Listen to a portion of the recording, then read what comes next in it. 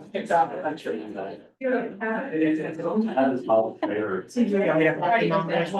good. Morning. All right, welcome everybody back. Thank you. Thank you all for coming back for day two. I think we should all definitely note who's not here yet in the corner. We won't call her by name, but fearless leader. Thank you everyone online for joining in for day two. I know people will be coming and going throughout the day, joining sessions and coming off. We'll follow the same format as we've done over the last day in terms of a living lab, kicking off the conversation and then having an open discussion. For those of you online, you can use the Q&A function or the raise your hand function if you wanted to speak, to ask a question. We strongly encourage people online to participate, either, like I said, either with putting their question in the Q&A or using the raise your hand function to speak. I would just I'll kick it off for those online as well to let everyone know that we are located at the junction of the Red and Assiniboine rivers here at the Uinta Forks.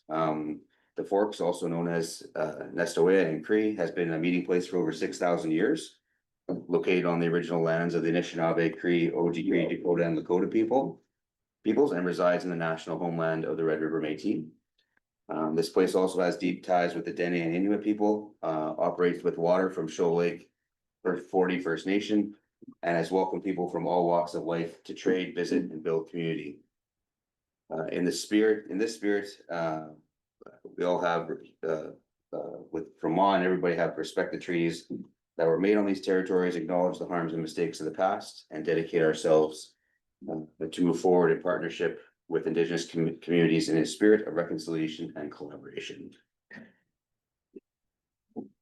So our first topic that we're going to talk about today, and it's going to be led by one of our two Living Lab Quebec projects, Jacques, and we're going to talk about peripheral adoption surveying and other reporting for Living Labs. Jacques, if you want to go.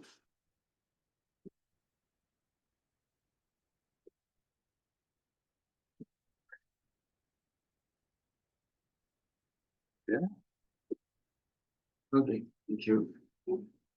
Hi, morning everyone. I will talk about like Dan said, the Living Lab, and I think it's important to start with our model, our approach in the Living Lab, because it's a little bit different from maybe all of you.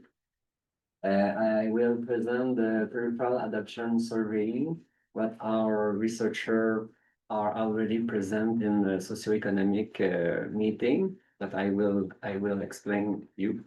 And I want to thinking about BMPs at the adoption with you also at the end of the presentation. First, like all of you in our model, we start with producer, researcher, and advisor to put together to think and prove a model and do some code development. And together we have two big activities. We have the part of the research activities, and we have the part of the BMP's activities. And we think all of things with the sustainability development, with the I don't know in English, but the part of it's to be able to think about environment, socioeconomic, and viability. And the thing it's important to understand in our Living Lab, the unit is the farm. It's not the BMPs. Then we work all together, how we improve the carbon footprint at the farm. And we research that the interaction between BMPs and other BMPs in the farm. And this is the unit of our innovation and research. We want also to make links with other producer, other researcher, and other advisor to work together to favorize the more adoption of the BMPs and understanding about the interaction on BMPs on the carbon footprint at the farm level. We have two paths, the path of the producer and the research. Then the main process in our living lab is based on carbon footprint. Then in 2002, 2022, we do the data collection for initial carbon footprint. We show the presentation of the initial carbon footprint to the producer in 2024. And in 2026, we continue the data collection for the final carbon footprint, and we present the final carbon footprint in 2027. And each BMPs we will implement, we will see if there is an effect on the carbon footprint. After to present the carbon footprint to the producer, we have an analyze with expert and researcher to suggest some BMPs who are more adaptable for each farms. And after the producer choose which BMPs they want to implement in his farm. And they implement the BMPs. In the provincial meeting in 2024, we understand that a lot of producers implement already some BMPs before to receive the carbon footprint analyzed. And one thing is very special because when we present, the producer find it's very complex and they had difficulty to choose, and they wanted to be to have advice to understand what they have to choose. But before they already choose some BMPs, then it was very special for me because you have some difficulties here, but here you put by yourself some BMPs.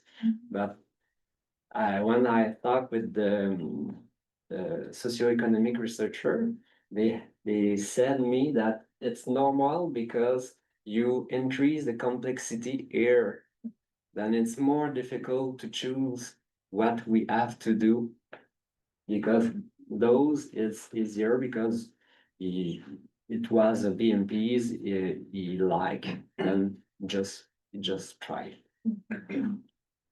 Then we have some scientific programming link with BMPs realized by researcher and producer and advisor.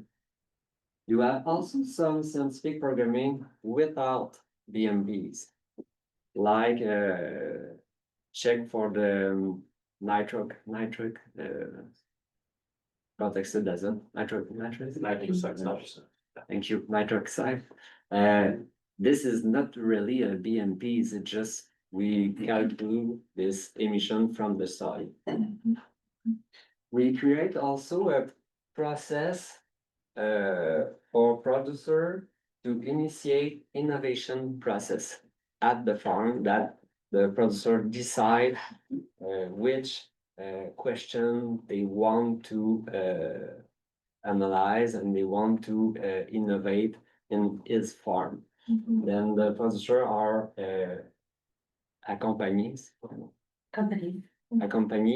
with the advisor and researcher to do this innovation process. And we follow a scientific method, but it's not enough to publish.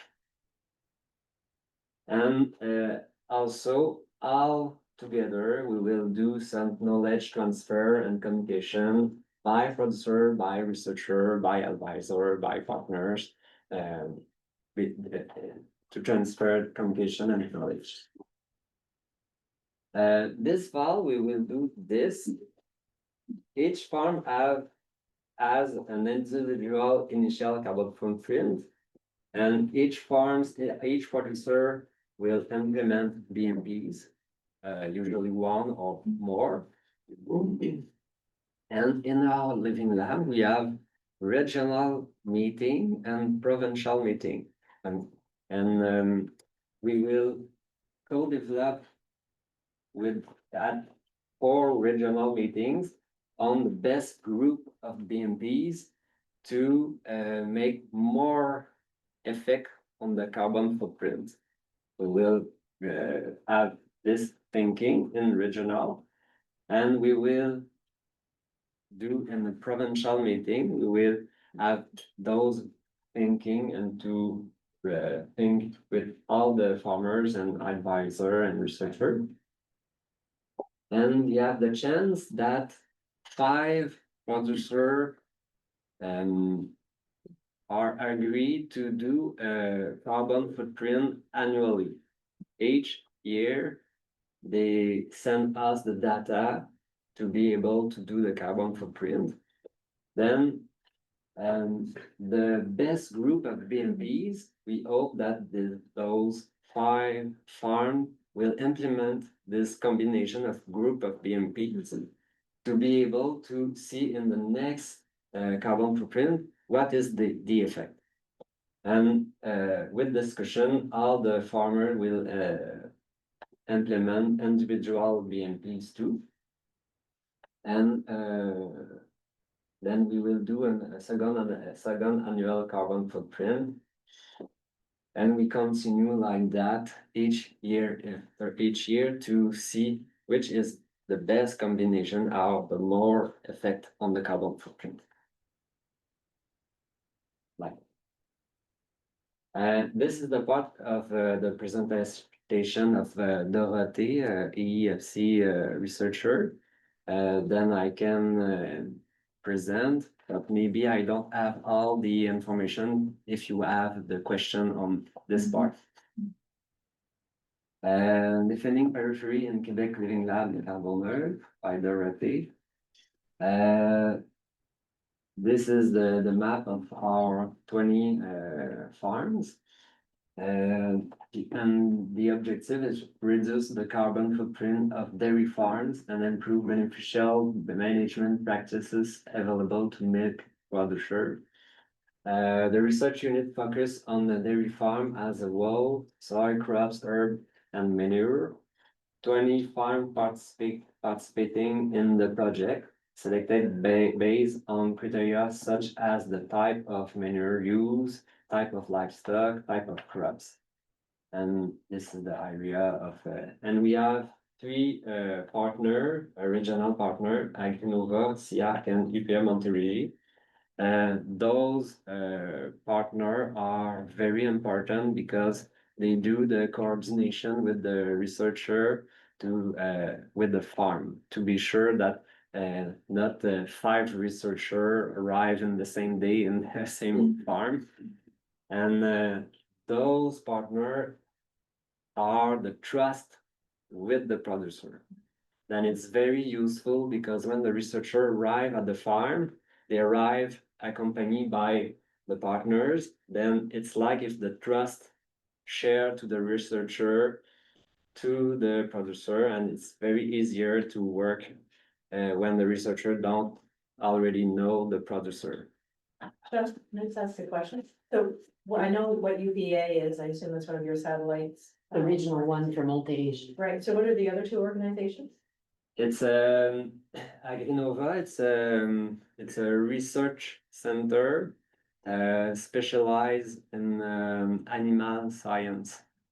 And they has a lot of activity on dairy farm. And SIAC, it's in the Eastern Townships. thank you, Eastern Township, located, and they has a school and they have some formation to work with the producer to advise and accompany with the agronomy. But did Agrinova was ever part of the agri-environmental club They didn't No, provided the advisory. Not when I was involved, but they may be, they're not an agro-environmental club. They may Yeah. contract to do an agro-environmental club, but they're like an applied transfer research center. They'll do applied research and they'll work for private companies that want to develop things for farms. It's not pure research. Yeah, that's what, so it's not like a research center, I would say. It's No. more, they're more kind of an In in-between between, yeah. advisory role. And they're not just in there Yeah. with the yellow, they have had activities elsewhere in the province. At one Yeah. point, they had an office in Saint Essence. Maybe just to add in Sherbrooke, where you see the purple dots, we have our only research center at AFC specialized in dairy. mhm, And up north, where there's the yellow, we have a research farm near like the top left Mhm. corner there. It's yeah. for a satellite farm associated with the Quebec Research Center. So we have some capacity up there as well. Thank you, Chantal and Francois. We've got two dairy sites that are top edge in New Brunswick as well. Okay, Yes, Close. yeah, it's very close, and maybe the same weather and. So they're- The study has four objectives: update BMP adoption rates on peripheral farms, identify incentive and barriers to BMP adoption on peripheral farms with a focus on the interaction between BMPs and determining factors. Analyze the impact of the Quebec Laboratoire Le Carbonerd project on BMP adoption on peripheral farms. Conduct a deterministic analysis by predicting the peak of BMP adoption and the time required to reach this peak. And this is the zone of the peripheral farm. You have four zones. And we will send a survey on each dairy farm in each zone. And we work with the dairy producer of Quebec, and it's the dairy producer of Quebec who will send in each dairy farm there. In the survey, it's a very big survey. It's almost 10 or 11 page. And we have some question about that, but this is why it's the way that the researcher want to do the questionnaire. And we decide to focus on 5 BMPs are more reliable to our living lab. But because in our living lab, we present 25 BMPs to the producer and they decide which one they want to implement. Then it's difficult to follow each BMPs. Then this 5 BMPs, this is one BMPs, it's the 4 air. And then those we will more actively work on those BMP in our living lab. Then it's easier to do the survey with those one, and there is a lot of question about those BMPs. And this is the quantity of the dairy producer in Quebec. In 2025, it's 4,200 dairy producer. Then with the analyze it's give a sample size of 95 survey they has to receive complete. She said me that it's possible to receive less, but it's the goal to receive 95 survey. And this is the question.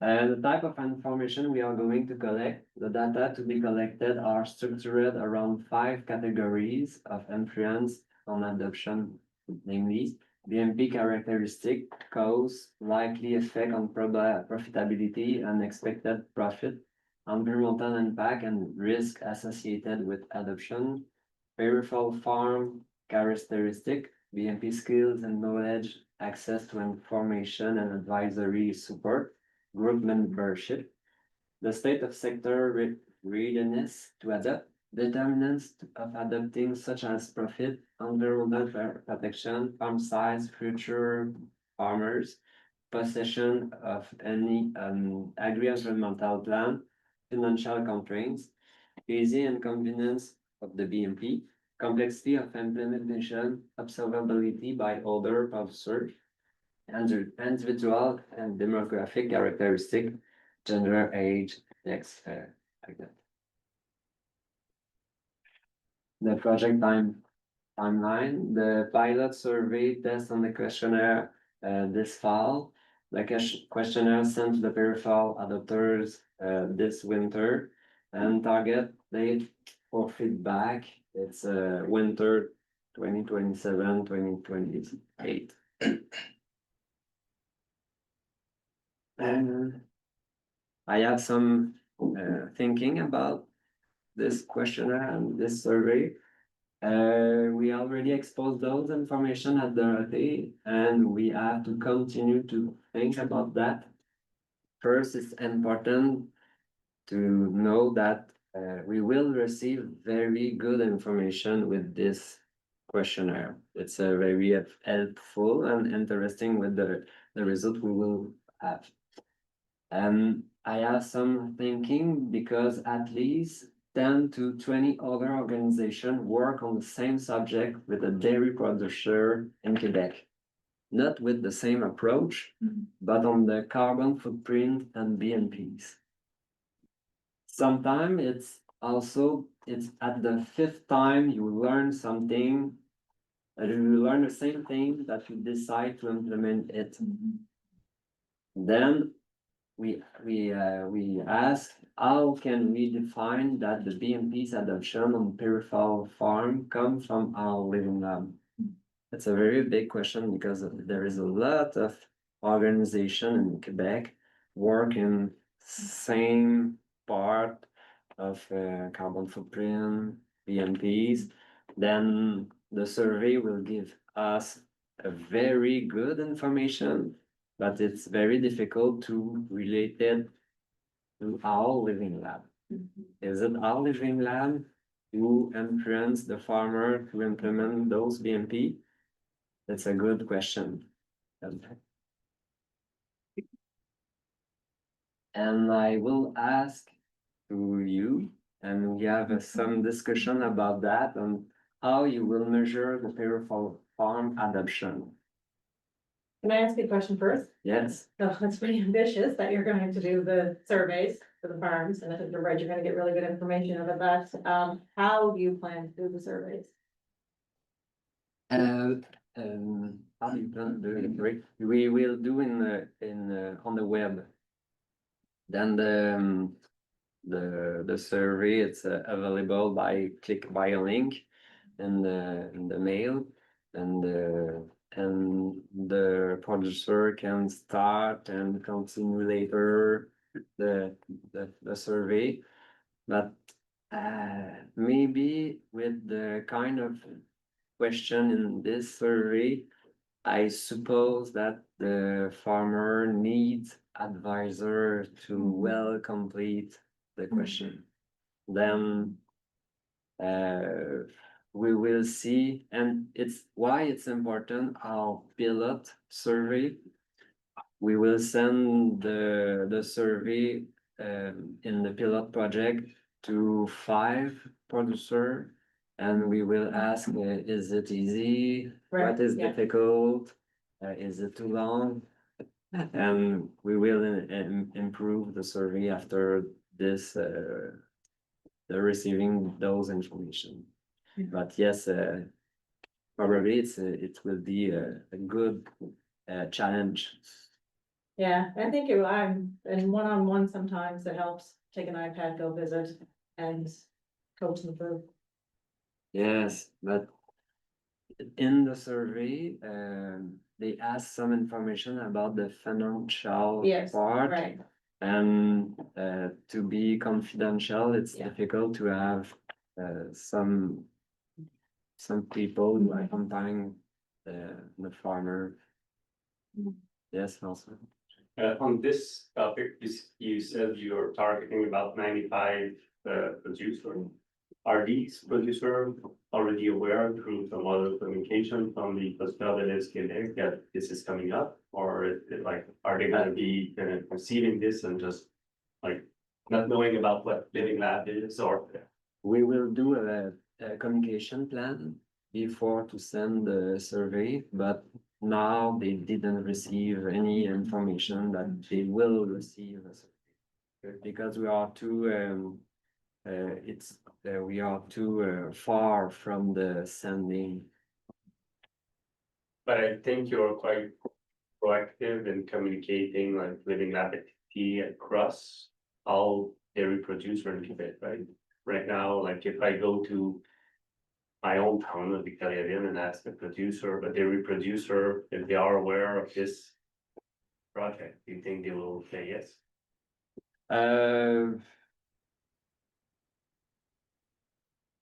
It's difficult to say because we add a lot of many information about our living lab in the media.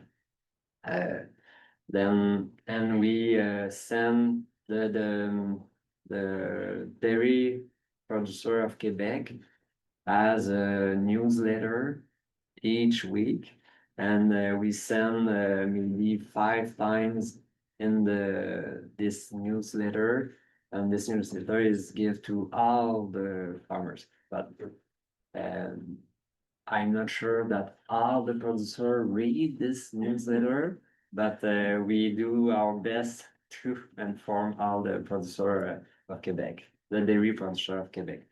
Then I think it's variable, the knowledge about our living lab for the dairy producer. I will say that I read some things about your living lab in Dairy Farmers of Ontario's newsletter. So Okay. That's good. thanks for sharing information there. We share a lot of information, and we share also information at the Dairy Producer of Canada.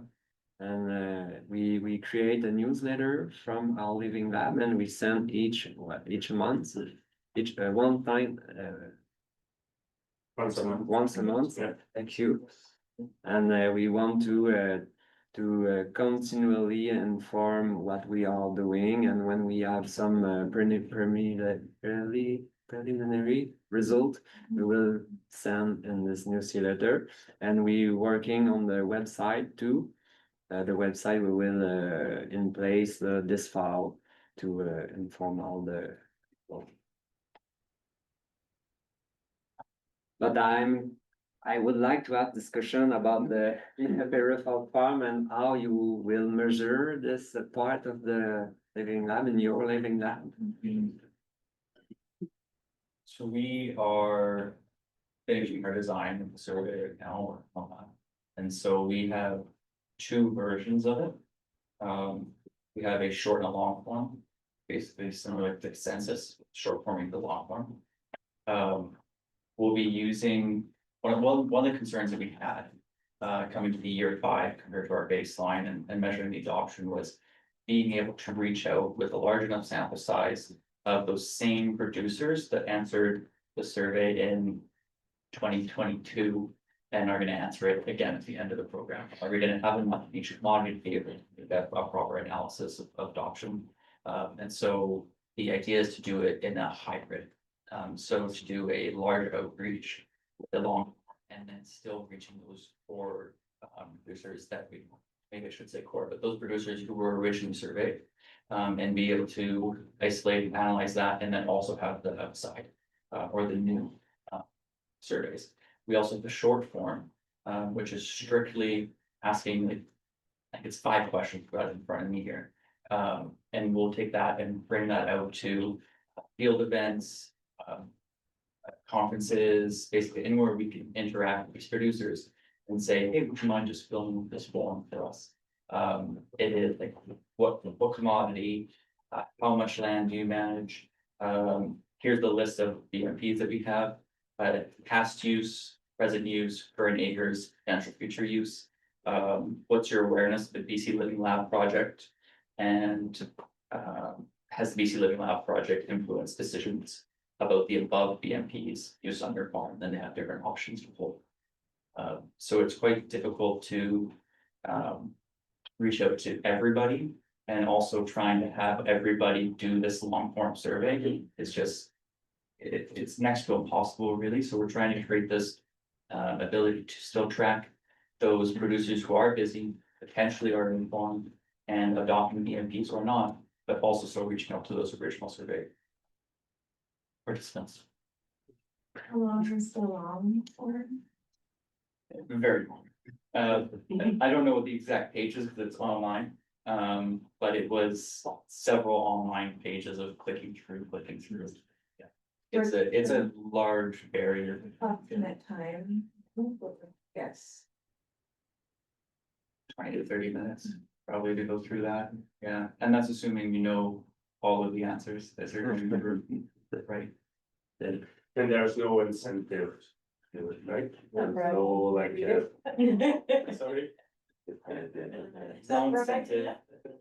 No, I mean, there are studies on whether or not you should or should not. And whether that influences the answers someone will do in a survey, if they know that there is a kickback. My opinions on that, but we don't, we do not incentivize completion of that survey. And in terms of survey development, I know we've been working with Delegate to get some support. What's the capacity within IEF or are you reached out to? Yeah, so this is in consultation with Acorn, our one of our research partners, as well as university professors at UBC and UCL. Our first survey was delivered through Qualtrics, I think it is, it's a UBC app. For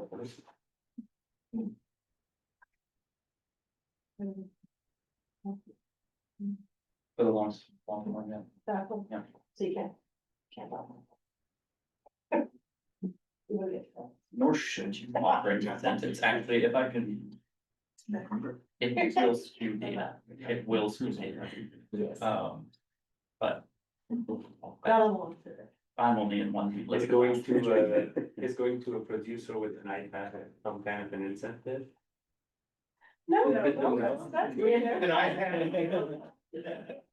I'll give you an iPad. I would argue that a 30-minute survey with no incentive could also skew the. Yeah, it's fair. I don't know, farmer, how many surveys do you answer in a year? Oh, I'll tell you how many. Zero. Never do any. Zero. You use Shuck Stats Canada down and they're trying. You're still looking for me. You know, once you answer one, they just keep coming. I shouldn't say that. There is the bold letters. This is legally required. Yeah, I do those. But then your food, you got yours, Yeah. Canada Gap. Well, we, if we're not, yeah, but I just try and do surveys because there is an You're incentive better on the than backs. Well, and I mean, when you look at it, you're working with innovators, right? So they're probably more inclined to engage because they want to see this data coming through. Yeah. Right, so there's another bias. Yeah. Where are you on that innovation if you compare, right, with the people you get? But when it comes down to incentive, I mean, you look at the off-gap program, it was $500 million invested directly beyond the farm gate, right? And it took some producer engagements lobbying to get that done, so. You know, you want something done, you ask a busy person. In our own case, we did the initial one in the fall of 2023, and we were able to get up to 200 producers, you know, to answer our survey. How many? 200, about 200, 100, yeah. So, we use different methods, not, going through any of the producer kind of organizations, so, we used workshops, trade shows, and then we had a kind of, small with QR code that you can scan and get, to go online and complete it. In terms of incentives, we gave out 5 tickets to be able to attend the Western Soil Health and Grazing Conference in Alberta, which is a very big one. You know, we have 700 people attend. So, and then also, if you're able to fill out the form right there at the trade show, you know, you have things to go with, you know, so, yeah. And so the intention is to go back to those same 200 producers and the final analysis to be able to track any adoption of changes. And So you're not gonna use the same approach to go back to trade show and so on, you're gonna target the 200 that have already replied. Yeah, unfortunately, Monica is not here, but it's not here, yeah, so we have worked with, we're working with, Emma Stevens at AFC to kind of help us develop. And so we also, gonna be probably using the same, approach in order to see if we can get more in addition to those that we surveyed initially. Good, so it's a large number. Yeah. What's the total number of producer and like that you? You're- I should know that, but yeah, yeah, Okay. it's a big, it's the Peace region, to give you an idea. The Peace region is about the size of South Korea. Yeah, that's a big region, yeah, so, But in terms of number of producer though. yeah, yeah. It's way less than. Yeah.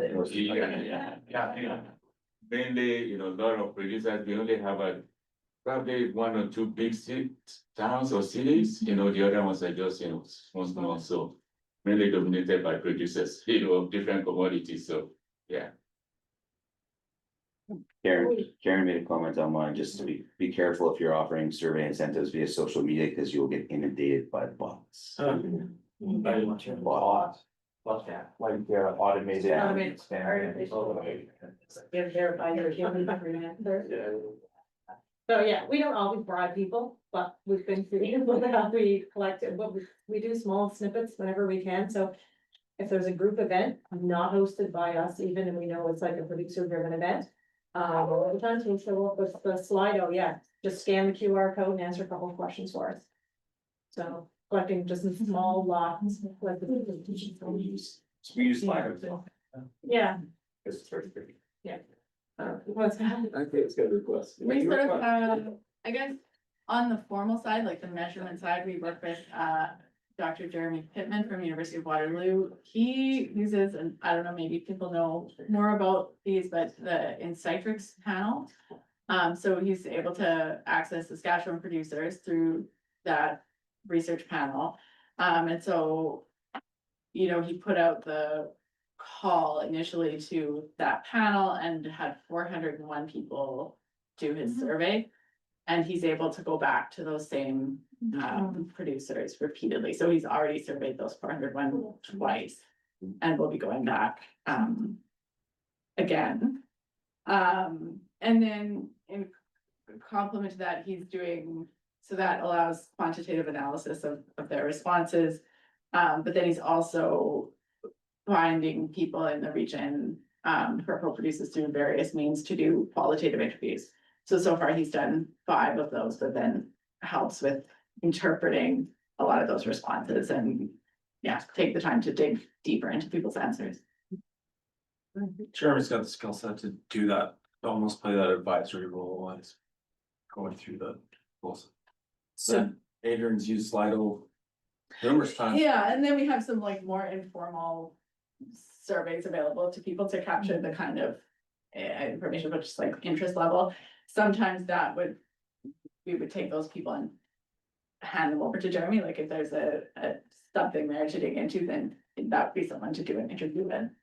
So for the qualitative interviews that he's done with the 5 producers, were they selected from within the 400 respondents or were they external to that? External to that, Okay, yeah, so it was more like contact more targeted in terms of digging into questions of like who has adopted, and he is specifically looking for people who have adopted and maybe abandoned practices, or have adopted, have had success, and Mhm. you know, it's just part of the operation now, Mhm. or who are not interested in thought, so.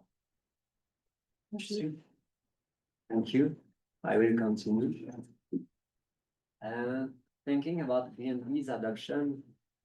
And this is my French slide part. To improve your French, but I will, but I will speak in English. Probably we know this kind of curve is the curve of change.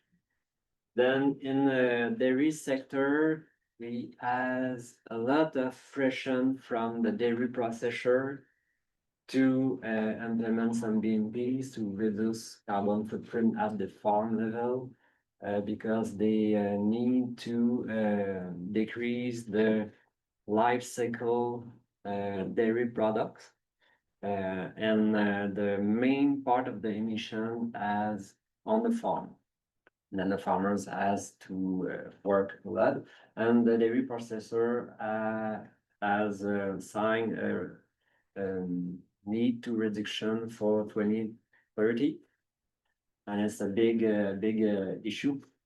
And probably for the dairy processor in the change of curve, there is at the first part is I don't know why it's important for me.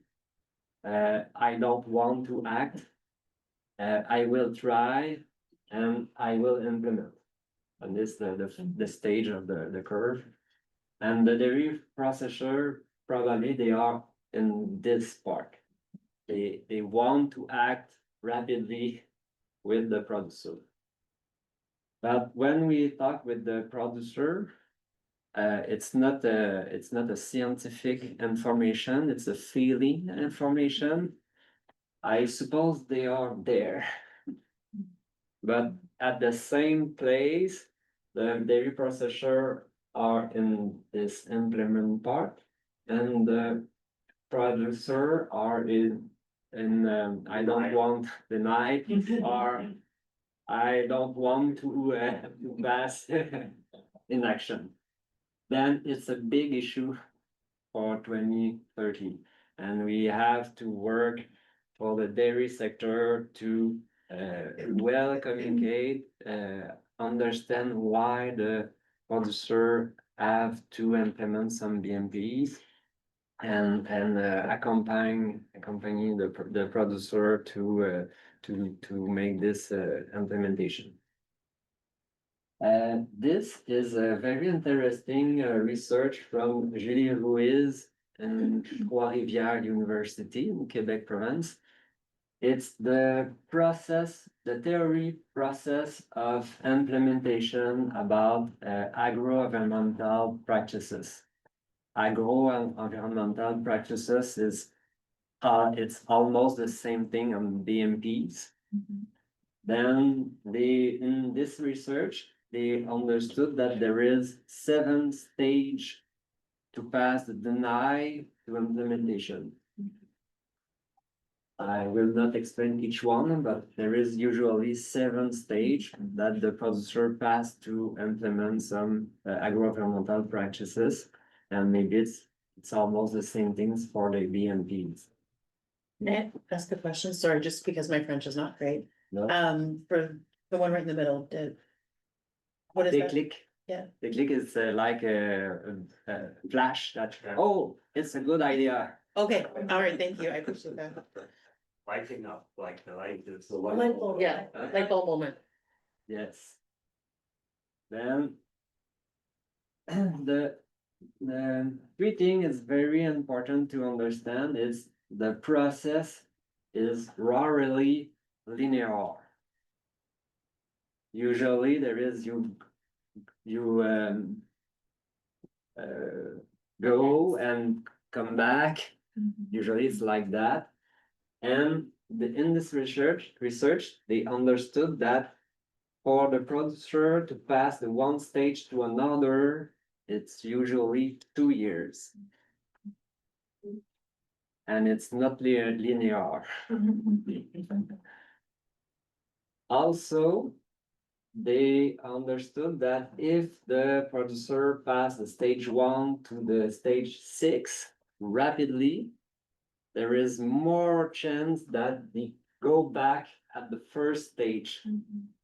But if you pass the 1 to 2 to 3, 4, if there is something wrong, you will go back just for one stage, not 4 or 5 stage. That more rapidly you pass the implementation, more rapidly you can come back at the first stage. Does that have any correlation with level of understanding of the practice that's implemented? Probably, more you understand it's important, more you understand how to implement, what is the co-benefits of this practice, more it's stable in the time for the producer. And I would think there would be also, you're looking at it much more in depth before you're going into action and you're going step by step. So you're not, if you go really quick, you do like a lot of errors and come back, you know? You need to empower understanding. Yeah. Well, there must, on that same point, wonder about the role of an advisor. Walking through that to help remove that trusted advisor steps. If you want to practice your French, I can share you the research, because there is a very interesting part about advisory and the accompany, and they found that the advisor is not useful in each stage. Where then it's most. I don't remember. Sorry. We don't know, just think about it. But at the, Maybe in the preparation. Yeah. yes, maybe in the preparation, and I think it's like Here. this part, it's the advisory, it's important, it's communication, incentive. And after the advisory, it's very important. And there's a level in there too, I'm thinking about transitioning to no-till, like I'll just buy a corn planter with no-till, and I'll just go to work. Right, but you got your fertility advisor, and you got someone to help you set it up, right, so your salesman, your equipment dealer, maybe involved in this up front. And I saw 2 brand new high-performance planters this year on 2 of my sites, did the worst job corn planting I've seen in years. Because they didn't have support from the dealership, they didn't get set up, they were in heavier soils, they had all kinds of sidewall compaction, and smeared the shit out of it, the corn looked like garbage. But they were brand new. $400,000.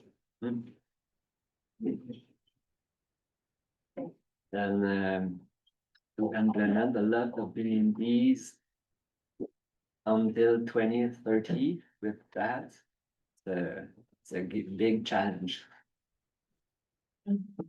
And also with I talked with Agriclimat.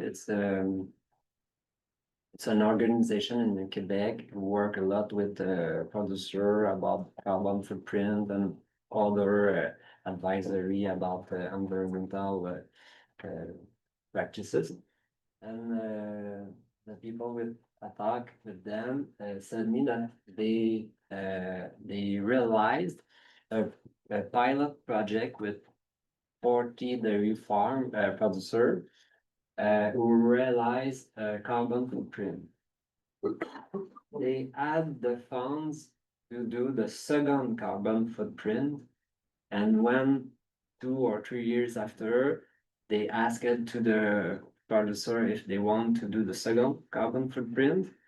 Only 15 wanted to do. And also with a lot of action plan, but because in the way Agriclimat works, they realize the carbon footprint, and they work with the producer about the action plan to implement some BMPs and other practices. And when they follow a lot with a lot of producer, it was a minority who has implement the action they will decide. And it's a big, it's very important because we don't, for a lot of producer like with this one, they don't receive funds necessary to implementation. They don't have an obligation to pass at the action. Then we have also we have a big thinking about how we favorize BMP's implementation on peripheral funds without funds or without obligation. Is it possible? Or how we can do, how we can explain to the peripheral farm what is beneficial for them? Is it better to talk with the peripheral farms about the co-benefits? For you, instead of talk about the carbon footprint and reduce gas emission, maybe if you talk about the rentability, the working less, the yes, maybe it's more interesting for the producer than to work to reduce gas emission. If there is no fund associated to this action. And I don't have my time is at the end, but maybe if you want, we can continue to talk about that in the day here. Good. I just want to make a note as well that in the chat, Anne Levesque has put in a link to an article that Julie Rios's PhD student published this year. So we've captured that link and it'll be included in the meeting notes. It's really relevant to what you were talking about Yes. earlier as well. So, Thank you for the. yeah, absolutely. And just to give you context, before we launched the first Living Lab with PI in Manitoba, we were in quite close contact with the Julie's team. They had a project called L'Acadie Lab, the L'Acadie watershed. Okay. And they were kind of using the Living Lab approach in that project that was part of another network of the project that aimed at improving water quality across Quebec. So she's done lots of social work with the producer involved in the Living Lab approach. So if you want to look at her work, it's quite interesting. Thank you for sharing. Thank you, John.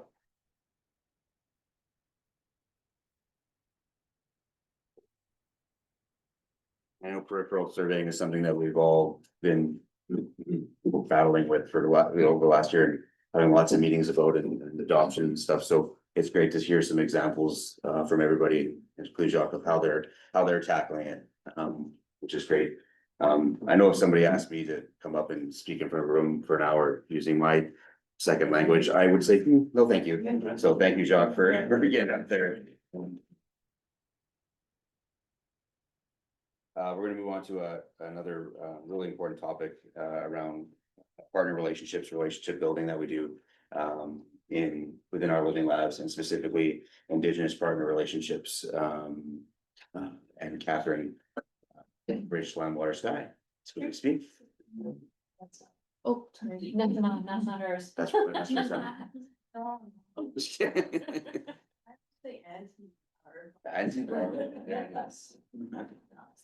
what We're just eager to have you present, we're just keeping to push you up there.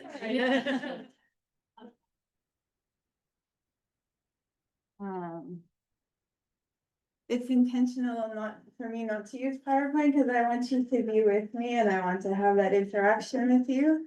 And it'll be a little different for people, but that's all online too. You're obligated and I can't see you, but take a deep breath in and out. And then take your fingers and kind of massage your head.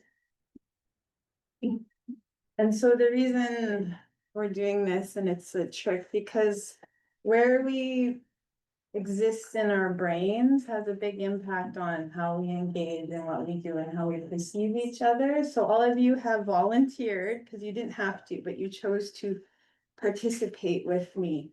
And it's shifting where you exist into a more engaged place. And I really want to emphasize, I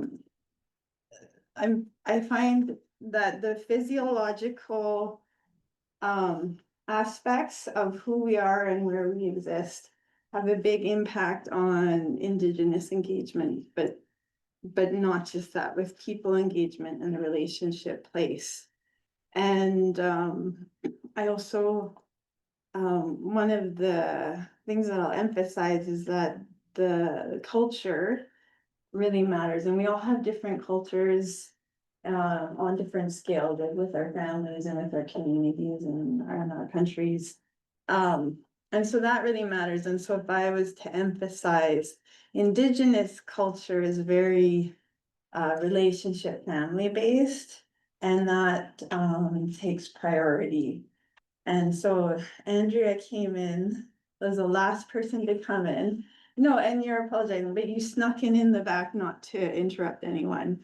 But when I'm in meetings in First Nations, if people come in late, they'll interrupt the whole meeting to shake hands. And I did that with each of you to have a connection with each of you. And those are little things, but important things, like to make that connection. And I don't, you can self-assess if you, I shook all of your hand, that was my demo minus you.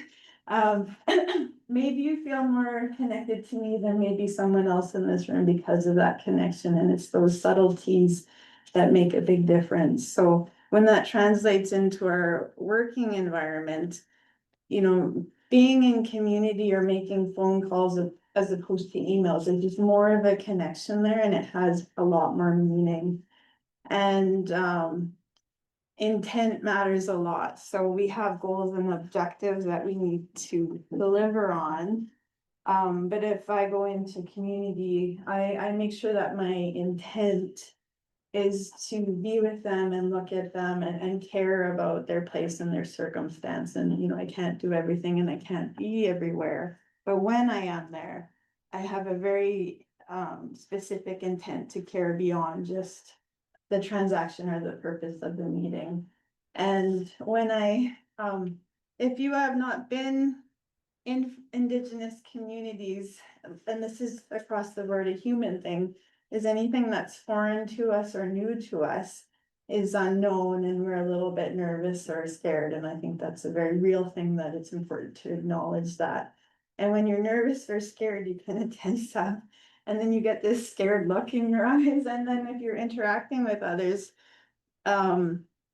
Indigenous communities are very perceptive to eyes, like where are you and who are you, and reading each other. So and so it's unfortunate if you come in nervous and tense, because it puts a like, oh, then I should be nervous and tense and unsure. And it's the same with animal relationships. Those that work with animals or dogs, it's like they read energy. So those subtleties, I would, if I could share just as a skill set to work on, is to pay attention to those little things. And I'll say Western culture is very void of those kinds of connections. Like, how are you? Don't answer though. Like, the answer is good, you know, but it's not. And I understand that, and there's a reason for that. But Indigenous communities for the last 150 years plus, but have been on reserve in very tight family units. So there's not like them moving along. It's very, very tight. So the culture has enforced and ingrained this connection is so important. So that would be my just 101 on to improve relations. I'm kind of curious. I wanted to tailor this a bit to see why you want to, like, because I wanted to do a quick floor, not a round table, and please think about on the chat if it's applicable to you, like, and then Linda, you can just read it off. I guess why it matters or how it applies to your project. So. And just show, we'll just open the floor. Yeah, I'll start. So here in the Manitoba, we have with Living Lab Eastern Prairies, we had one Indigenous partner who was very engaged and was very interested in working with Aid and seeing if we can start.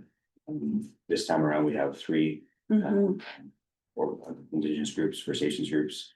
And yeah, the concept of showing up and the concept of intent is a very big, a real thing. There is the unknown, there is the scary part, but the first part is just showing up, right? They want you to come, they want you to talk, they want to talk, they want you to visit, they want to speak.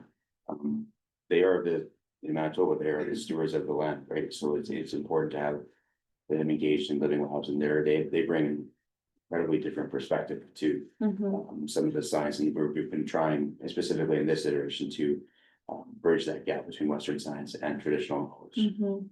And they just bring a wealth of knowledge, and their events are different, their events that people will walk in at any point in time and interrupt, like you said, and just be, it's just a different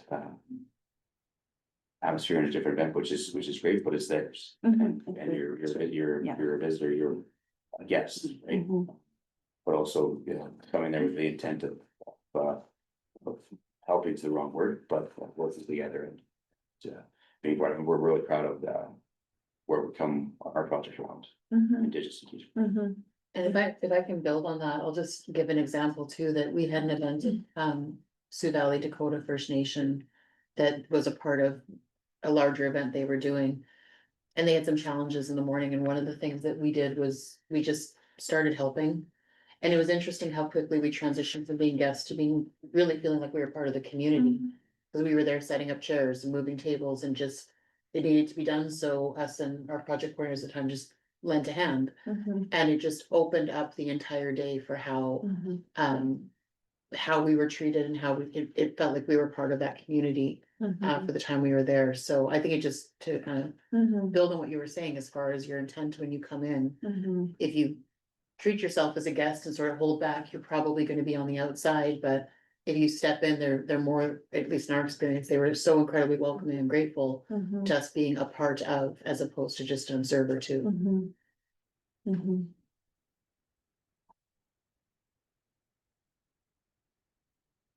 Engaging with First Nations has become a checkbox for funding accessibility. I think that's important to bring out on the table. So I think that, you know, and I'm very aware that I work in that field a lot. So I think that having good intent with that is like, we all are eager for programming that we care about and wanting to work with, including Indigenous communities as a way to access that, you know, but I think it's important that in doing that, there's also a strong pillar of like wanting to support the community programming piece, and capacity is always a huge challenge with communities.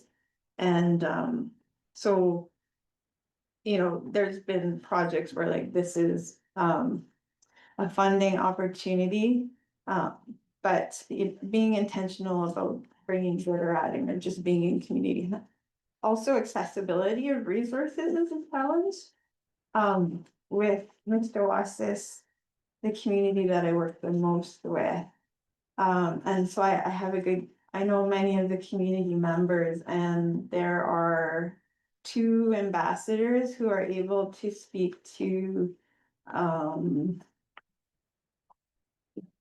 off reserve, I'll say. So they are able to do the translation, and they have the courage and the ability and the skill set to do that. And then there's community members where I'm like, they would be so good to bring out and share and bring to meetings, but it's like they can't, they're just either not interested or don't have the ability to do that such. So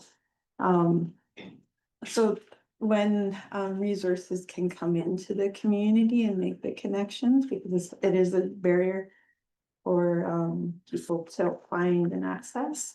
It is very valuable to the nations as well. So bringing in your expertise is a little bit of like, yeah, I can help with that, or, oh, I know how to, like, even little things like it can help you with your owl kind of thing. There was one more thing that I had wanted, it'll come to my mind. Any other comments on why?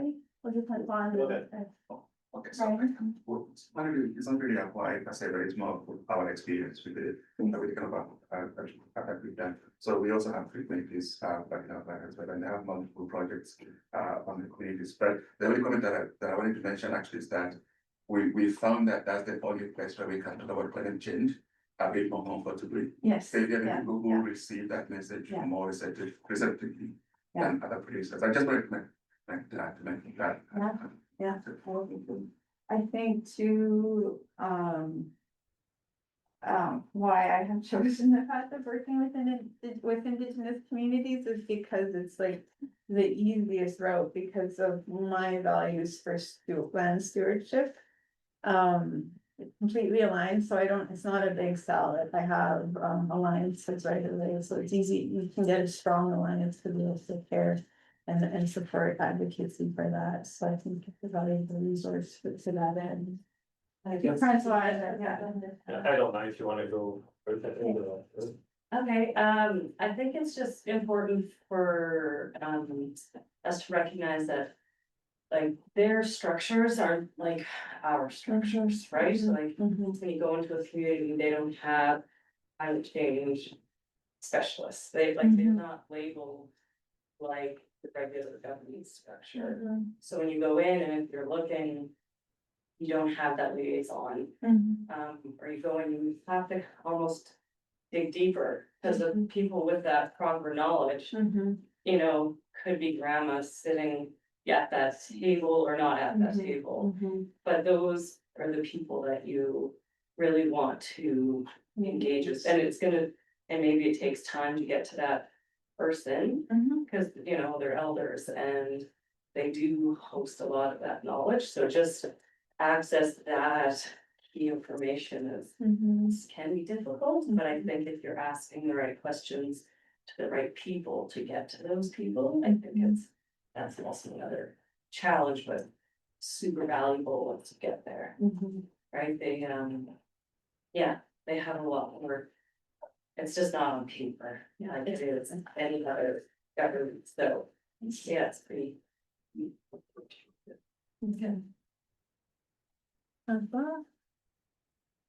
Go ahead, Francois, then I'll talk about Yeah. what our example. Yeah, I just wanted to come back to the checkbox comment and why, to me at least, I feel we wanted to stay away from that exercise and go through like meaningful engagement and what I can say through reconciliation, because overall the objective of reconciliation is part of the objective we had with Living Lab, but I think to explain the full story, I need to go a little bit back in time in my own kind of process too. So when I did my undergrad, that was a long time ago now, but I remember I took a really interesting class called religious impact on the environment, something like that. And I did my topic on First Nation look at the environment, and that was my first kind of big eyes opener, because we look at Christianity impact on the environment as compared to different religion, the Buddhism and so on. But I so I had that background, and like that was a bit of a first big eyes opener to me. So when we first decided to launch Living Lab, and part of the objective was to work with First Nation too. We did a round of engagement. I'm not sure who in the room would remember that. I know Andrea, you were part of that. Mo was part of that too, but I don't We think weren't there yet. No. And so anyway, we did include First Nation across the country in that tour, and we had some like misstep, I could say, some good engagement, but some like, so we definitely learned from the process and how we could potentially include First Nation as part of that tour. And when it came to ACS, we said like on top of like not-for-profit organization, producer group, we made the First Nation group available for funding, hoping that some good project will come out. And there was like a very good proposal, and it was clear in your proposal that the vision for the look of like the environment and the look at the soil and the integration of the soil health with water quality and the other what we call co-benefit. The vision for that was really aligned with the Living Lab approach. So there's, to me, that it's more than just another project. It's a way, as you are doing today, to influence all of us and bring value to the network. That is way beyond just the project activity. It's kind of a cultural shift a bit in the way we look at environmental issue. And I saw that when Roger came to the International Forum. European colleagues in the room were like, it was a big eyes opener for them to see like a member of a First Nation talk about environment and how they manage land. And so that, like, to me, all of that is part of like a real process. Maybe I'm wrong, maybe we're not doing it perfectly correct, but it's part of like reconciliation to me, much more than a checkbox exercise. But I know it can be seen like this, and maybe there is part of that too within that. There is that, and I don't want, doesn't necessarily have bad outcomes, like there will always be the mix, but when I think of the checkbox, like there was a huge change and you all would have witnessed it too in the level of engagement and inclusion with Indigenous communities over the last decade, you know, a huge change. And that was intentional with the government. And so there was a lot of like checkbox, if you do this, you'll have access, and people, you know, for whatever motive, they check the box to do it, but the outcomes, I think, have been really, you know, if you're working with communities, then you're like, oh, I'm a part of the community. And you know, I do think the trickle down overall effect has been really positive, despite the few, you know, intentions or.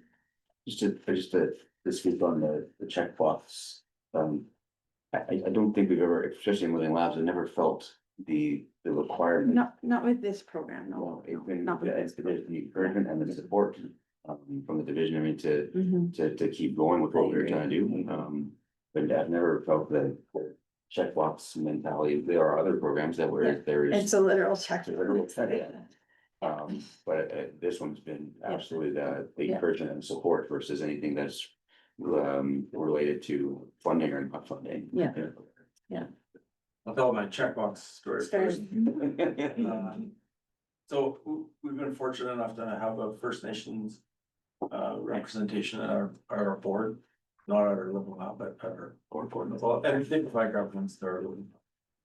But and not this funding source, but another funding source. Of course, it was Bison Ranger adoption. And so I go to sit down with some representatives of Nick and Nate, and I was floating the idea of Bison Ranger adoption. And then they kind of awakened me to that it's a more of a cultural shift, that it's not just reintroducing bison to that landscape. It's everything that comes with it. But it has huge significance. Yeah. And so, what we ended talking about was the sweats. And so,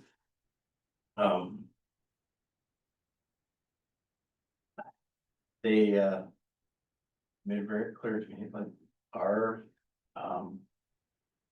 our places of religion are on Main Street.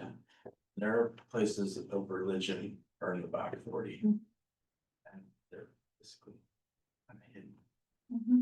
And if we're gonna reintroduce bison, it comes hand in hand with ceremony there. And so it's way more than Springing on. Yeah.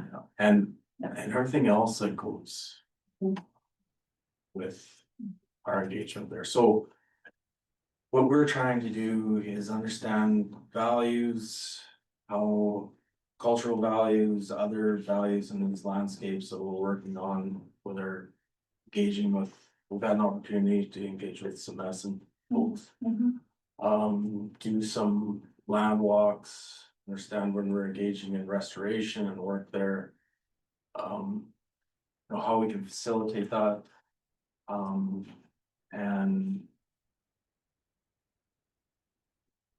one of the big things that have come out of First Nations community and our ranching community is succession. And First Nations community, it's been spoken to me time and time again. We need to get our stories across. And how are we gonna get that across to the next generation? Same thing happens in our ranching communities. How are we gonna get our knowledge across?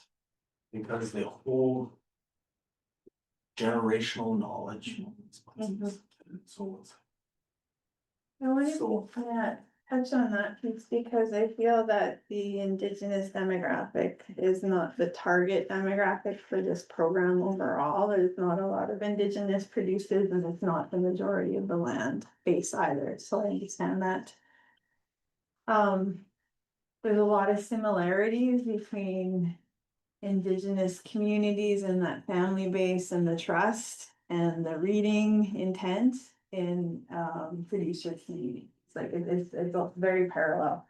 And so I think the skill set or the approach or the mindset is very transferable and it goes a long way. We talk a lot about trust and such is huge. So I think one thing I wanted to address is I think one of the largest challenges, and it's apparent to everyone, is the level of investment required to establish relationship for this program. It's foundational, and you think of building a house right now, so building the basement is like the biggest investment and the most work. And but it supports everything else. And so like one example, which I think could be applied, I see investing in relationship takes so much time and time is money, and I understand those challenges, but I see it almost like an insurance plan, because when you've made those investments, I'll give one example where we had, worked with communities, made plans for the land, and then they're like, things can be very fluid and fluctuate, so then all of a sudden, with all of this stuff invested on a parcel, like, okay, we're gonna do this actually, and that's a big loss or risk, that can happen, or you make investments with a producer in a relationship and doing studies and then like, okay, I'm going way back, reverting back to square one. Investments in relationship kind of ensure against that happening, because there's this commitment and accountability that we hold with each other when we have a close relationship. So I think, leaning into investing in relationships is a way to assure that we have longevity with some of these projects, where if it's just fly by night, like you're not committed. And so there's risk associated to that I think should be weighed in the cost benefit analysis of assessing the relationship investments, so. Would you say that this is also true for the willingness to share data? The data sharing? 100%. I can tell you, like, for the communities that, I'm not working with the whole province, we're deliberately working so small because that's what we viewed as the requirement, so narrowing the capacity. So when I had the conversations with chief and council about sharing data, I'm in there and they asked, they trust me, and so I'm like, I perceive it to be this way, we had legal aid and such, but I'm like, I perceive it to be this way, and these are the risks. And so there was a willingness, but if an outsider comes in, it's just like, I don't know what to read.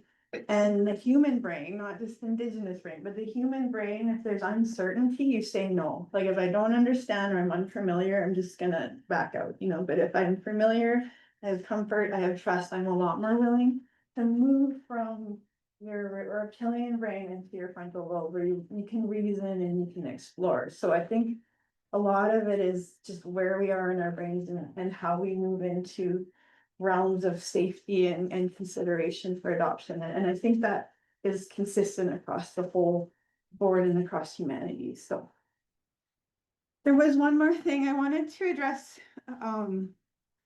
I've been in, just to share perspective, because it caught me off guard. So we're very familiar with our own worlds.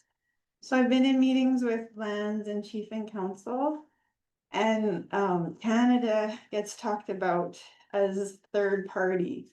So for me, I'm Canadian, that's me. It's inherent to me, so, but Canada is as an outsider, it's someone else, it's not who the nations are, it's someone that they have to deal with. And I remember being like, oh, like, that's not who they are, it's this other person, and that bothered me in a way that like who I am is not who they are, even though we're like integrated. So when we had the difficult meeting about, if we could come here and if it could be included as costs, like that made me very angry because it was like, I felt like we had to defend or argue the investments for relationships among ourselves. And I see like if we're not prioritizing investments in relationship and becoming one on all levels, then that separation between how communities, how producers might not feel that they're welcome in Canada, and that's not just specific to this project, it's like our lives when we're at home, so to me, it's a very important thing, and I carry that torch, not just in my personal life, in my professional life, to really advocate for inclusion and just really reading and like working with these different people, but just to, get out of your reactive brain and your egocentric position to be open to hearing and learning. Because I think there's so much similarity as well, so. Is there anything online? Cause I kind of asked, like, you don't just get to No, I'll roll out. I'll jump in if there is, but Yeah, it yeah. seems to be a pretty quiet group online this morning. There was one more thing, I have had a consultation, I forget with which group, but, third-party inclusions for Indigenous engagements, like for the Living Lab, like subcontracting that out. I think for me, it's apparent why that doesn't work, yeah, because, Explain that. due to capacity limit, I'm assuming capacity limitations are just expertise, within the capacity.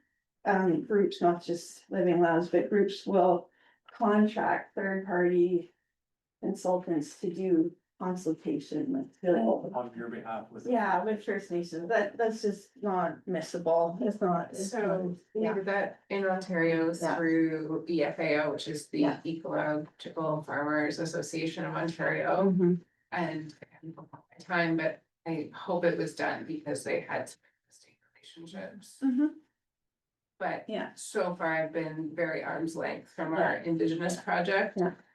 And I think that's one of my goals in the next coming months is to Mhm. really kind of understand that better and make It's some rewarding, yeah, inroads and Yeah. relationship build. yeah, Because I again assumed coming into the project later that maybe they weren't okay with it, Mhm. but Mhm. I kind of found out that they're very open to Mhm. interactions with us, so. Mhm. I think, I think the logic behind that is like, it's such a large area and it requires so much engagement. And you want to include all the nations perhaps, so you're like, we'll facilitate through the contract, but I would suggest that even, cause. It's a lot, like, people like, how do you engage with them, and I just go there, like, it's very simple, but it is very intensive, like time intensive to take the time to be in the place, but my perception is that if you do that just with one nation, like, so, in the region, like, that we're considering in our peripheral is 74 nations, at least in the prairies, Saskatchewan, and I'm not gonna go to all of them, but I go to the few that I can manage. And then that's like, almost like for badges, like it shows that that's what you do, that you understand the moral code kind of thing. So even if I've never been in a community ever before, I feel like I have the capacity to talk to them because I've made investments. And then, same thing with producer groups, again, everyone's watching everyone else, there's a scan and there's a lot of awareness about what is happening with other nations. So you don't have to go to every nation, I would encourage it, but it's not feasible. It's just not feasible for the different scales. But making meaningful investments is important. And it translates.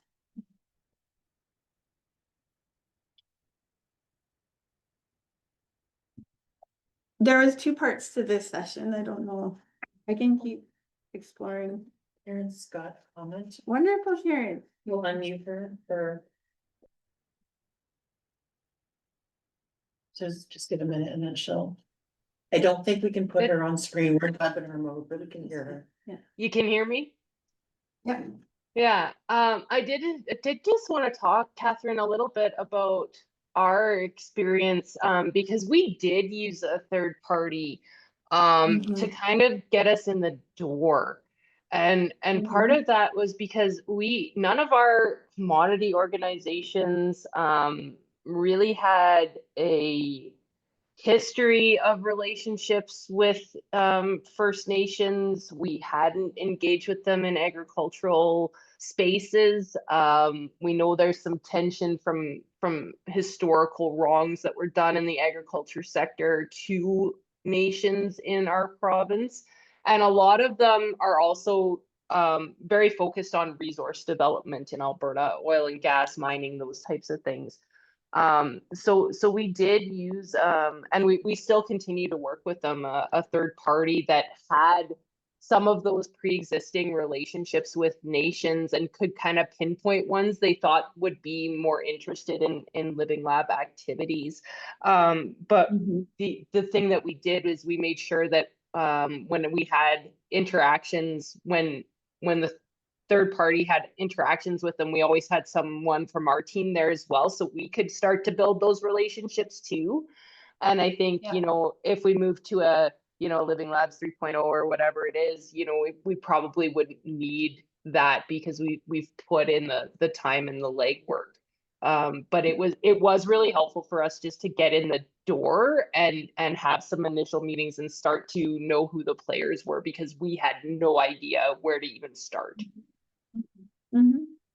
I think that's a really good example because again, what I hear is that your intent was to, you know, build those relationships in a meaningful way, but not knowing where to start. So to seek with the resources that you did have available with a meaningful intent is just aligns with a good approach. So.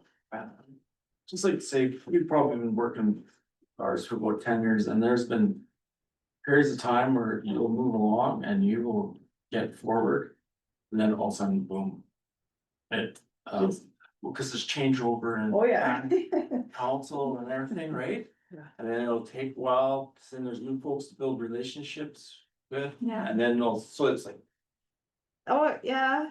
In our Yeah. case anyway. That's No, all. yeah, I think that's really important point, like, I don't want you to have rose colored glasses either.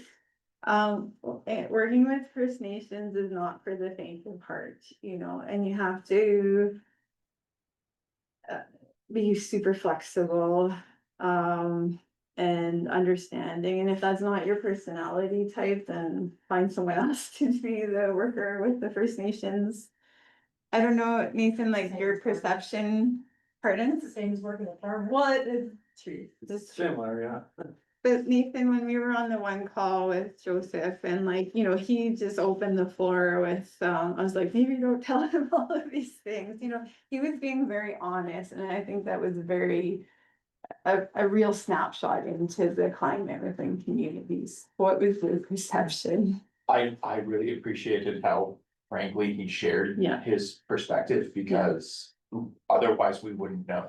Think about the challenges that changes in council can suddenly bring and turnover over years and the ability to have access to records. And what we would normally call maybe corporate knowledge, it's very different. And we need to hear that. And even those really challenging experiences where some of the progress that you've made seems to get erased.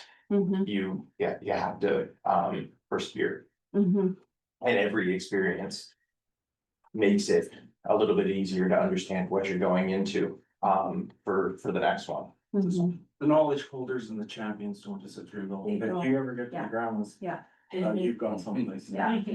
That's another key point is assessing who to talk to, like leadership has pull, you know, and it's important because you can also work with the community champion and be like, hey, we're doing this, all these things, and the leadership like, nope, and then you know, so keeping a foot in both worlds is important, but oftentimes leadership is not your best resource, actually, it's those community members, and they're always there, and they are doing everything like a busy person, but if, you know, they will fit you in if they value it, so prioritize it.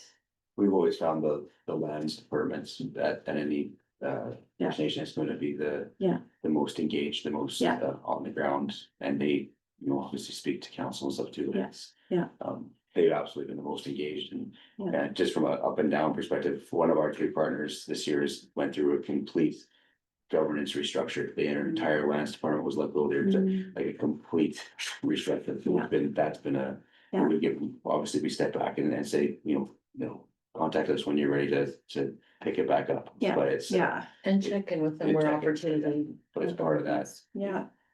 That wasn't just a 2-year cycle of elections, that was an entire restructuring of their governance and their departments, so. It's been a challenge, like working with Agri-Food, not Agri-Food Canada, but Canada. You know, because of the level of capacity and the function of systems. You know, and the expectations to meet those, I understand it, but it's not different plan, it's not, you know, with how things are. In reserve, and it's a copious amount of energy to be a translator for the two. But I think it's really important, so that's also a valuable skill, is being able to be an intermediate. Yeah, I think that's a really important piece, maybe. I really appreciate you mentioning that, because it's, I have meetings, but I never, like, I'll book a meeting and stuff, I never start the car without phoning to be like, did you remember that we have a meeting today? Because you'll show up and like, oh, we knew, but we'd chosen to prioritize this, or, oh, actually, in Calgary, you know, so it's lots of disorganization, I think, through limited capacity, which has a long history of why it's that way. But that's a real factor that needs to be, so that in mind, your engagement or being in the community is an addition of capacity, or it should be. It's important not to just be extractive, like I need this, like I can bring this, I can just help with chairs. You know, I can't do everything, I can't fix, like. You don't make soup. like, Right, we right, got and right that, involved. that goes such a long way, and it's like, those aren't metrics anywhere on any report, but that goes a long way and stuff, so. We had, Adrian and I were practicing a skit to demonstrate like the difference, so. If you go in and it's like, Adrian, I need 2 kids, let's do it. And then she's like, but you do your foot. So you hold my hand first. There, you made some headway, so just that, the investments, you know, and I think that. Yes, we want outcomes, but that is like, I think, a great narrative of kind of what the transactional nature of our relationships can be, both, again, not just with Indigenous communities, but with producers as well, I think that really transcends. These are. For the Living Lab, we don't have a historic relation with the First Nation. How can we start 5 years work with the Indigenous? What is the best thing to do to have a good relationship with them? I think it's the intention for it not just to be 5 years, like a friendship, you know, it's not just like, well, we're done, you know, you might not see your friend for 5 years, but you still think about them or have an intention of caring for them, so those subtleties matter. And I think just the intent to be, like, what I hear from you is like an earnest desire, I don't know, and I don't know if I can, but there's an earnestness there, so if you were to phone and say, I don't know, or I've never been, you know, but it's something that I care about. A good segue, if you've never had any engagement, is like, Indigenous events, like a powwow, everyone's welcome to go to powwows. Treaty days, we are all treaty people, so going to treaty days is important. We are all not just First Nations or Treaty people, we all are, you know, so. Making an intention to be a part of the culture. And I also wanna say, you had referenced as well, like maybe you didn't do it right or made mistakes, like. You can be comfortable with making mistakes, like. I think if the fear of making mistakes or the fear of offending inhibits that step forward. That's not good. I've made lots of mistakes, and when you have an intent to like, I don't know protocol, or I don't know what's right. Or they say, don't do that, or if you're a woman and they're like, get out of here, you know, because you can't be around a certain height. You know, it's like, okay, now I know, and that's part of the learning process with any relationship. If you're very particular about this and you tell me like, okay, now I know, you know, and you forgive me for not knowing already, so.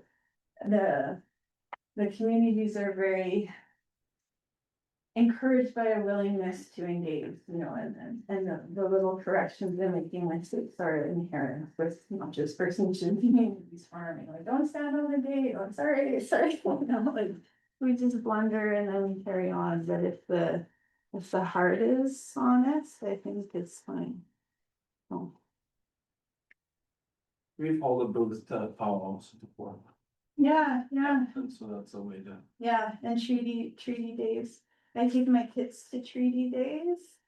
And then they say, how come we don't get $5? And I was like, well. You wanna talk about that? So. It's a great way to become informed and have conversations and stuff, so. One thing, I mean, just maybe for cloud too, is like. The interaction between First Nation or Indigenous people with agriculture in Quebec is quite different than here. It's very. So it's not like here, there's a long history of like. First Nation, Indigenous people in ag, but in Quebec, it's not quite the same. It's more. But it's also, I mean, coming on the plane here and just walking the streets, the visible Indigenous people are there. I don't think I've seen one person in all times in Quebec and Montreal. No, so it's really separate. The communities are separate. I see, so that made it more of a barrier for even. Oh, yeah.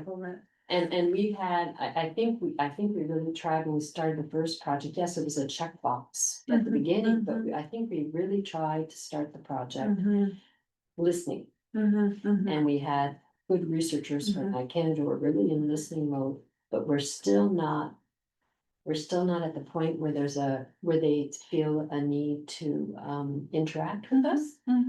I hope it will come. I think we've got a strategy, but I think at the basic, there's a real they're afraid of being stolen their knowledge. It's on Sweetgrass. That's the major issue, I think. And we haven't gotten over that. Yeah, and one more thing I wanted to say, because I am in Treaty 6, you know, and I engage with Cree and Dakota communities. So I've had colleagues from the West Coast, and we had a webinar where one of the speakers was like, you know, don't just show up in community.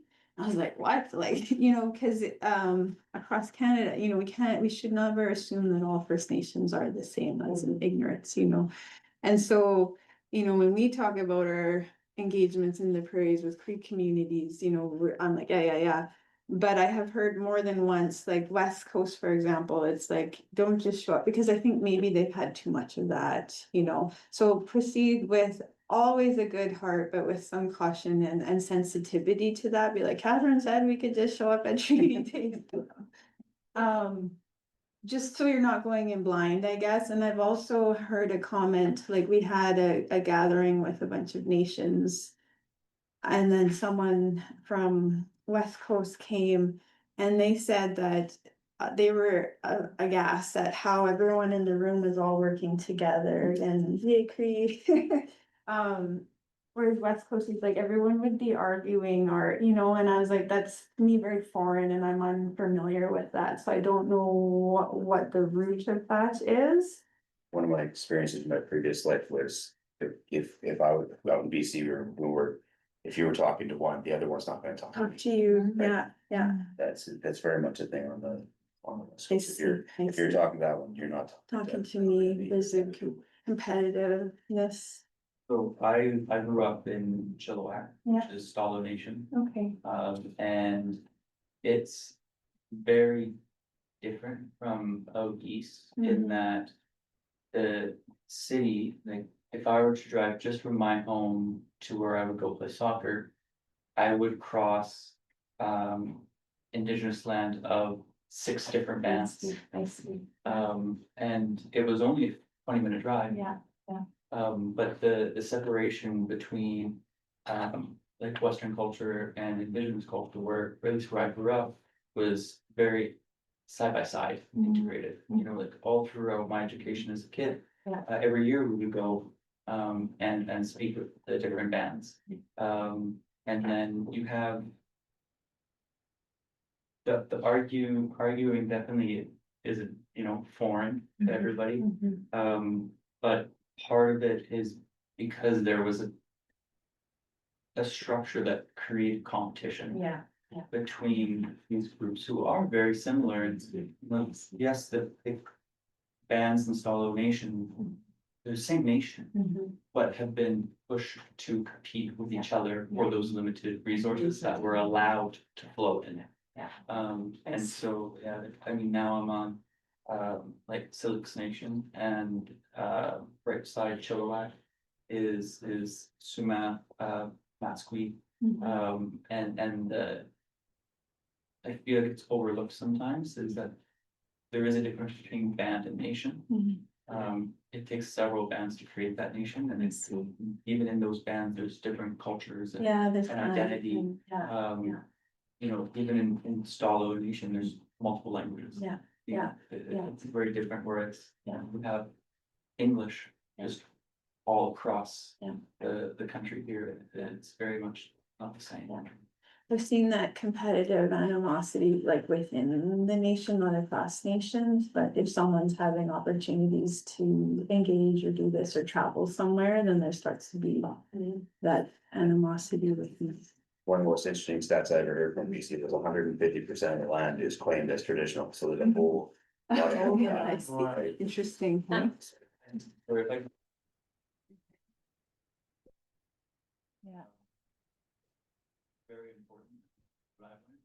Actually just extending invitation. So not necessarily just buildings, but saying these. And that is a huge way to even just start a conversation that could lead to a relationship. And food. Yeah. I bring eggs, or we would, it's a cultural thing. If I go to my mom's house and she does give me supper, I'd be like, what the hell, like.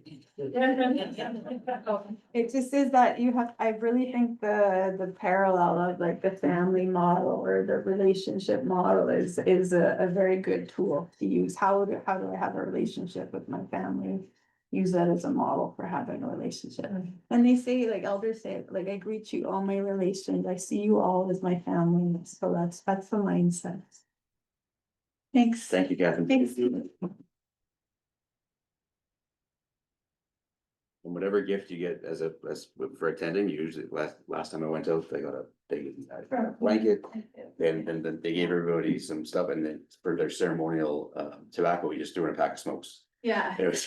But it was fun, it was great. Okay, we'll go to our break now. We'll extend it a little bit to. We'll go to 10:35, 10:40, we'll get back. I know some of you probably have nothing to check out if you're staying, not staying, so. We'll come back.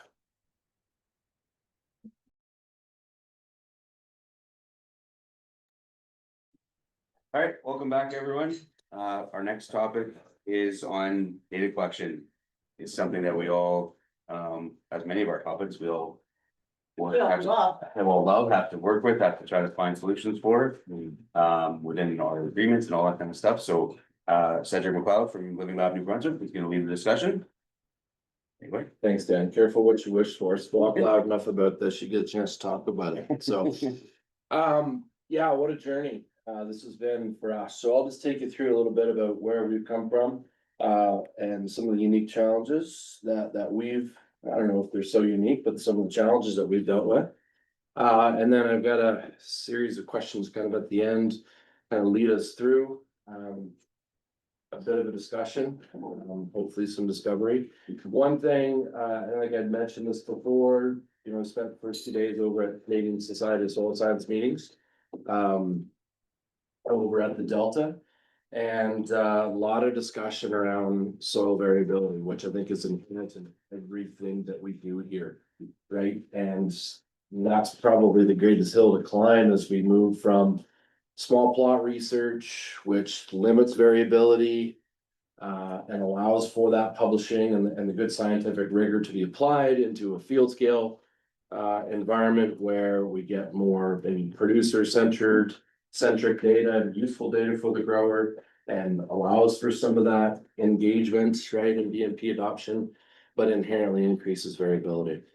So where the meeting on Monday, Tuesday, and yesterday, I think, continued through with the soil science community is they are grappling with this every day. Those scientists, those researchers, those agronomists out in the landscape.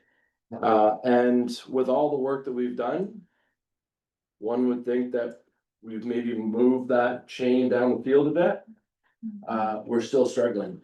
And I mentioned it again, I think yesterday, we've looked at digital technologies, and I'll give you a good example here of how they can help us to capture and manage said variability. But machine learning and AI tech is only as good as what we're feeding in. And so it's really important, I think, for us to leverage what we've got here nationally, if possible, to support some of those efforts. When I sat down with Gordon Price from Dow last evening, and Preston Sorensen was there.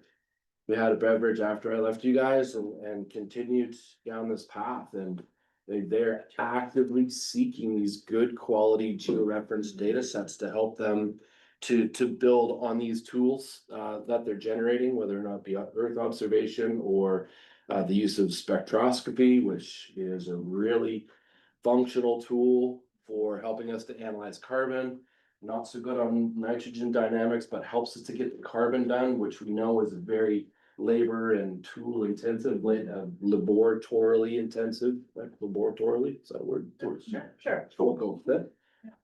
So, but they need, again, these good quality reference data sets so they could build those algorithms and make spectroscopy, which is kind of the new direction, I guess, in soil science work. So that's the opportunity for us. Now we can get down for me. Just turn your camera off, so my camera too. Okay, so this is New Brunswick. This is our Living Lab network. As you can see, we really tried to be distributed throughout the province. And so down here, lots of grassland, dairy. This is the main production area through the St. John River Valley. So this would be McCain's right here, where it all started. Lots of potatoes, grains, oil seeds. Come north, blueberries up here on Miscou Island. This is a dairy, this is potato, and this is a dairy over here. So you guys were just over here, right? So the challenge here, we've got a number of contractors that help us out to do this work. We've got about 32 partners now as part of our Living Lab, which is really a blessing, but also creates a new challenge. And when we launched into this, we really embraced that concept of co-development. So when people said, want to come to the table, we want to be part of it, it was always yes. We made room at the table. And everybody was really excited off the hop. Yesterday, a lot of exuberance, right? Now we're halfway through. You'll see we had some data that needed to be collected. We had some contracts and we needed people to do that data. And after a while, the exuberance melted away, but the data still needed to be collected. So now we're looking at what comes next. We have a question in the chat already, if you're open to it. Yeah. Okay, how specific do locations need to be for this purpose? Can data aggregated to SLC polygons still offer value? As you know, producer confidentiality has to be considered first and foremost. Yeah, no question. Everything is anonymous. So this is on the spectroscopy reference data. I'm assuming so, came in about a minute ago, so. Yeah. From Lucid. From Lucid, yeah. Yeah, I think anything that's geo-referenced that allows you to get into that SLC polygon would be something they'd be looking for. Yeah.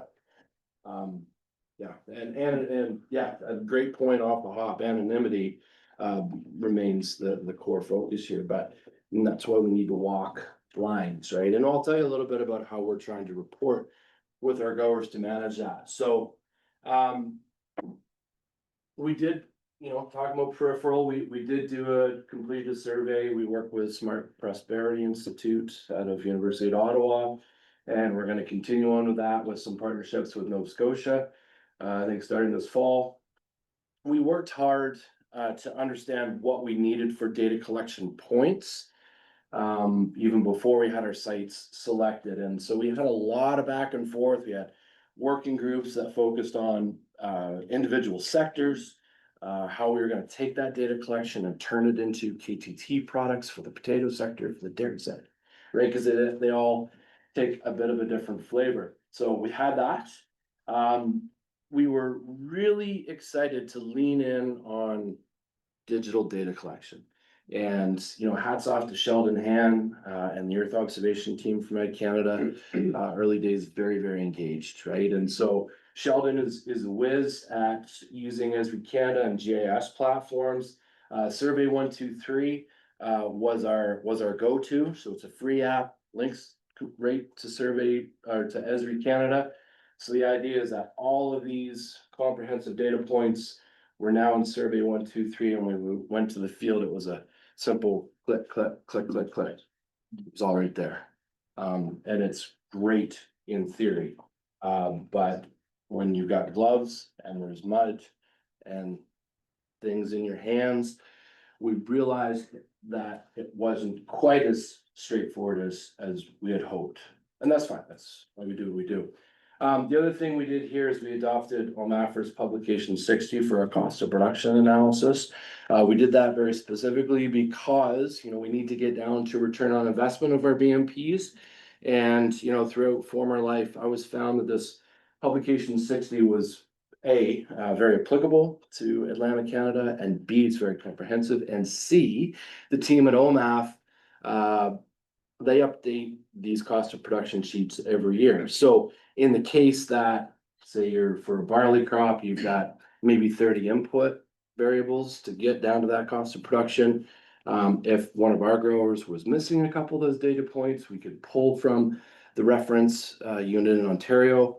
Is it gonna be 100% correct? No, but we have endeavored not to let excellence be the enemy of good. And it's better to have a number in there that would be reasonable than another not being there, right? So that was the setup. That's how it started. Now, I think you had referenced this, but kind of flipping. We keep coming back to this and from a producer mindset, right? And so this is where most of our site hosts live, maybe in this fringe between innovators and early adopters. But we realized that as we went through, our site contractors also transcended this curve, right? So, for example, we've got one of our most influential agronomists in the potato belt, very influential, does an exceptional job in the field. When it comes to digital technology, lives here, right? So he had a lot of sites. Part of our outputs from our contractors was part of our KTT strategy. So they were to take pictures and engage on social media and kind of inform. Well, if you don't do that stuff, then that falls off on your contract, right? So again, best laid plans. Some of our folks are really good on the KTT side. Say some of the younger folks that live in the watershed group world live here, but don't necessarily have a real depth of knowledge in the agronomy space, right? So we had a plan that was broad and deep. And when we ended up on the ground, we had kind of some converging triangles here of skill sets and abilities, right? So it's necessitated some evolution, an iterative project. So, word evolved, despite agreement, and I'd hoped this wasn't the case, but we did a lot of talking and a lot of negotiation and discussion around how this was gonna happen. There was a lot of head nodding. A lot of agreement. We built these processes. I'll show you what it looks like. But in the end, I think head nodding was maybe to get through the process. The other challenge that we do have, we operate in both official languages. I only operate in one, well done Jacques for operating in two. So the French-English divide has been a struggle.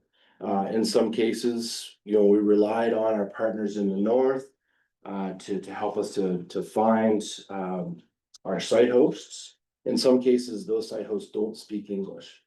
So that became a barrier, a continuity barrier, right? And it created some confusion and delay at the train station, right, Thomas? The other challenge, I guess, is staff turnover. Right, and especially in the nonprofit world, again, eager to partner with them, but as the turnover came, and sometimes it came very rapidly in succession. The onboarding for our site contractors ended up not being carried by, say, the executive director of a watershed group. It got looped all the way back around to us to retool them, right? Which it is what it is, right? But it takes time, and when we're already packed with things that need to be done, because we're, you know, maybe filling gaps elsewhere, it becomes a challenge. This fall, this winter, you know, we had our Ag Canada Science Director took on a new position in Guelph. We've been a new Science Director at the very same time, a KTT director that have been with us from the start. Took on some new opportunities to service some family needs. And we just had this massive gap in the middle of our program, in the middle of program delivery. So we had workshops coming up, and I didn't have KTT lead. So we really had to jump. And it just seemed to just create bigger hole. Right? I really felt like I was in quicksand for the majority of the winter. Trying to I don't know how you get looking for something to hold on to, right? So we powered through that, and but it gave us a moment, and we took the moment to pause and look at our KTT program and look at our data management program and say, how have we got the right people in the right spaces to get the right jobs done? And I think what we determined that is that we could hire some exterior support, certainly with our regional communications team, you know, leaning on, you know, Carolyn, Andrea and Rodney and their teams and the collabs that we built. It was easier for me to look outside and pull in communication support. We did a communications audit. We had some things we needed to clean up and complete, but I really needed some data management support on the side. So we actually retooled that job description and brought on Shabda Verma, recent graduate from UNB, a PhD in agronomy from Punjab University, but she just completed an MBA from UNB. Again, had some youthful vigor. She was excited to engage in the KTT, but also had the capacity to get through the data and start to challenge those data sets and pull together inference that we could then lean into on the KTT side. The other thing here I put, you know, survey 1, 2, 3, it didn't work for everybody. Not everybody is comfortable. I'm not comfortable in the field capturing data electronically, A, because I can't see, B, because I got these glasses now, C, it's the glare. D, it's easier for me to carry my clipboard and get it down. So we said we needed to make sure that we were flexible, and I'll show you where the data ultimately lives, and we use survey 1, 2, 3 as a QA QC model. Go ahead. I'm not sure if you said talk about that. isn't the producer fill the data? Or you have someone who talk with the producer to obtain the data? Yes, yes, and that's a good point, thank you. The whole concept was is the site contractors were to develop the relationship with the growers. And we had a list of data for them to collect. But again, not everybody can reach out ahead. Right? And not everybody can create a relationship, so. We had chosen our growers because they were innovators and they're all very personable individuals. So the data is there to be had, and it will be had. Will be had. Guaranteed, it's gotta get done. It may require that I have to retool and get out and sit with Tony and Ryan. And say, okay, guys, we're gonna power through, cause I know how to do that, right? I've done that, that's. So I can power through, but. Building that relationship and knowing the questions to ask, right? So you say, what's the cost per acre to run a chisel plow? Well, I don't know, on which crop, right?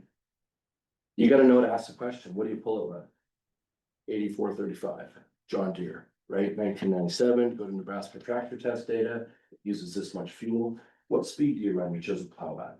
Okay, you can do 4.5 acres an hour, right? What is the model chisel plow? Okay, it's 16 feet. You can run cost of production if you know the questions to ask. That takes experience, and you gotta have enough rapport with the grower to be able to ask those questions, right? Do most provinces have a custom rate guide? We use the ones from Manitoba. Yeah, we've got ones in Saskatchewan. Mm. So Really? it's a custom rate guide. So cost per hour for all types of different machinery. You can start figuring out cost of production pretty quick with a guide like that. Yeah, we use Ontario. Yeah, Ontario's got one, Manitoba keeps a good one, yeah, Saskatchewan's got a good one too, yeah, great resources.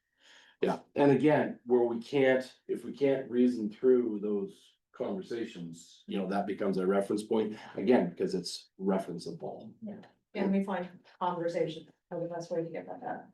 Yeah. Not on paper, as much as you think, well, farmers will keep it closer to heart. If it's a trusted person, you get them talking. And I think sometimes those are valuable conversations to have because the grower says. Right? So much of that. So one of our core growers, it's like 2 Riverview Farms, he's just an innovator across the board. He's the one that brought to our attention, so. Move from moldboard plow, believe it or not. Carleton County is one of the last bastions of moldboard plow. Maybe BC might still have this, but more recently, and this is why I asked the question this morning about the dealership. The guys from Great Plains, Bayview Tractors, trying to launch the new size Kubota tractors, wanted to make them, right? So they started to push the Great Plains tillage tools, and they have got some really good products, right? Lemken, same kind of thing through Deere. Anyway, Sean picks one of these Chisel Max up and he trials it and does the math, and he comes up with 300% less fuel to run the Max Chisel versus the moldboard plow, right? So immediately we knew we had an economic incentive there. And because he uses data, and he's the guy that we're actually pulling. I said to him last week, I said, Sean, I need all your input data for the last 3 years on our living lab field. I know everything's in John Deere Operations Center. Yeah, he's like, let me get you a PDF for all 3 years. Bang, data right there, right?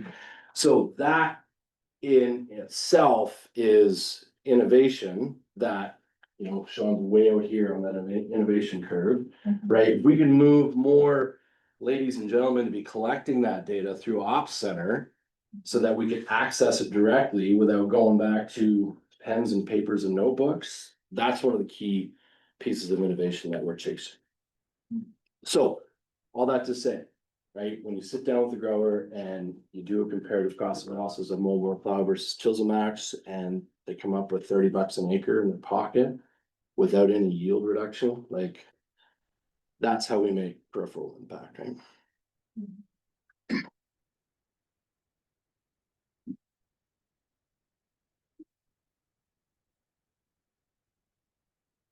Okay, notable successes.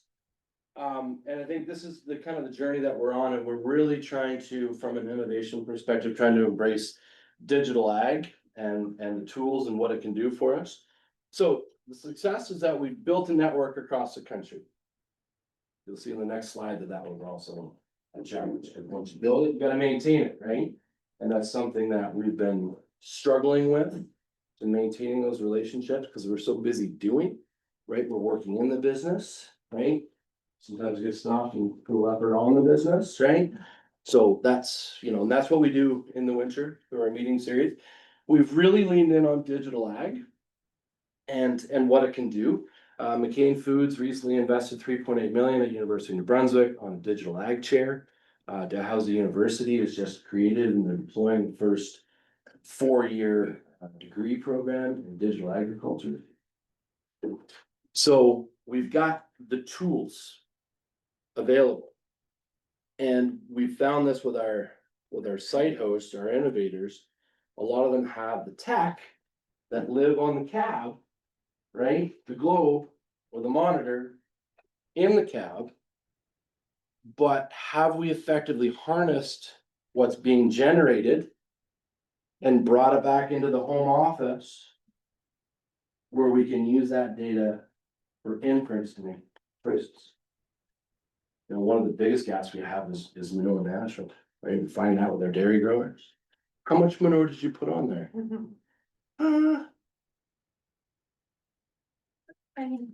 Tanker, 2 tankers, 10,000 4,000.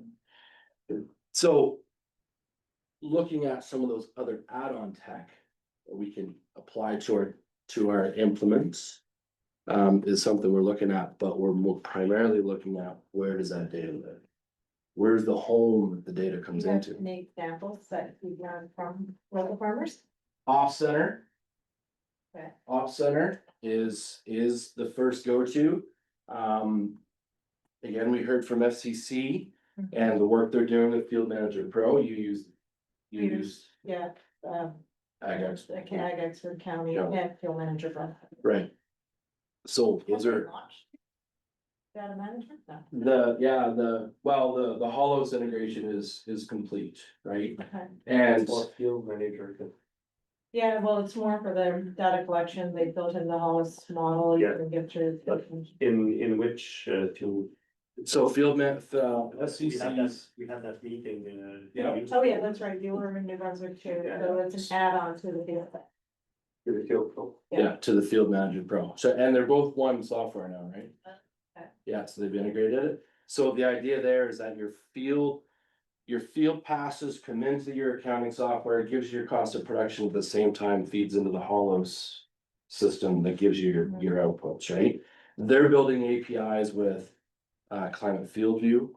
So if you're not in John Deere Ops Center, Field View is a good choice. AGCO is working hard in their system. They're actually working globally on an open ag data platform. The case system, if you're running Red Gear, is way behind the 8 ball. Well, of course, not. We always get multiple gear. Multiple gear. Yeah. Okay, so Yeah. I'm just wondering, like, across the network, I know you've been using Field Management Pro, I think, Using which? no? So is there like software like this that is common across the network? That's what I'm trying to understand. Have you guys engaged in this stuff at all? Yeah. So I'm not sure even if everybody understands the language that is being spoken now, because I know it took me a while to fully understand this, and I don't think I fully understood. Fair it, enough, but yeah. yeah. So is it clear to everyone what they're referring to?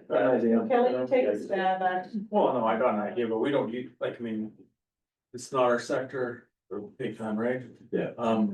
But I mean, not everybody's super comfortable JD and, I mean, Not at all.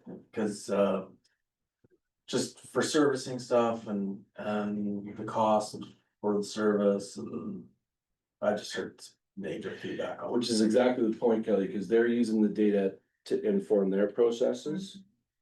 And they can use that to shut you down. So all that to say, let me keep going. The point of this is data management. Yeah. And the point of this is that we're not gonna be able to use pen and paper to collect data forever, right? Because right now, pen and paper really isn't working. And the majority of our growers are not collecting enough data to make the proper inferences. I don't know, I would say they're being collected on all their equipment and everything they're doing, it's just not being aggregated. Right. And they're not using it. And so that's where a lot of the work we're doing, we've hosted a couple digital ag sessions in New Brunswick and we've kind of made them regional. And we're talking with the Housing University, UNB is really starting to lean in on this. Yeah, should be. Well, and we'll see where Adazaz and his team lands. The point of this is we've moved in agriculture so far towards gadgets and gadgetry that create zeros and ones, that we've got piles of zeros and ones, but we don't have data. And until we have a home where zeros and ones can live in a structured fashion, we can't go back in and start to pull data out. And this is what we're seeing, and it'll hopefully come to light here in a moment. Yes. I'm asking, I'm wondering, in your team, do you have the resource to be able to keep up to date the data collection, the collection of data during the further date? Because it's very difficult to collect the baseline of the data. But if a producer changes machinery and during the time, have you the capacity to keep up to date data? And you're talking about greenhouse gas profiling now, like using hollows for cool farm tool? Or just simple practice changes? All because you implement a strategy to collect the data from the producer. But the data have to change during the process of 5 years. Because they change implementation, PMP, sometimes they change machinery, but you collect the first baseline of data. But are you able to? This would be a yearly process. Can we pin that for a minute? I'm gonna come back to it, right? Within our experimental design, we've asked the growers not to change a bunch. Right, like, we gotta stay a little bit static here, right? We're dealing with carbon processes, so we need to be consistent, but I get your point. I think I know where you're going, and I'll bring you back to it. What we realized once the data started coming in is that we hadn't built an internal data management structure. I guess we thought it was gonna come through the Ag Canada system, and it didn't really get there. I mean, anonymity and security, that's all there. But as we have 9 different scientists collecting different data points, we had our contractors, background soil nutrient data, we were doing soil health data. We realized that if we didn't get busy and build a platform for people to start bringing data into, we were gonna start to get it in all kinds of different sheets.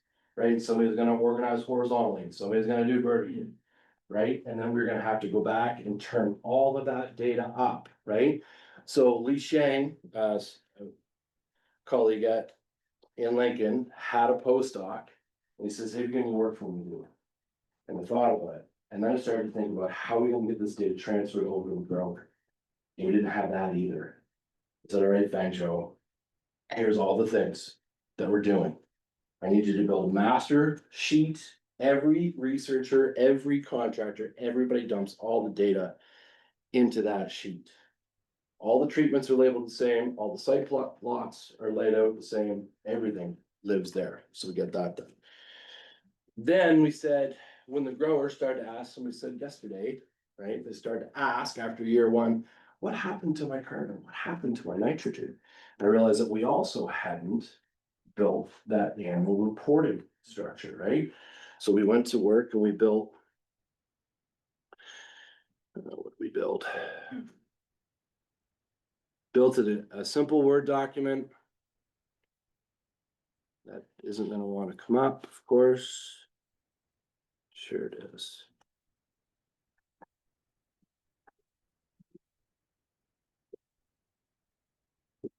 So this all lives within our team environment, so every one of our growers now has.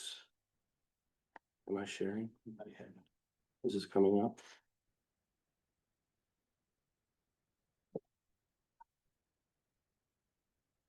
Yes. So we built a report.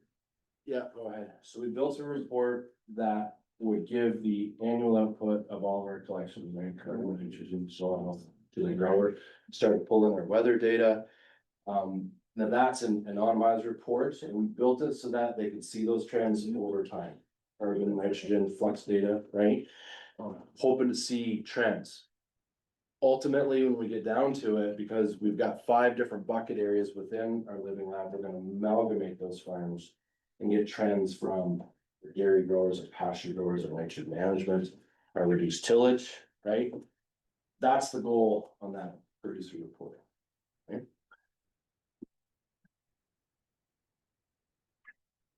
Do you collect weather data on all your crops? We do. We got weather station, which is a question that I've got to pose, maybe while we're doing tech. See, this is why I don't do sitting. I'm not sure why the TV stopped. We're using Davis for other systems. Have you guys got Davis Instruments? Nova Scotia got a full network. Did you guys put in weather stations? Yeah, so we use, Mobile Link, which is now, Yeah. what's everybody else using? Yeah, we're, like the whole. That's like or now. Exactly. But Have you it's- had trouble since they switched platforms? Mobile Link, are you having issues too? Okay, thank God. So are you guys getting rainfall data with those? Yes. They are actual weather stations. Yes, we got 11 sensors on there. Hey, you're having issues? Oh, where we ever. Okay. Yeah, I've got one guy 100% dedicated to troubleshooting the weather stations. Yeah, yeah, we just did a deep dive, so we've got our data coming through, but. QAQC, what are you guys using? I know. No. Okay. ACRS, but, Yeah, recognizing. yeah. Use the provincial, yeah. So we set up weather stations at each of our sites, we can get microburst on You do rainfall. what's your question from the soil? Yeah, I'm doing soil moisture and temperature and. You rainfall. vary the probes or you got somebody Yeah, we got them 6 inches. We got a probe. Is anybody using remote ones? Like, trying them? okay, let me know how they work, cause I don't wanna buy one till How do you guys work? You gotta go download the data? Just trying the little football, varying the probes this year. I'll let you know. And those, do you have to go and pull the data from, or do they automatically? No, you have to drive off within such a distance, Bluetooth, grab the data. No, we're, up to it. yeah, so we use the environment monitoring system. You guys are environment monitor. We are for the weather station, not the probes in the ground, sorry, okay. sorry. Right. Moisture's in the ground. Does right now, I don't think it goes directly to the plant. We need to get within Bluetooth range. Right. So again, this is something that I think.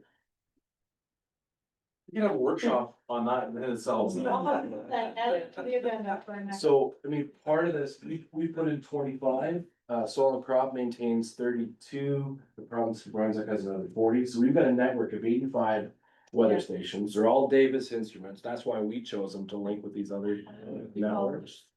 Oh, because UBI, well, we have, yeah, plus 100 across. Well, we might as well follow you Yeah. because the uplink systems on all 3 networks are different.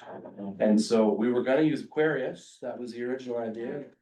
And then they said, no, apparently we're discontinuing Aquarius and you can't get access to it anyway. So I went to Andy Nadler, who does the EC work, and he's now building us a platform for us to pull our stuff together. Oh. I'll get you a contact for Andy Nadler. Cause if we're building a platform and tools to use, we should be. That should be standard across Yeah, the we should labs work it now, together, 'cause- weather data should be standard. So much data. so Yeah. much. And now we're getting like, well, what's your QA/QC protocol like? Okay, we need to have a talk about this, because Definitely. we're gonna have tools, it's no sense. That's the number one farmers, we send every Friday, they get, weekly rain updates. Yeah. So from Sunday till that morning. You send it to them, so you have to, Text messages out. I have so many requests from other people. can I get in on that? Can I get in on that taxes? But we're just sending weather stations within their within their area. Local area. And we moisture test and get them the moisture on Monday mornings. Right, so that helps with Yeah, irrigation. they all have access to it. They can easily go on. We just give like our just that quick snapshot because this rain is so. Yeah. And the Davis app, same thing, like we've got all 25, anybody can access it, right? We're just finding they're not, right? But we've got to curate this data Some are. for the growers so we can get that back to nitrous oxide flux, right? So again, a data management challenge we didn't anticipate. I assume that Davis, their system looked really nice when we looked at it, right? And, talked to Andy last week and said, yeah, I try not to use it, it's this and that and that. But everybody can build you something, right? Yeah. Up until the network change, we were pretty happy with it. Yeah. Yeah, it was better, at least you could get a hold of somebody on the phone, so you're not getting calls, but simply. I'm worried about that. Just can't get And I'm gonna hold it. Yeah, well, yeah, no, I have a propensity to this kind of stuff. Where was I? So that's something that we can chat about. Hopes and dreams, I guess, and then we've already started a bit of a discussion I was hoping to have. Do you want to share that so people can see your, back to your presentation?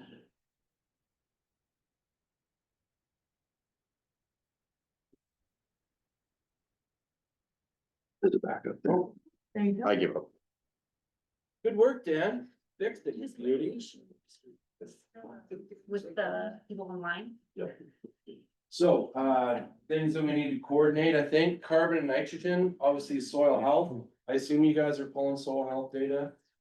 Setting that stuff down, you guys doing it internally, you well, people. Right, we're using commercial labs to do that, okay? Obviously carbon sequestration and building those data pools. Is critical, nitrogen dynamics also critical, these are all things that we can be sharing. Obviously, there's gonna be a divide at West Hawk Lake between eastern, western Canada, those processes, Manitoba might be a little bit different, similar to the east, right? But you take a look at those rainfall regimes, and we start to pool these things together, our data becomes really, really powerful.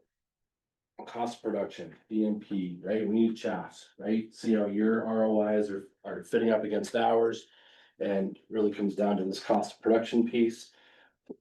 What I'm really interested in more and more is what are the gaps in infrastructure available for growers to do good things.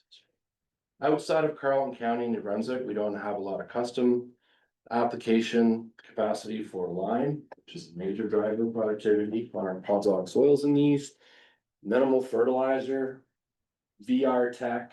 We don't have grid sampling happen in the south of the province, it only happens within the potato belt. I view all these things as critical infrastructure pieces that growers are gonna need to be innovative and adopt these practices, are gonna help them crack the nitrous oxide code. Right? We need to know where the good yield is. We need to know which acres to stop farming. We need to know where to put the higher rates of fertilizer because the battery's bigger.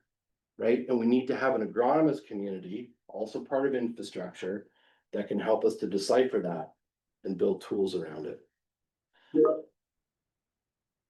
I get more and more calls for this access to data. I mentioned this morning, Gord's looking for that stuff on the spectroscopy work. Brandon Hoon and Preston Sorensen, they're going across the country, remapping soil carbon. They're looking for input of data sets.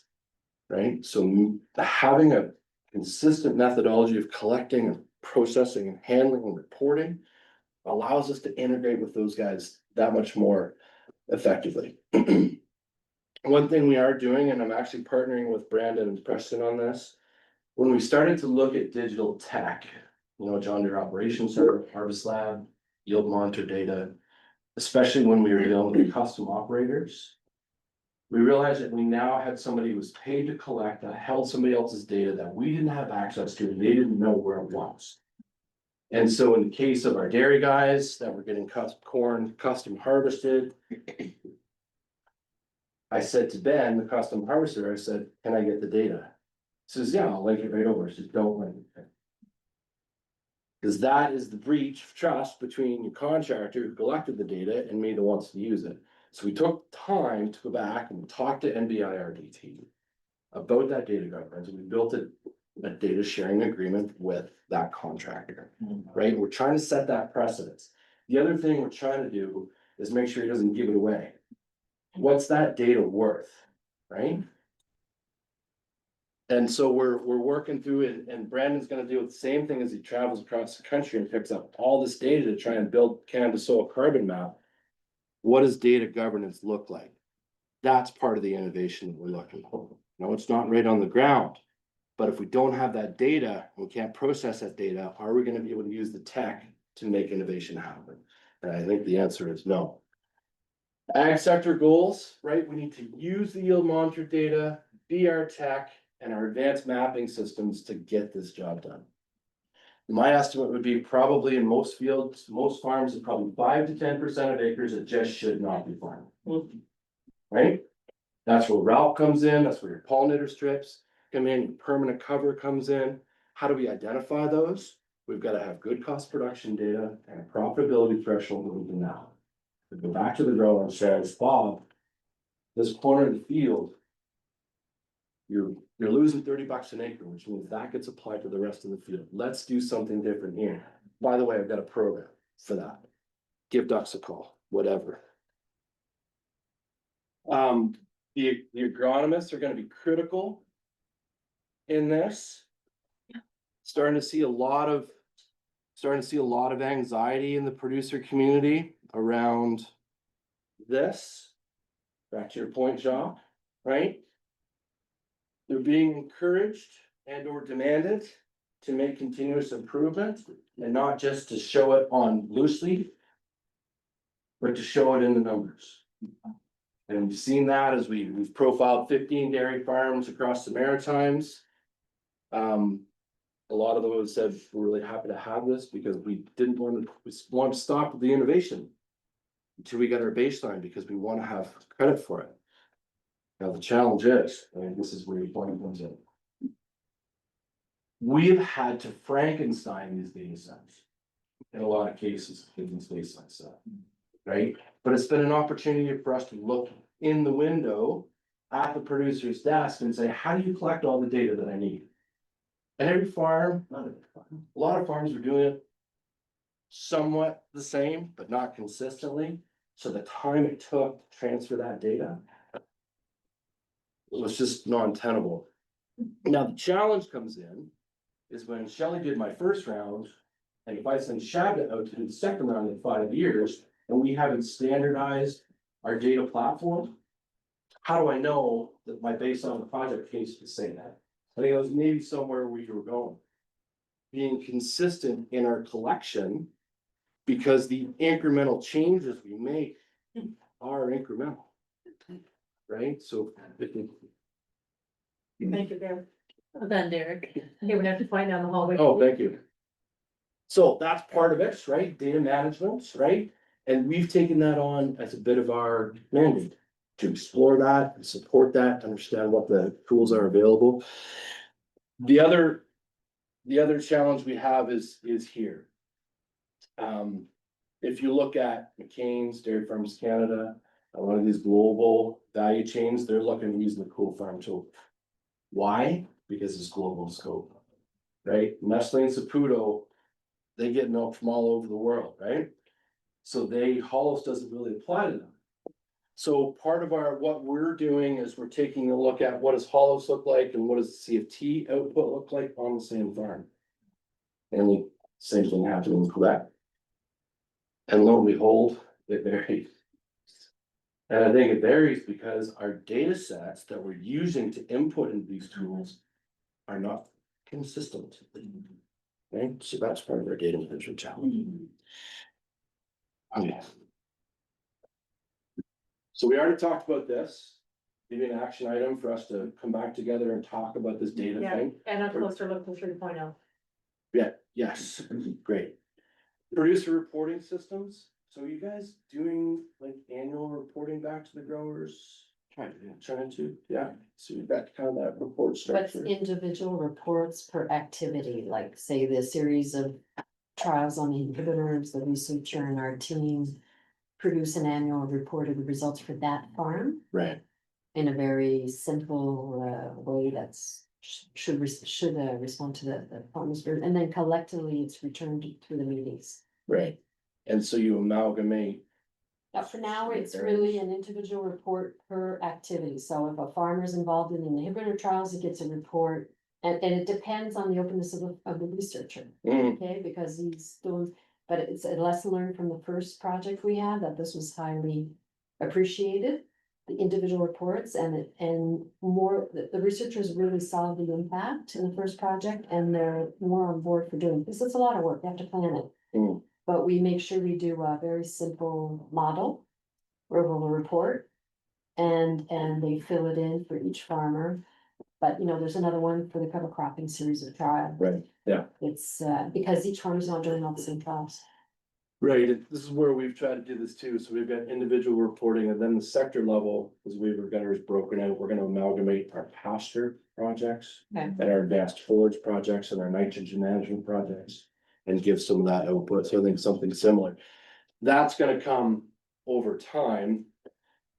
We were hoping to have had more at this point, so we can start to communicate that, but as you know, it takes time to see trends. So best laid plans. Autonomous data collection. Sounds like we've leaned in on this because it hit us really hard, really quickly. And the ability and opportunity to use autonomous data collection.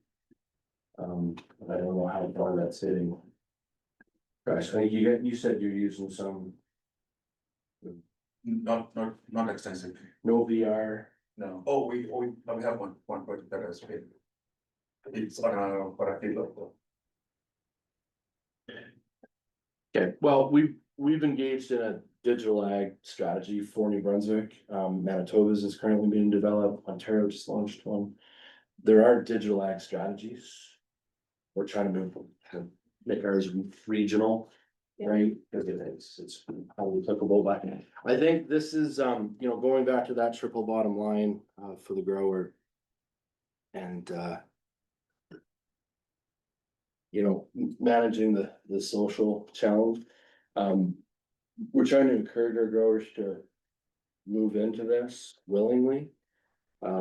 Because right now, instead they're being asked to, but they're not really being asked to. They will have to do this. And so we've taken this on as a bit of our mandate through our data management structure to understand and support. But I also think, the sector supply chain, our agronomists are gonna have to deal with it, and engage with it. When we were doing our greenhouse gas profile, one of the examples we've been using, we found out that this dairy grower was double fertilizing his corn. Because he didn't tell his agronomist that he was putting all this manure on, and he got a full complement of fertilizer, so when we added up the numbers, it was probably close to 400 pounds of nitrogen per acre on this corn. It's from blue as your shirt, right, in the middle of July. But if we hadn't gone through and started to check those boxes, and when we went back to him and said, grower, like, this is where you're at, and he and I have a long-standing relationship, I'm like, dude, you got changed. He's like, I had no idea. He went to DFC last week. He's like, guess what? This is what I found. And I think there's some of that low hanging fruit that's out there, but we gotta be able to dig in and get that comprehensive data sheet figured out. So. How do we engage with the agronomists of the future? How do we encourage them to line up with our goals of enhancing carbon and reducing nitrogen? The private sector. Yeah, because, and I was gonna ask you guys earlier, like when you were talking about on the dairy side. What is the likelihood that they would over fertilize nitrogen on a dairy farm? Because you have to have nutrient management plans, right? Well, I'm listening to you and I think we have a lot more support services in place to make sure they don't go to the 400. Okay, that was happening in the beginning of the career. Okay, and then the regulations came in place, they structured the environmental clubs. So, yeah, there'll be a few cases, but generally speaking, you won't see that. And But typically speaking, someone who has manure will, I've seen it because when I worked with farmers directly, the cash crop farmers are much more tight about what they're applying because it's out of pocket, whereas the manure was typically more taken for granted. And they had more money coming in with the animal production, so it was less followed up, but Jacques, je sais pas ce que t'en penses, but I don't think we see that kind of, because we have the support structure in place where it's continually followed. And but it's over 20 years that. audited, is it audited? Yeah, it's just that. Oh, what do you mean audited, verified by, well, what happens is Stories from future. audited, I'll explain, the fertilizer plans, basically they're more global, that by regulation, every year a farmer has to have a fertilizer plan, I think it's like in Ontario. But they only have to produce it to the Ministry of Environment upon request if they get inspected. Okay, but at the end of the year, it's part of the regulation that the agronomist has to do a budget of what actually was applied. There is. Okay, versus the provisional and the plan and what's done. It doesn't have to be submitted to the Ministry of the Environment, but he has to do it. It's part of the regulations, it's part of the professional order of the agronomist. They have to do it. So they put that back to farmer, and yes, farmers will put more sometimes than it's on the regulation plan, but at least there's a retroaction, at the end, so that probably helps. Mhm. And it's money. Yeah. It's money at the cost of nitrogen. I mean, I remember when I was working with farmers and like you said, the first time I did a nutrient budget and you seen how much more, too much potassium, you just count it. That was solved the next year. Here's 15 grand. Yeah, exactly. So I mean, but I think we had infrastructure in place but that's over like the last 20 years. Right, and you guys would have some similar Yeah. backstops. Cause I think that's part of where we're finding ourselves in running these hollows assessments. Like, yeah, here's my nutrient management plan. All right, but where's your nutrient management bid? Yeah, those are very, and from my experience from auditing and strictly from horticulture farms. You can have a nutrient management plan sitting there in a book, and let me tell you, it usually doesn't get open often. But when I audit any sort of input, ag input. I'd say manure management, compost management is the least reported. Always. Yeah. Like 100%. 9 times out of 10, I'm looking through the records, Field Manager Pro, like. Most of the time, they don't know how to use those systems correctly, so they're not using those software systems to the best of their ability. Which would probably solve a lot of their problems, but when it's on paper. The manure management and the compost is always empty. But in Quebec, it's required that what they do to check, it's based on the paper. They have to do it. If the agronomist gets audited by its organization and they see that they have it checked, the bills and the whatever, there's a follow-up. And, you know, it can be simple. I remember a case at one time I did that with a farmer and he was doing, he was doing application of the gaseous form of nitrogen, okay? Yeah. But he was putting like 2 times, but he was just doing the follow-up. When I took the bill and Kathy, I said, Yeah, you're putting two, then he didn't even realize. Yeah, they're not meeting, yeah. Yeah, so the next year he did the follow-up and made sure that the guy was clean. How many provinces have this type of oversight, like Saskatchewan, but not? Well, Quebec is pretty heavy in oversight. What would you guys have this type of oversight on? Nutrient management plan? Yeah. Yeah. Within all zones or just? Are you audited? They're not audited. I mean, well, I shouldn't say that. Same thing, like they have to be able to produce a VAST. Okay. But they are requirements for certain types of operations, not all. And then Alberta, do you know if they're required? Not too much, but I think it is similar to the nitrogen. I'm suspect. Intensive livestock systems so we have another community in our neck of the woods, and that's Hutterite colonies, and they have large influence the landscapes and they're a little bit tougher nut to crack as well. And it's a whole different dynamic there. And the extensive livestock units influence over large, like they're. Moderates in the pork sector, Yeah. because Ontario Pork and the moderates, they do a lot of show and tell back and forth. Yeah. And what I know is that they do have nutrient management plans for sure, and they're very competitive about doing the best of it. No. Ours are a little bit more run and gun, the ones that. Yeah, it's a little bit, yeah. So one of the things that we're looking at, anybody hazard a guess why there's a black rubber tube with a film ball that even below tankers? So you can change the. Cleaner. So it's a bolt-on flow rate meter kit that will go in there. That links directly into your isobush out of your tractor, so it'll tell you exactly how many gallons you're spreading on which acre and when.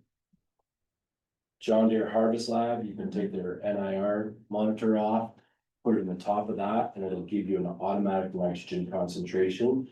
And then gate valve on the flow rate. We can tailor a nitrogen application, right? So this is where we're getting to. The technology is there. It's there, right? And this matters. Right, to be able to report back, nutrient management plan versus nutrient management did. They might be doing a good job and they're writing it down and giving it to Ontario Port. But when this third party collected report comes in and they're off by 2,000 gallons an acre, whatever it is, that's gonna matter. So this is what we're looking at for our data management and digital tech to move forward.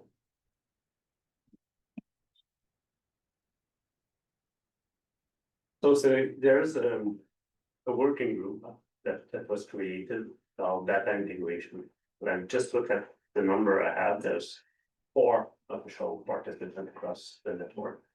Seems to be a common theme and lots of common issues, so I think there would be value definitely of having a strong group of people talking about how that can, and it started like the conversation around the data sharing and the tool to be able to store that data, and behind that, there's the data standardization and the methodology being used for soil collection across the network. So I think now that we getting close to have all data sharing agreements signed, right? We're getting there, that we should be looking back at that working group and thinking like, did we started this? And there were like 83 people interested in joining the working group. I'm not sure what happened in between, why there's only 4. We need a strong lead for agreement working group. Yeah, I think that's the case. People are. Well, they're hiding. Yeah, but that needs to happen. The data sharing agreement, like, I think we've been having that conversation. We're not having it as part of those 2 days, but I'm hoping we're getting there over the summer. Definitely, I think most of you have told me that significant progress has been made, but once this is done, I think having the conversation, like, it's only part of the conversation we had today, but I think there would be lots of value in exchanging that from whatever the data instrumentation issues are with the OBOS of this world and cloud connections to the standardized data format and integration. So it's a big hole at the moment I see at the network level. And I think there would be lots of lessons learned across the network. So it may be as part of our follow-up to this meeting, we should come back to that point on one of our next call and how we can restart potentially that data integration working group. Yeah, like there's support I think that AFC could bring. To us as an organization. AFC has programming to pull data sets off of their own weather stations. There's an opportunity for AFC to support us as well. Yeah. AFC has in the past created software to pull and summarize data off of their own weather station. And if they could provide that type of support service to us, instead of us having to go elsewhere, Great. And for example, we had provided a tool called Aquarius. It's designed for water monitoring, but it's basically a time series manager.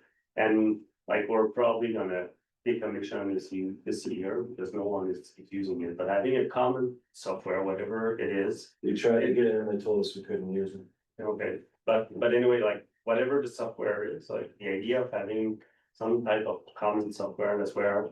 When you said you're using the Field Management Pro, ask the question, is there a common one that everyone's using across the country that will simplify so many things? Like if as a group, we say, let's all use this to do our data collection, and maybe that's part of the conversation we had yesterday about improvement for round number 3. What do we do now that we've set all of the data sharing agreement portions? We have a cloud infrastructure in place that's gonna be in SharePoint Online, quite easy to use now. So how can we make the most out of that? Not only to centralize that data, but to support each of the Living Lab in their analysis.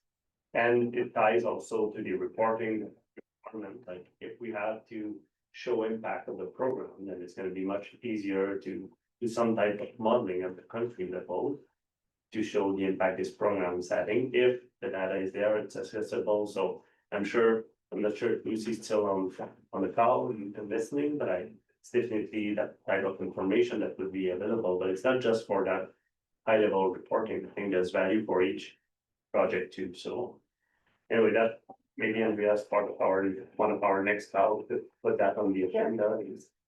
Well, like, back to the earlier conversation we're talking about, it depends on what farmers using. It's the farmer who's collecting the data, they're the ones that need the platform, and a lot of them, like, are not.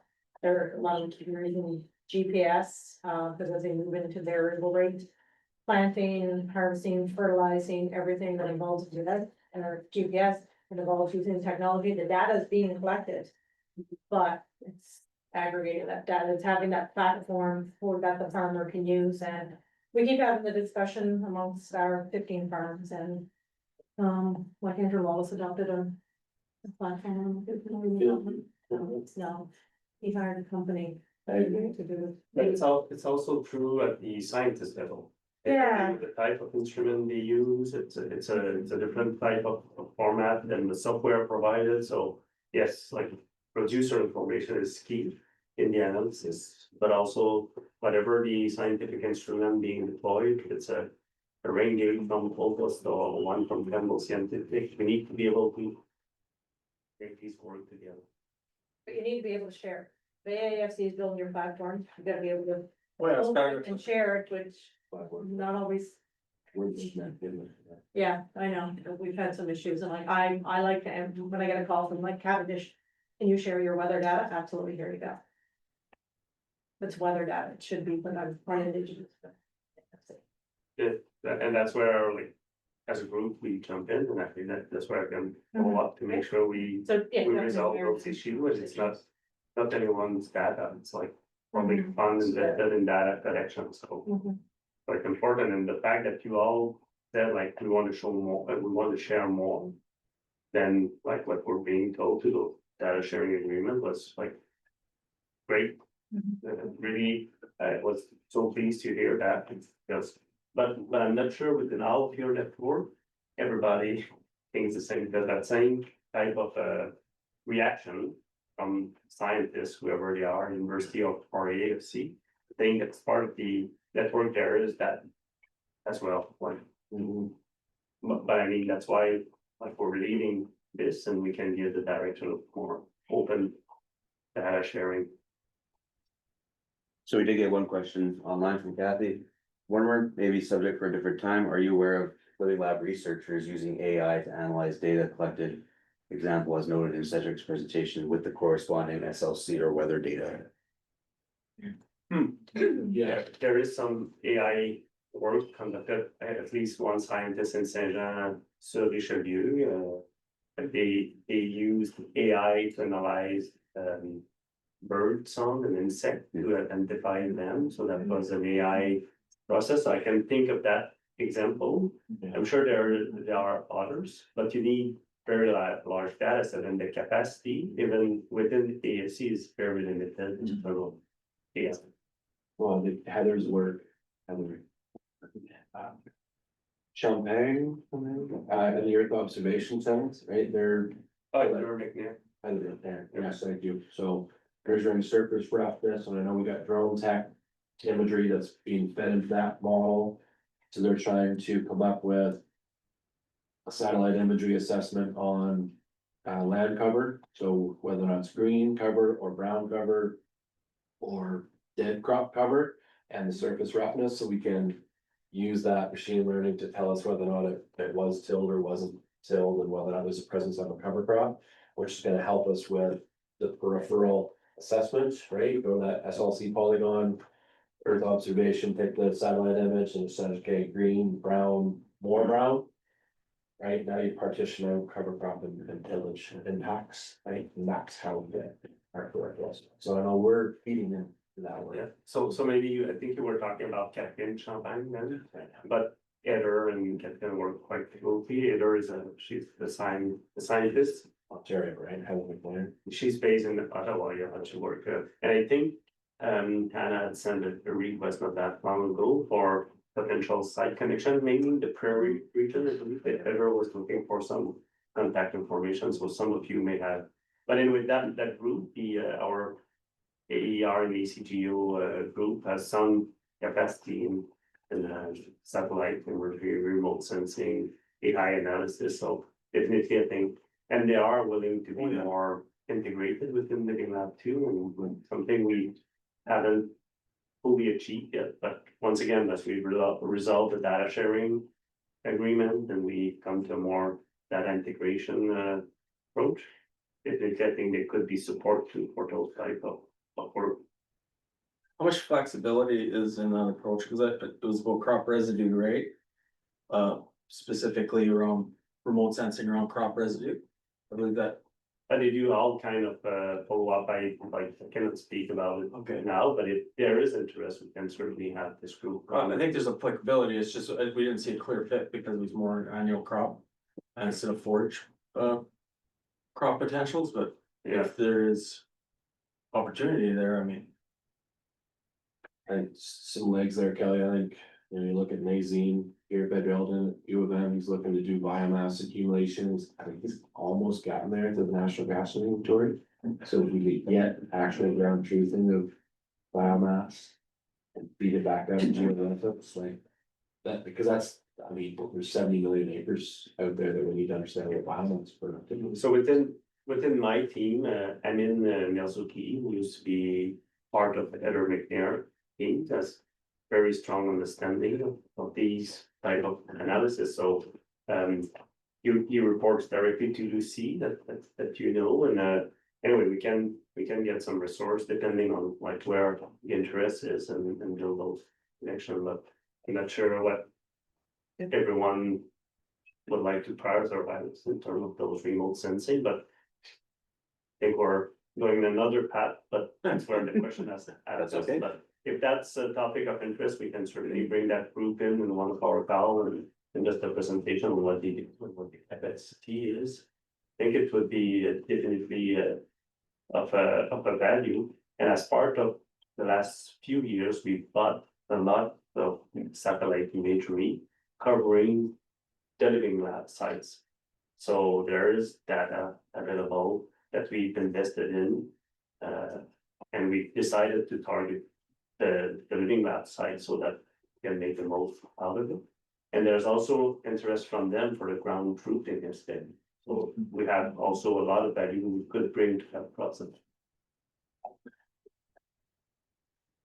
Is there interest, like, I know individual provinces are developing their own digital ag strategies, right? I see a pretty direct line from the kind of things that we're trying to do here and monitor landscape to those initiatives.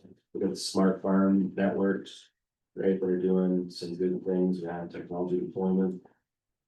Is this something that there would be interest in maybe drawing people together from a national perspective to understand what those digital ag strategies are?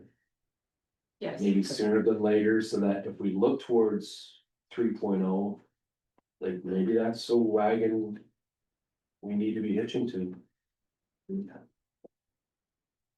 Lots of head nods. I like it. Where do we do that? Data integration working. Rob, taking a larger. Not wrong, that is a landing pad, so. Yeah. That's fun. You just want to come back to Winnipeg, we don't to. Well, I'm thinking maybe talking to Tyler at Cappy, I know that they've leaned in on some of this stuff and they've identified that, you know, to Andrea's point. The tech is on the tractors. It's there to do these things and drive the productivity and profitability and landscape functionality that we've talked about for 2 days. It's there. We need to harness that power. And we can harness it for our use for certain farmers too. Is that a bigger question than living labs is? It's a big question, right? But I think it goes to part of what we've started to really embrace as part of this digital ag exploration is what does the agronomist of the future look like? Do they share, like you said earlier, do they share the same value? Values. So, you know, we know that we're not gonna have people, young ladies and gentlemen that are gonna wanna get into soil bits, which is not generated. They're gonna be using satellite imagery. I mean, my 11-year-old is my IT specialist. Well, that's, we just started it. Yeah. So. It is a larger conversation. It's a 20-year conversation. This, you know, are we going back to ag in the classroom and making sure we're embedding that? Well, the greatest examples, we were doing zero nitrogen plots last summer and I stuck my son up in the Terragator with McCain fertilizer to get out and said, Dad, I think I want to be an agronomist. This is pretty cool stuff you guys are doing here. Right? But I had all the screens, I had all the things, right? It was immersing in that technology, $1 million machine doing pinpoint precision application. It's like, this isn't just shoveling manure that we do at home, like this is. But he was 10. And he's carried that through. So if we're going to build the next generation of workforce.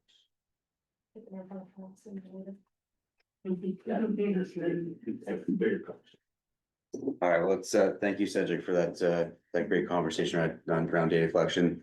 You've definitely been at the forefront, I think, with Living Lab in Brunswick in terms of some data collection and then the strategies and systems and software. So really appreciate you sharing that. One more question? Yeah, just came in. From Stephen, one of the Living Lab members in Quebec at PEI is applying AI for remote sensing data collection and analysis. We are planning to host a data webinar this winter on this topic. Okay. Titled The Use of AI Powered Remote Sensing in Agricultural Science.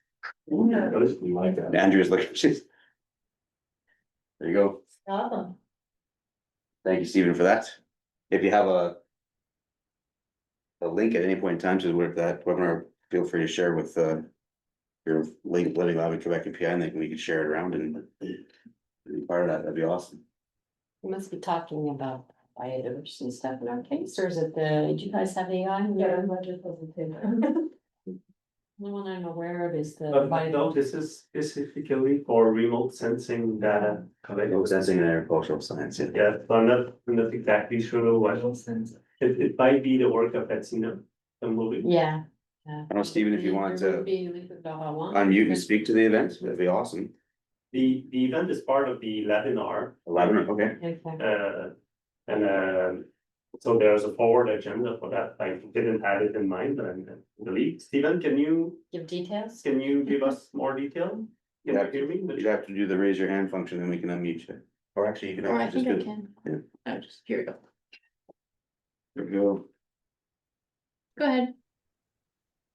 Hi, everyone. Hope you can hear me. Gotcha. Yeah, this is part of the data webinar, the CallNet host every year, and yes, it's Atina Kamburi PhD student, Bilal Javed, for those who know him, and he's actually working on the AI in remote sensing, and he's doing some project in PEI with PEI Living Lab, and I think it's affiliated with Quebec, yeah, one of the Quebec Living Lab, and we are hosting him December 11th. We're still working on the schedule very well for all the webinar session that we are planning to host this fall and winter and spring next year. And there'll be one of those, that topic will be one of those with the topic that we'll be actually presenting. Stay tuned. We'll be sharing the invitation and the calendar to all the Living Lab members, which will have all the topics and the dates and the presenters. Awesome. Thanks, Steven. Really appreciate it. Okay. And I can provide you more detail if you're not aware, but I see Dolce and you and we are. Yeah, that they're talking about? No, Bilal is a student with Yeah. us. But who's he working with? Yeah, I'm not quite sure. So Steven, can you hear the conversation or like? Yeah, I can people hear the conversation. And Quebec, I'm not quite sure what is the exact activity happening in those two living labs, so that I don't want to put you on the spot, maybe you're not aware of the details, but if you are, could you provide us a bit more details on the activity happening and who's involved in those two projects? We have Atina Kamburi and her student Bilal. They are the one who are working on that project, and they have some sites now they're working on in PEI actually. It's using I don't know much the details, but it's they're using AI in potato fields. And actually, they've published some of the papers which are part of the Quebec Living Lab on that aspect. I don't know much the details, but I can find more details. And for those who needs to know more details, we can probably just connect, and I can try to dig down more details based on the questions. Thanks, Steven. So sorry. Bilal is Atina's Kamburi PhD student, and that you met him. Yeah. Oh, her, I was thinking of the woman who works with her. It's the scientist. Yeah, no, it's not, but I've always been in contact with a woman. Okay. I don't remember her name. Maybe it's her research assistant, but Bilal is a PhD student. He's based in Quebec, and I know he worked with potato producer both in Quebec and PEI, so that's something. It doesn't narrow it down at all. Yeah. All right. Thanks, everyone. Thanks, everyone online. Lunch looks to be ready out there. Everyone online, we'll reconvene back at 1 o'clock. Thank you. All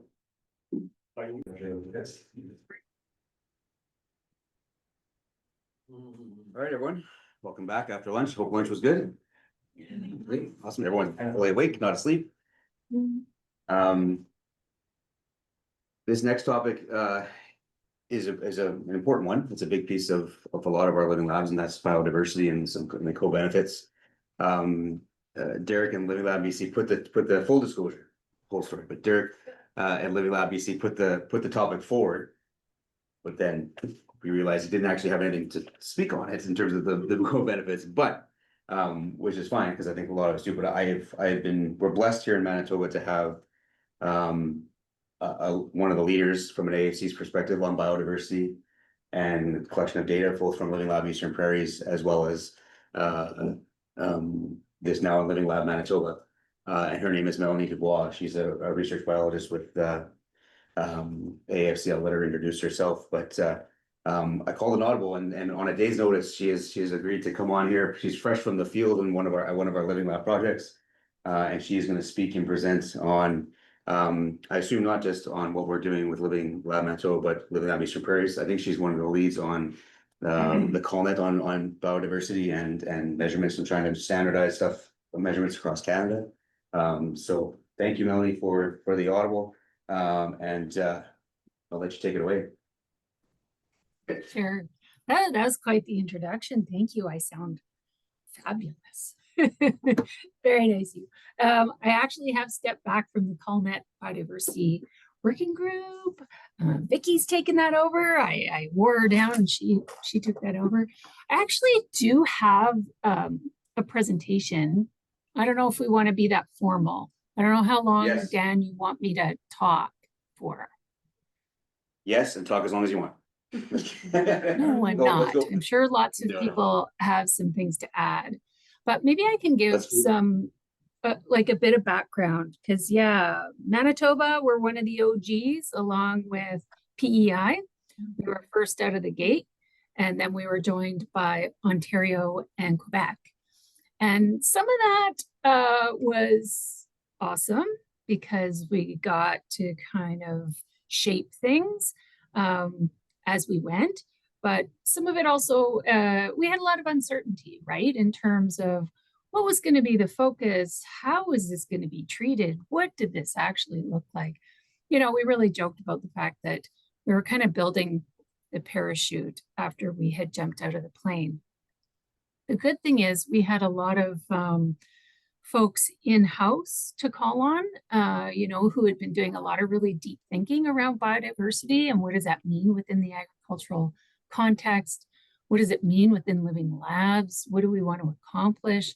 You know, how do we want to leverage all of the expertise, both within AFC and then within this vast partnership that we were building in terms of, you know, what sentinel taxa do we want to look at? So I don't know that we have really even settled on that, but man, there's been a lot of really good discussion. There's been a lot of discussion around capacity, both within government and then within our vast partners that are all involved in Living Labs. And, you know, in a good way, we were able to present, you know, and kind of agree on some of those sentinel taxa, but then also there's still a lot of that built-in flexibility for different provinces to ID what taxa are really important, you know, from not just an ag perspective, but from working landscape biodiversity perspective. So, you know, everyone has some similar things they're looking at, some not. Some areas have really good capacity. As Dan mentioned, here in Manitoba, we just happen to be, you know, we've got a lot of folks to call on, which is really nice. I think Ontario, Quebec, BC, yeah, like there's some really good, strong pockets of people. And then there are other regions that are just sort of saying, you know, look, that's not our forte, and that's actually not really a focus even for our partners. So they've pulled back a little bit on the biodiversity. But yeah, so we're kind of all over the map, and sure, it'd be nice for us all to be looking at the same thing, but that doesn't always happen. And I think that's one of the strengths, right, of the Living Labs approach, is that you can really tailor it. Okay, let's see, Dan, if I can do this. I mean, we've only been online for a kabillion years, right? I'm gonna share my screen and then see if I can put it into presenter mode so that you're not all looking at my notes. Now I have 20 slides. I'm not going to talk to all 20 slides. And if you notice that, oh no, it doesn't say, but I actually had this presentation put together for the Conservation District's AGM. Yeah, oh my goodness, 2023. Doesn't feel like it was that long ago. Everything's just a blur, right? Okay, so this is just kind of a snapshot of what we did within Living Labs Eastern Prairies. And I'll speak to Living Labs Manitoba in terms of what we're going to be doing in that as well. I always want to give a shout out to my unit because, you know, we've got quite a broad skill set here. Couldn't do this without them. You know, Brandis, Blair, May, I mean, she just knows all there is to know about range and pasture.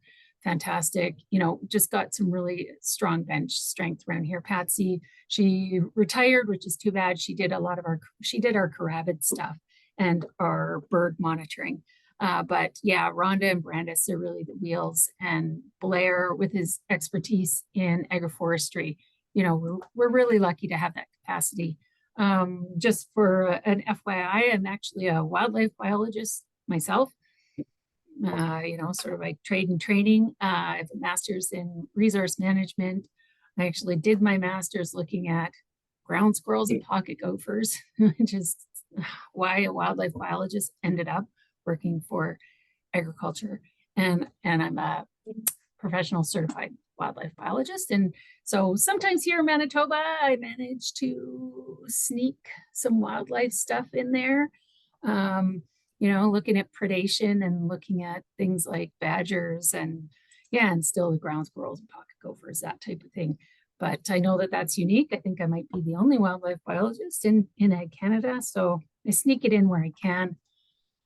But these sentinel taxa, so this is what, you know, some folks, we really sat around the table for quite a bit. I'll give a shout out to Steve Javerick. He was one of really the main drivers behind the white paper on biodiversity within Ag Canada. And so we were looking at, okay, what makes sense for us to monitor that are really impacted by agricultural practices?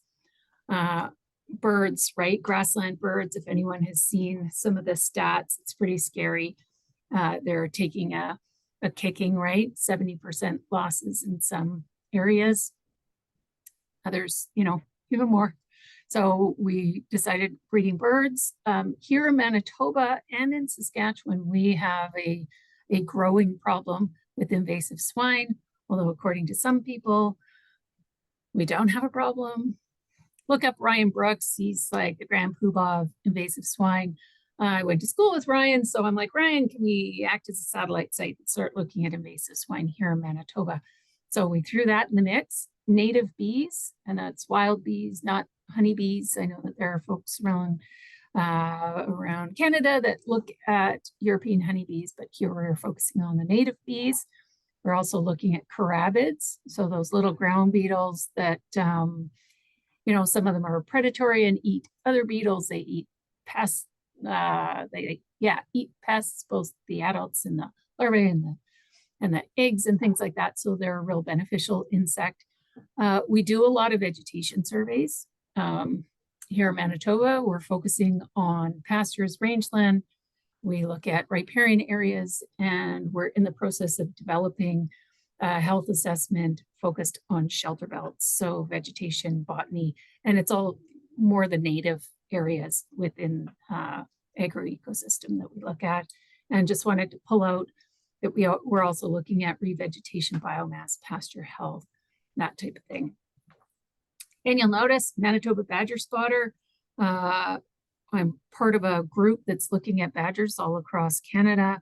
You know, our badgers are in serious decline, and they can really be considered you know, an umbrella or keystone species here on the prairies, that they can really let us know what's going on. I mean, in BC, I think, what's the count at? Maybe there are folks there from BC that can correct me, but I think they're at about 150 individual badgers. Same with Ontario, you could practically name each one of them.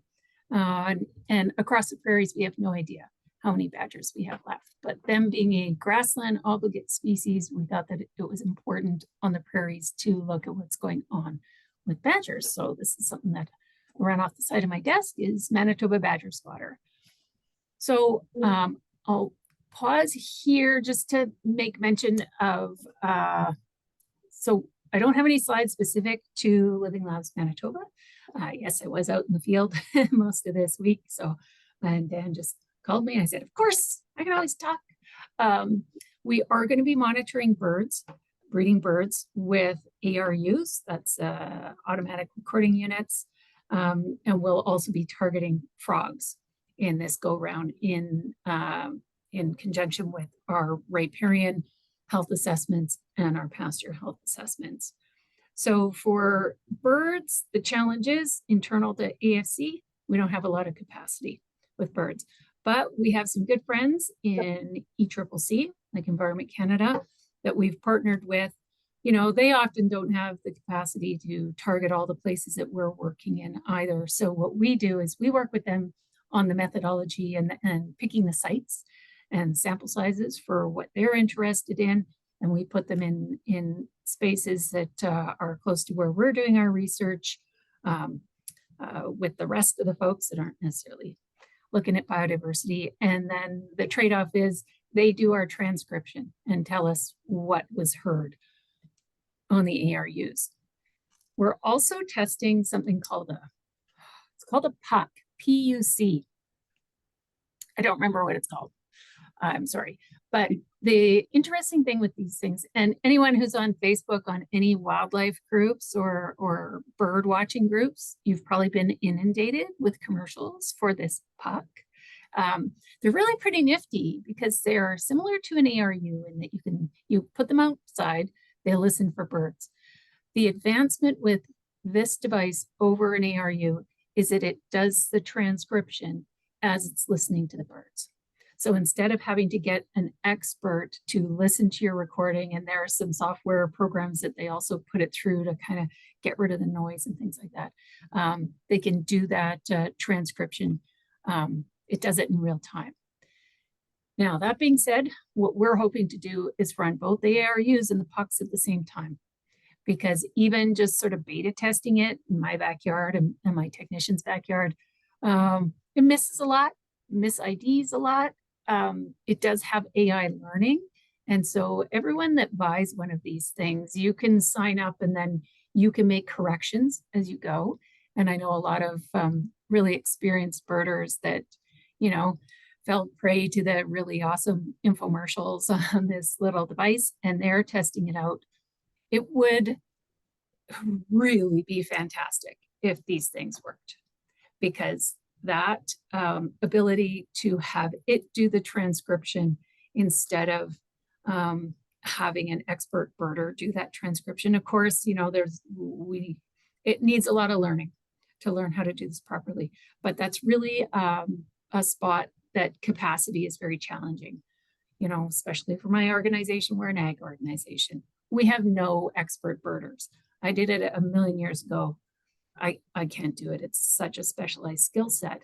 And birds are so impacted by loss of habitat and by agricultural practices and land use conversion that we really need to know what's going on in these areas. And that would be a huge advance for us if we could use this new technology. So that we are going to do going forward in Living Labs Manitoba. Invasive swine here in Manitoba, we have another organization. I can't remember what it's called. I know their hotline is Squeal on Pigs, which I think is fantastic. So they've taken over that component of monitoring for invasive swine. Native bees, it's incredibly labor intensive, not just to catch them, but then it's the processing and the identification. So we do have pockets of expertise. I like to say I'm a fake entomologist. I didn't take training.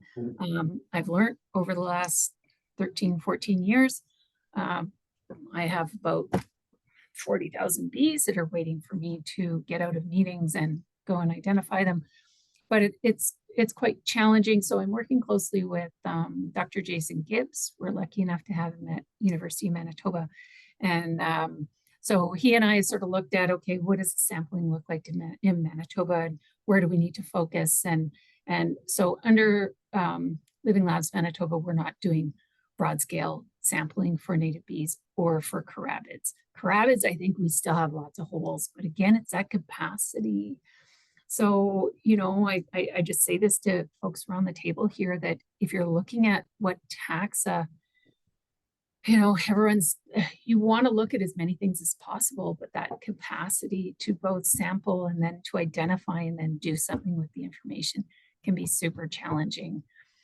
Vegetation, we're doing, like I said, lots of riparian assessments, pasture health assessments, both tame pastures, native pastures, and mixes. And then, yeah, desperately trying to figure out what's going on with shelter belts. Not just are they maintaining themselves and are they acting as a windbreak, but can we say a little bit more about what's going on in those shelter belts in terms of the health, and are they functioning as, you know, a little eco niche there, and what are the biodiversity benefits in association with those shelter belts? So that's where we'll put a lot of our ARUs.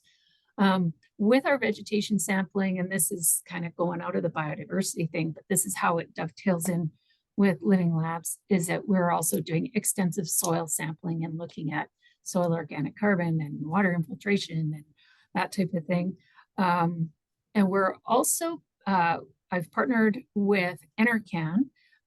They are doing a wide scale project called GenArc, and there might be folks around the table that have heard of GenArc before.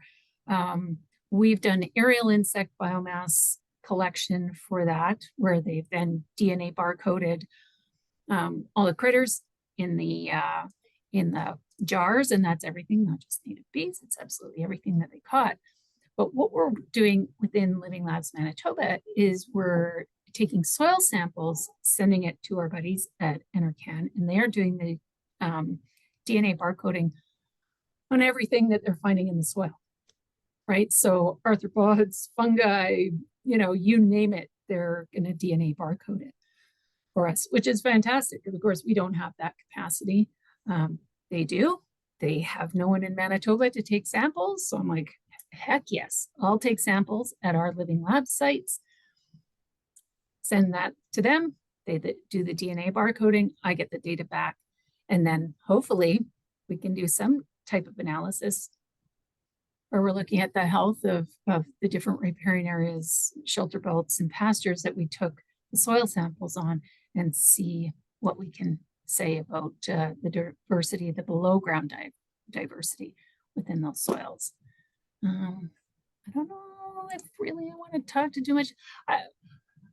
Grassland bird monitoring, I'm sure there are folks around here that have done that. Let me just, so here's our invasive swine. We did this with Sioux Valley, or sorry, Swan Lake First Nation. They were really interested. We didn't see any pigs. It's one of those ones where many years ago, I was trapping flying squirrels, never trapped a single flying squirrel. It's like this, we put out lots of cameras and things like that, but we didn't see any. This is Ryan's map. This is not ours. I believe we had 12 cameras out in 2 watersheds. But we know that they're there because these dots were from radio collared pigs. So we've kind of, we're trying to split that difference, right? Between trying to measure things, but playing to our strengths. So we can't, unfortunately, do it all. Native bees is something, as I said, we're working with Jason to figure out, where do we need to fill those gaps? Yeah, so we got almost 50,000 bees over 26 sites. I'm still doing the analysis on that. Carabids, super cool. I don't know if anyone around the table looks at these things, but they're just these tiny black beetles, and you can learn so much about the health of a cropping system and a pasture system by looking at the diversity of ground beetles that they have in there. So yeah, we got about 10,000. We could not have done this without the support of Kevin Float, who is in Alberta, fantastic guy.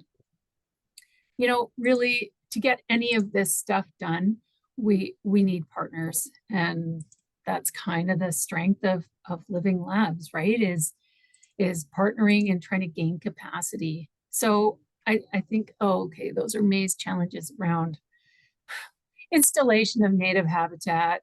Oh my gosh, I probably don't have to say it to this group that it's expensive, it's challenging, it takes a long time. I'll sort of point to the fact that within Living Labs Manitoba, we know that we cannot plant a shelter belt and have it grow in time for us to measure the carbon.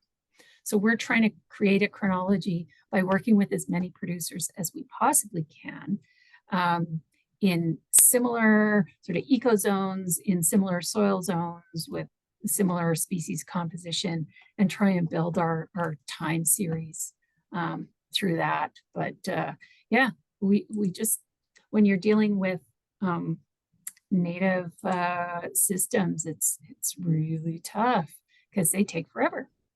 Planting anything, just wildflowers, takes forever. So you can see that this was, begin field work in April 2024. We didn't really do much field work in April 2024. It took too long for all of our agreements and permission to enters and all that kind of stuff. So we're at it now. These things take time, eh? Okay, I talked a lot. Now it's time for other people to talk. Really. Thank you so much, Mel. Just a quick show of hands. How many groups across are doing biodiversity measurements and benefits in there? About 5 or 6, so about not quite half of the about half of the living labs across across Canada are looking at biodiversity and co-benefits. Did you want to share your experiences on that? And Mel, you're an expert here, so I've got, there's an opportunity to share experiences like we've done with every other category. Yeah, so we have, I'm not sure. an AAFC researcher, doing studies on native pollinators in Ontario, and again, collecting and measuring and the science side of it. And then we have, one of our partners is Canadian Wildlife Foundation, so they're helping to pick seed blends and plant and those sorts of things. The thing that we found kind of, or that our producers found the strangest was like the planting time of year. They were all calling us in the fall, like panicked, being like, no one's shown up to plant the seeds yet. And it's a later plant, so again, just improving communication around expectations. And how it's a little bit different than what they're used to and those sorts of things. Was that part of the pollinator program for the first iteration in Ontario and No. continued on, or just part of this new one? This even. What were you using for a seed? It is. Did you get a lot of blowback for it? Or they were actually native to Ontario? Yes. Where'd you find the seed? The partner sourced it. I can give you the contact. That's proprietary knowledge I don't think we got any blowback in Manitoba for what we were seeding and from a pollinator perspective. No, we formed a pollinator working group here in Manitoba with folks that were both involved in Living Labs Eastern Prairies and some folks that weren't. But anyone who was doing work on pollinators, and we wanted to look at using right-of-ways. So we actually involved our Highways and Transportation Department, and they had come up with some interesting mixes that, you know, were a little more agronomic and ones that they could like basically pitch and leave, right? Because when they're doing highways construction, it needs to be economical. You need to make sure you're not introducing weeds and all that kind of stuff that's going to make folks mad having that. And you needed to be able to just throw it and go. And it was great to have their perspective because, yeah, sourcing native seed can be a real challenge. It's very expensive. You learn some really hard lessons when you have failures, when you're trying to do big areas. So MIT was fantastic to work with. But yeah, I mean, there are lots of different mixes out there. That's for sure. Lots of different ways to get it out there. We've got a seed group that Michael Skinner from Manitoba kind of heads up. And so it's a resource for people trying to source native seed blends. It's a community for anybody interested in. Are you familiar with this? What is it? Michael Skinner is stirring up. Oh yeah. But is it Eastern Canada? Let me know. You know, I think it's just Western Canada, but still it is a group of practitioners that I think you could reach out to get some really good information and sources. Yeah, and John's involved in Living Labs Manitoba through Sioux Valley, Dakota Nation. They're doing some fantastic work converting annual cropping into perennial systems, and John's been working with them on their mix. So yeah, there are pockets out there of folks who can help you, but I think capacity to produce seed is an issue across Canada, like in the volumes that you might need to do acres. Kelly, do you want to speak to biodiversity? Well, just biodiversity monitoring, we've got several activities related. We do bird monitoring, point counts. Across our grazing management sites, we survey the whole operation. Well, actually a lot of, our participating sites all have a whole farm point count survey. And then we're doing some ARU monitoring, and on practices where the theoretical benefit of the practice would be more different, so not as breeding habitat, but as potential foraging habitat. We're also doing transect surveys, to make observations about how the field is actually being used by those birds that are being picked up. We also have monitored insects. I guess in addition to the whole farm surveys, there are certain sites, so we've tried to layer our soil sampling, bird sampling and vegetation sampling and insect sampling, really close, in space so that we can relate, those data points to one another. So for insects, we've done insect sweeps, so sweep net collection. So you're capturing not the rabbits, not the pollinators. It's like the connection there was you might pick up some beneficials, some pests. It also relates to the bird food, the insects that are available for birds as food in that habitat. And then we have a separate activity that looks at pollinators in the different BMV land use types, so grasslands and polycrops, and doing a bit of a comparison about how, what pollinators occur in each. And you're planting pollinator strips and stuff, so please. No, it's more, so, I guess we have like grazing management sites, native prairie restorations, but those would be more at the field scale, and then polycropping, and then again, the reasoning being like, polycrops, more flowering plants, connection to pollinators, right? So I think we tried to choose taxa that and methods, survey methods that link back to how do we think that this practice could benefit biodiversity, right? So That was Saskatchewan, though, by the way. Central Prairie. Central Prairies, yes. Yeah, I guess we were really be interested, like, there was a suite of soil microflora and cataloging soil microbiota. Couple different approaches to identifying insects in the beginning. Really trying to catalog them. Went to a different approach where they kind of just went through the blender and DNA markers were kind of classing them all that way. Be interested in the opportunities at Arcan that you mentioned there, if what types of collaborations exist there, and what kind of work is going on there. Be interesting to know more about that. And also that new AI technology with bird identification, and because also realize with our ARU data, then it's gotta be analyzed. It's like, so yeah, I'm looking forward to learning more about that. Yeah, that link, and there's sorry, I forgot about soil biodiversity, but there's a couple of activities looking at that, and then parallel project that's not exactly living lab, but looking at the link between soil biodiversity and insect biodiversity.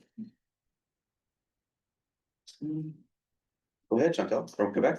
Yeah, we don't have a lot of biodiversity monitoring activities, so I won't describe them because at least some of them have been described already, but the questions I already have, in all the projects, like there's one aspect farmers really like, the reporting coming back, and like seeing in our project on birds, they really love it when they get a report.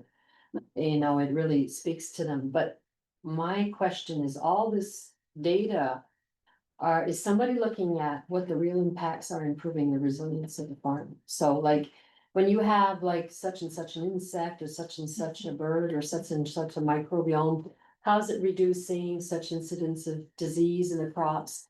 How is it improving soil resilience and soil structure? That's the part that I find is often missing. Because we do presentations, oh yeah, there's all these birds, there's all these insects, there's all these microbes. But I've seen researchers been able to do it in other projects where they say, a windbreak gives you so much more, such an insect improves the control of aphids in your fields, and they're able to relate, and that speaks to the farmer. That really speaks. But I see a lot of this monitoring. Yeah. And I don't see a lot of effort in making the bridge between the biodiversity and how it's gonna impact. I don't see much of it. I think Mel would use the word baseline is what we've been actually doing with Eastern Prairies, but go ahead, Mel. Yeah, no, you've hit the nail on the head. It's what I like to refer to as the so what now what?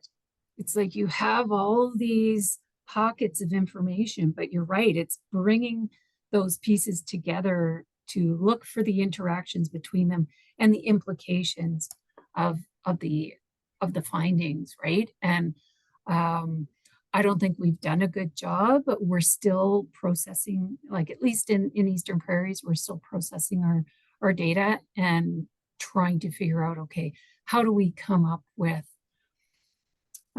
analysis, yeah, that actually says something, not just, okay, you got like 10 species of birds, you got 20 species of crabbids, but what does that mean for the overall farm operation? What does it mean on the, you know, not just the farm scale, but the watershed scale and then the provincial scale? And we're working on that. But it is, it's absolutely a gap. Yeah. So what now what? When I've brought that up multiple times, meeting with bigwigs, especially because, you know, and I'll just, this is a bit of a gripe of mine, is that oftentimes we have lots of money to do the project, right? And you don't have money after the end of the project to help with the analysis and the write-up and getting back to the producer in terms of what does this mean for your operation, right? They expect us to publish or whatever, you'll end up with reports, but I think that that's something that hopefully will be addressed when they start asking us, okay, what should happen in the next iteration of Living Labs? It's like, can we take a breath and discuss exactly what you've brought up, which is, you know, in Manitoba, will have had 10 years of Living Labs, but nothing built in to address those gaps of finding the meaning in those numbers. So Dan, bring that up next time that all you folks are on the table when they start talking about the next iteration. It's like, okay, give us time. We took a crack at one sector, so grazing management on native prairie. And what types of effects of grazing have on bird populations and insect population, plus all the veg sampling, so plant community. So we've been really trying to tease that out. We've been trying to understand baselines, references, reference sites, but trying to understand the effects of grazing and what that means to insects and birds. And that is something you can take back to the producer so they know if they're using something a little bit more intensely and they're affecting attributes, structure of grass and bare ground, that they'll have other certain species utilize it there. They, for example, provide quite a bit of rest and you're accumulating litter, we're gonna see another suite of species in there and different types of insects as well. And we're trying to understand. The next step we're conceptualizing is, okay, what kind of patch dynamics and spatial and temporal, and this going completely down the rabbit hole, but this is where we like. Where we haven't made the complete leap yet to is like the other practices, like the trying to get a handle of the polycropping, what that means for biodiversity, but we're just gathering up that data right now, right? You're kind of going the way of studying, like a lot of what we've done in East Prairies was do a baseline of the insects and then do correlate it that way back to the practices that are going on. You're kind of doing the practice back to seeing how it affects the insects, right? So it's a one both ways. And it relates back to that spatial overlap thing, but I think this is key, is that we're setting ourselves up to answer those questions. But we're not necessarily assigning anyone to answer the question because people are siloed. And so, you know, the bird, but in the example you gave, you're talking about, what I understand is that you're comparing practices and how it impacts biodiversity. Now, my question is, the practices with the assumption they increase biodiversity, what does it return to the farmer in terms of reducing diseases and incidents of the crops, in terms of reducing pest incidents, in the microbiome, how does it contribute to improving soil structure? We have a project for the agroforestry for the windbreaks. They're going to study the link between sequestration and carbon and the microbiome and see if they can they can detect whether the variation in the microbiome of the soil is going to improve soil carbon. I know it's not gonna be for tomorrow, it's gonna be a few years, but it's the return, because that's what, hey, when he says you're not gonna have to put a pesticide in your soybeans because you got more, coccinelle, ladybugs Yeah. in your windbreak because there's more habitat, the ears open up. Yeah, we've had started conversations about breaking pest cycles. Yeah. But we're not really in that, immersed completely in that, Okay. sector that we're getting. We're in it, we're dabbling in it, but we're not really there. It's more for us is like resiliency, drought, showing that, providing, that rest area. And there's a whole pile of things in those landscapes that change attributes that affect hydrology of a site. Mhm. And then that relates back to some sustainability things, like drought management. That's my head goes with it. We are looking at the impact of pests on like predation. Predation, for example. Yeah. But, and there are trends that show that, it's just the challenge. Where it's not benefiting the producer is the predation pressure comes, lags behind the pest population explosion, and usually there's. So much damage is done that, you know, then they spray ahead to stay on top of it to reduce those losses, so we haven't reconciled that piece yet, but we are looking at that. I think it ties into that next concept of ecosystem services, like which of these. What services are you producing that either serve you directly, like the kind of return that you're talking about, or are public benefits? And then if they're public benefits, are there ways you can capitalize on those as well, or what, is it just through your story or through ecosystem service market? There is some study out there about, in grazing management of, long-term, production. By managing appropriately, right? So that comes direct back to a producer on. Longer term, profitability and longer term sustainability. Anybody else want to share on their biodiversity experiences in their lab? Cedric? Yeah, we had CWS, Simon Greenland Smith out of Halifax had reached out and. When they heard that we had some grazing work happening down on the Tantramar Community Pasture, which is on the Dykelands down in between New Brunswick and Nova Scotia. So it's about an 1,800 acre pasture, and we had broken up 100 acres in rotational grazing, so they set up kind of a paired experiment looking at bobolink nests and survivability of the fledglings within the two models. So we were really pleased to be able to offer that. They came looking for partners and we threw up the flag easy enough. I guess the other thing we're doing is similar to what Mel described here. We've got Dr. Jess Vickruck, who worked with Paul Galpern out in Alberta and kind of brought some of that landscape functionality, pollinator richness work back. And so we've got about 9 sites where we're measuring pollinator richness. The original idea was to get some plantings done and we did.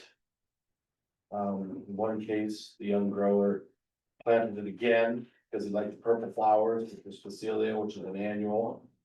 In another case, one of our living lab guys that was running from another living lab guy who planted a pollinator, plowed it up so we could plant potatoes and he wasn't supposed to. So we kind of had some really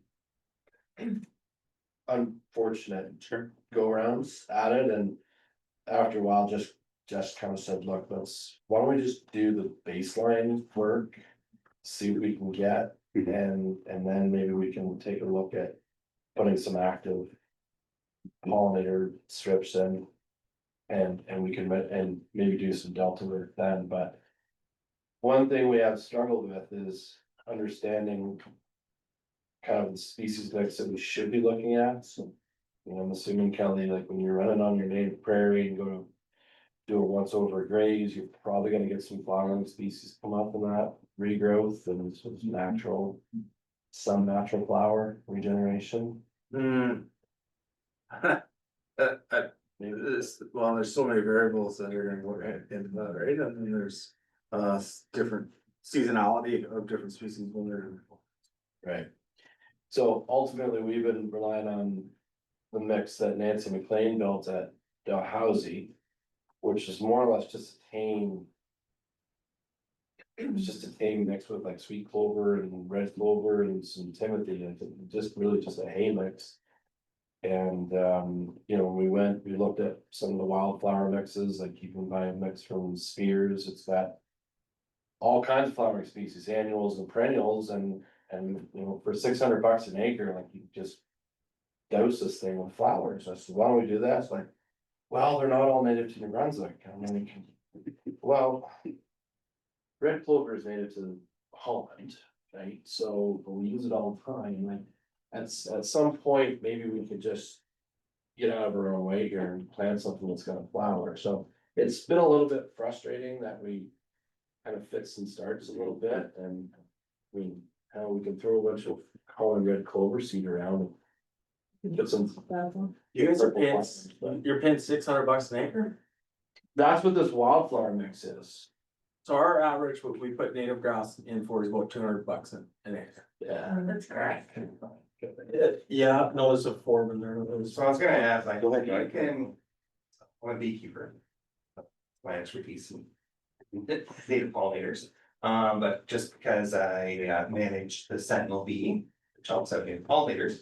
Like fireweed, for example, you can't propagate with seed, so that's a huge challenge. Goldenrod, you can actually buy different seed varieties. I don't know how many species of goldenrod there are. There'd be different varieties of goldenrod. But you can't buy seeds for that stuff, so I can probably help source some of that, and have some conversations with. So I'm also Atlantic Canada Director for Canadian Hunting Council. So it has some connections through that hat. Which could kind of help with what native seeds there could be access to where to get. So I should put it in a little work. A lot of working groups. Only we have them if you guys live here.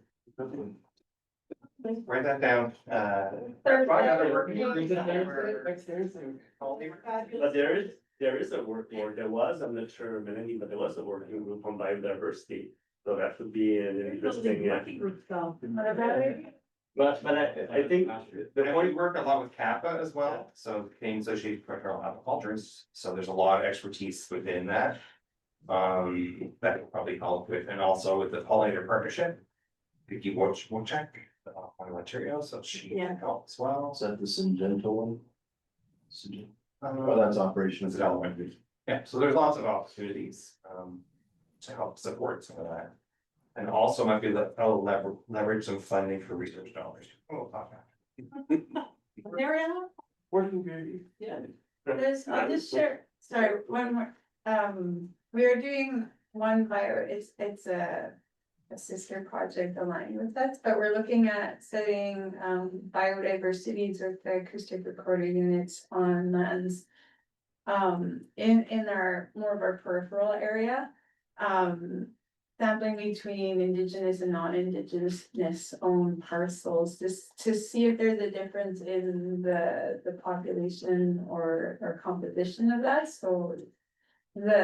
The idea, or that we're exploring like the impacts of culture and land values and land use on that, so it doesn't address. Like what Chantal had brought up about like the benefits to agriculture, but there's other benefits for biodiversity, so, but I think that's a very important point to. Cause I've been to Days, we have one researcher, he's more in a provincial organization, she's phenomenal for bringing out data like that, very good at getting the scientific information and explaining it to farmers, like the example, like, you know, windbreak gives you so much more ladybugs, and you'll have a 25% reduction of aphids in your soybean field, and then the farmer comes by and we're in the field and he says, I haven't sprayed in years, you know, type thing.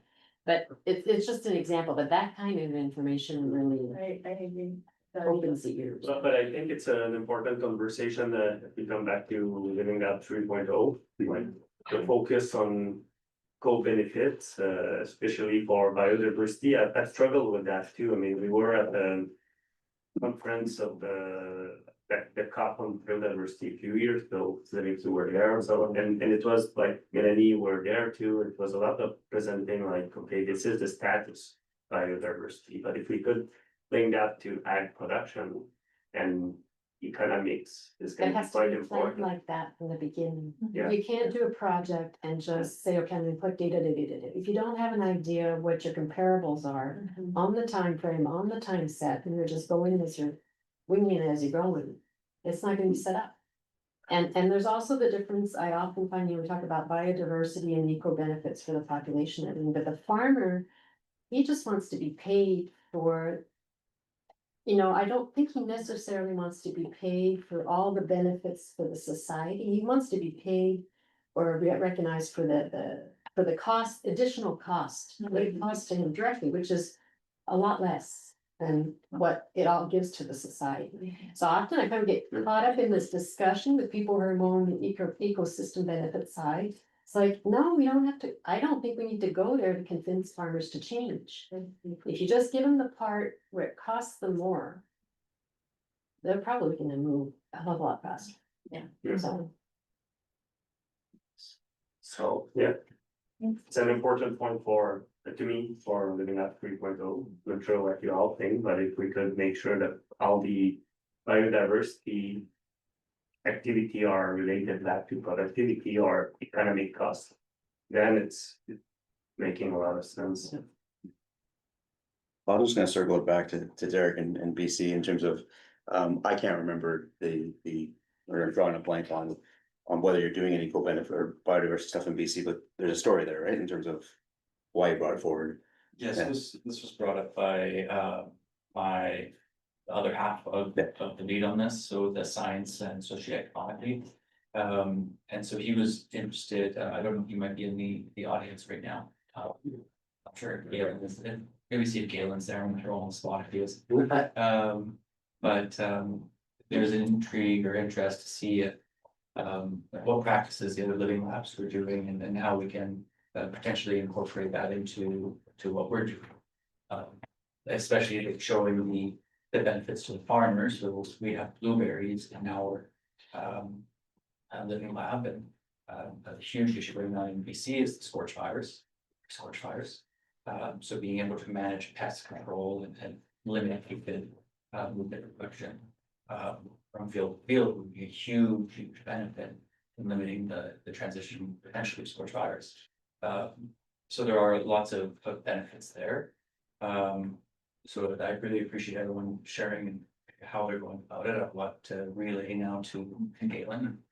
Ideally, I'll hit all the topics, but I probably won't, so you'll know as well. And we'll have somebody to, is it? Not online, so. Melanie, are you doing any socioeconomic analysis on the work you're doing?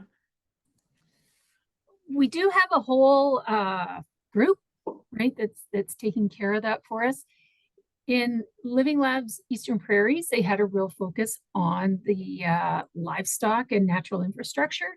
And I believe that that's carrying forward. They're still in the process of sorting out exactly how they're going to approach it. I don't know, Dan, if you could speak to it a little more intelligently than me. I'm kind of stumbling. I just know that they are, and Jun is our guy when it comes to looking at natural infrastructure. I'm not sure who else who does the cropping. I think is Marina on from IASD.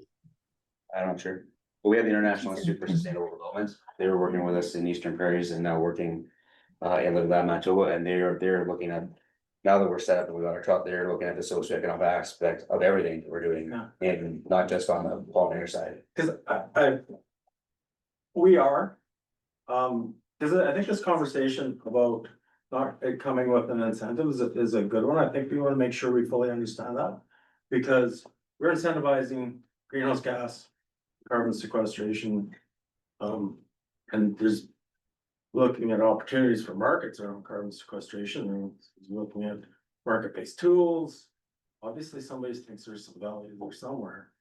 And at the end of the day, I come from a farming background, and the last thing I wanna do is make sure farmers aren't recognized for, the public benefits and the private costs that they. So I just wanna make sure that. Yeah, that total ecological business service. So everybody gets a fair shake. Yeah. I don't wanna overpay anybody, but I wanna make sure everybody's right. I know there's programs out there that are taking EJNS like in a full capacity more seriously, or take not more seriously, but in their incentives and in their programs, yeah. I think Chantal makes a really good point though, too. You know, the producers are happy, I think, to make that effort, hey, to help put in that habitat. But understanding the delta between that based on a project case and being able to use that to look at price discovery and what the market is. You say if it takes $200 an acre to put that in, okay, then we'll get there, but are we generating $300, $400, $500 with biodiversity? I guess we don't know, that's where the market mechanism comes in. But having that delta, and being able to run price discovery becomes really important. Francois, when he goes to treasury board and says, I need $1 million to put in pollinator habitat, here's the empirical evidence that says why. And I think that's a responsibility we need to shoulder up to. And there's a difference between activities, right? There's doing restoration, and there's buying somebody a piece of infrastructure like a fence or a water in our case.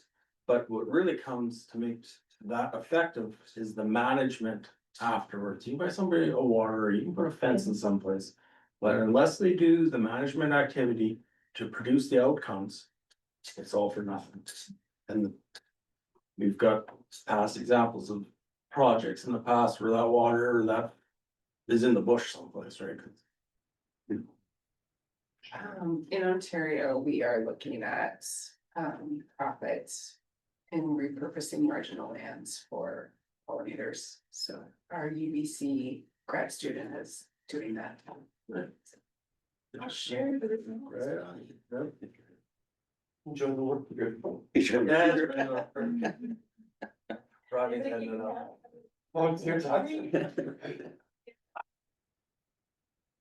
Okay, anything? Oh, of course you are, Anybody want to add anything else to this, the biodiversity discussion? 94 participants. 94 Participants, no, biodiversity, 94 participants in the Allen piece. In the biodiversity working group? Yeah. Selected. Selected. Is it still active now, the biodiversity working group? Yep. Yeah, it is. And it's yeah, it's a lively group.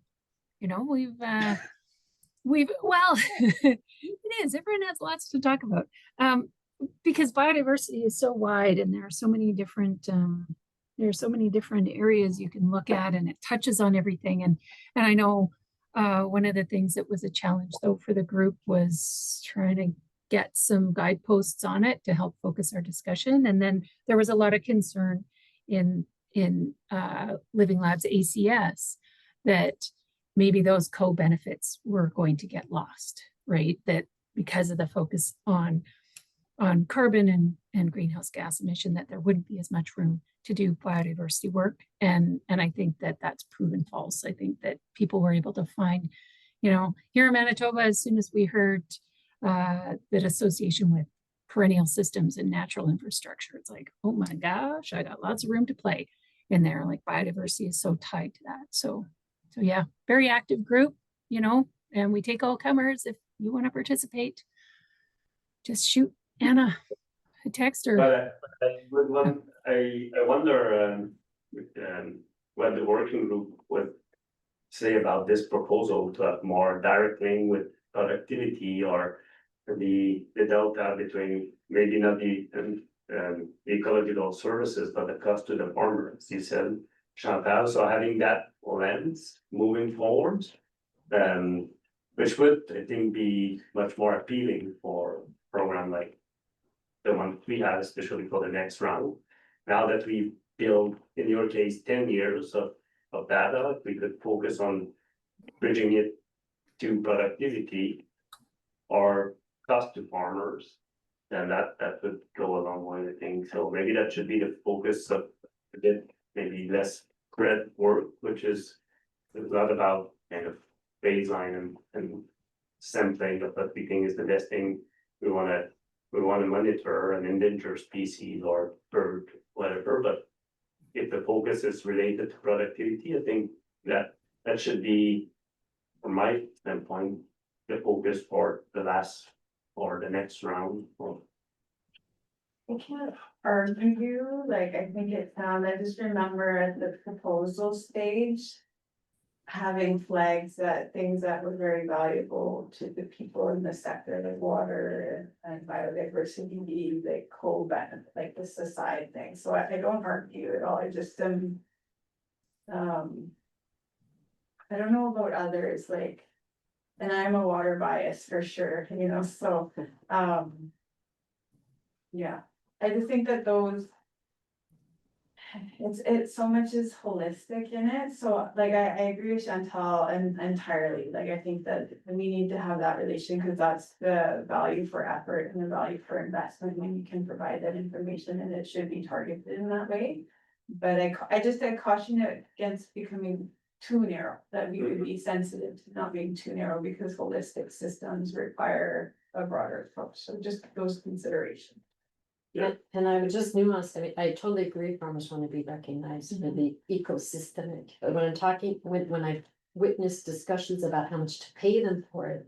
I don't think farmers really want, oh, yeah, maybe they want the money for the benefits for society and for everybody, but at the basis, if you want to really manage your dollars well, it's minimally for the extra cost for having a wider riparian strip, for having a windbreak, for, you know, it's that, that's minimally that.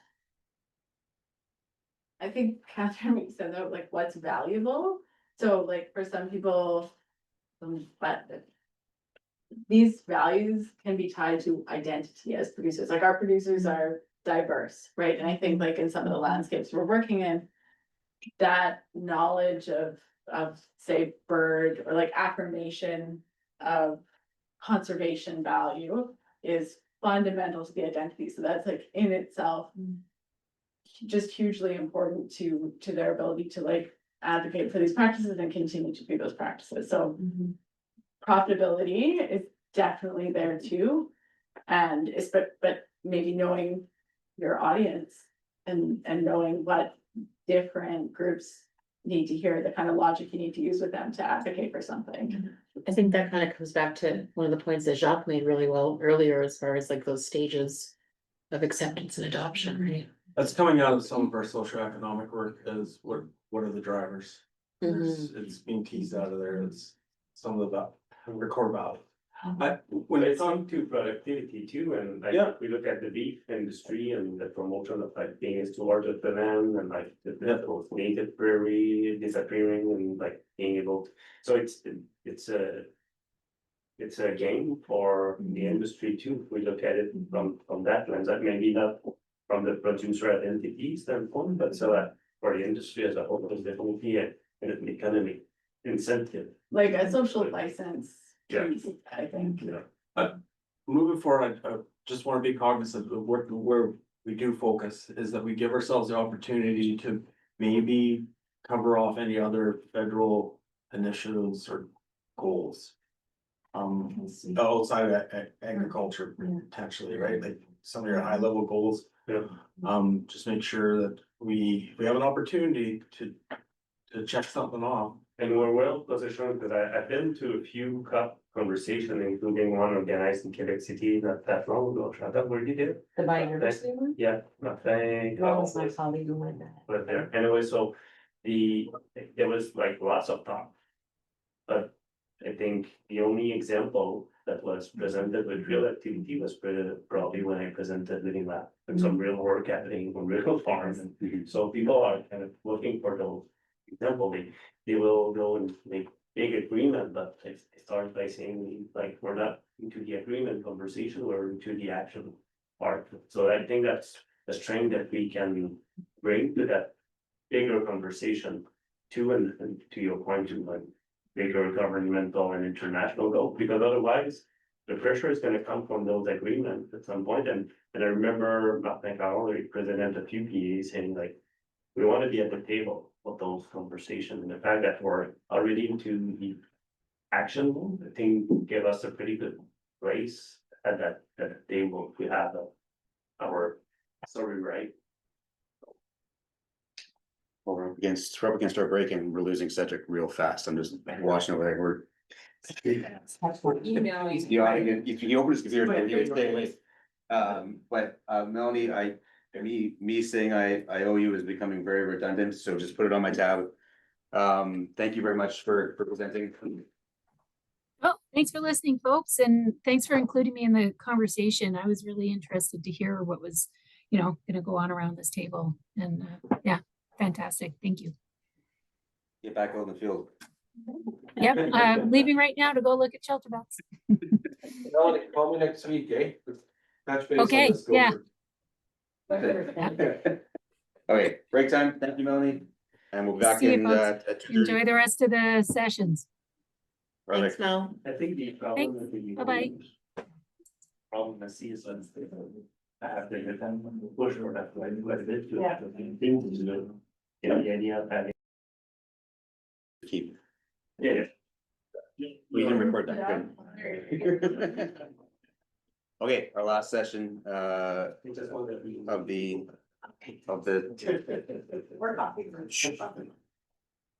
Yeah, I got the hardest job at the end of the second day. What's good? Okay, last virtual session of the 2 days. I don't think I made I think I set the webinar up to go to 4:30, but this is the last session until 3:30 of the online virtual, and then the last hour is intended to be in the room. I want everyone to start thinking about their takeaways from these last 2 days, and in that last hour, we'll kind of do a roundtable and share our takeaways and what I think as Linda put it, once we get back to our desk, what's the first thing we're gonna do? Kind of discussion. Action But item. that too, yeah. But we're gonna talk about applying the Living Lab approach to our projects. I'm Chantel. I'm gonna go back as soon as I start. Okay, so we're not doing the second subject. I've got the whole hour.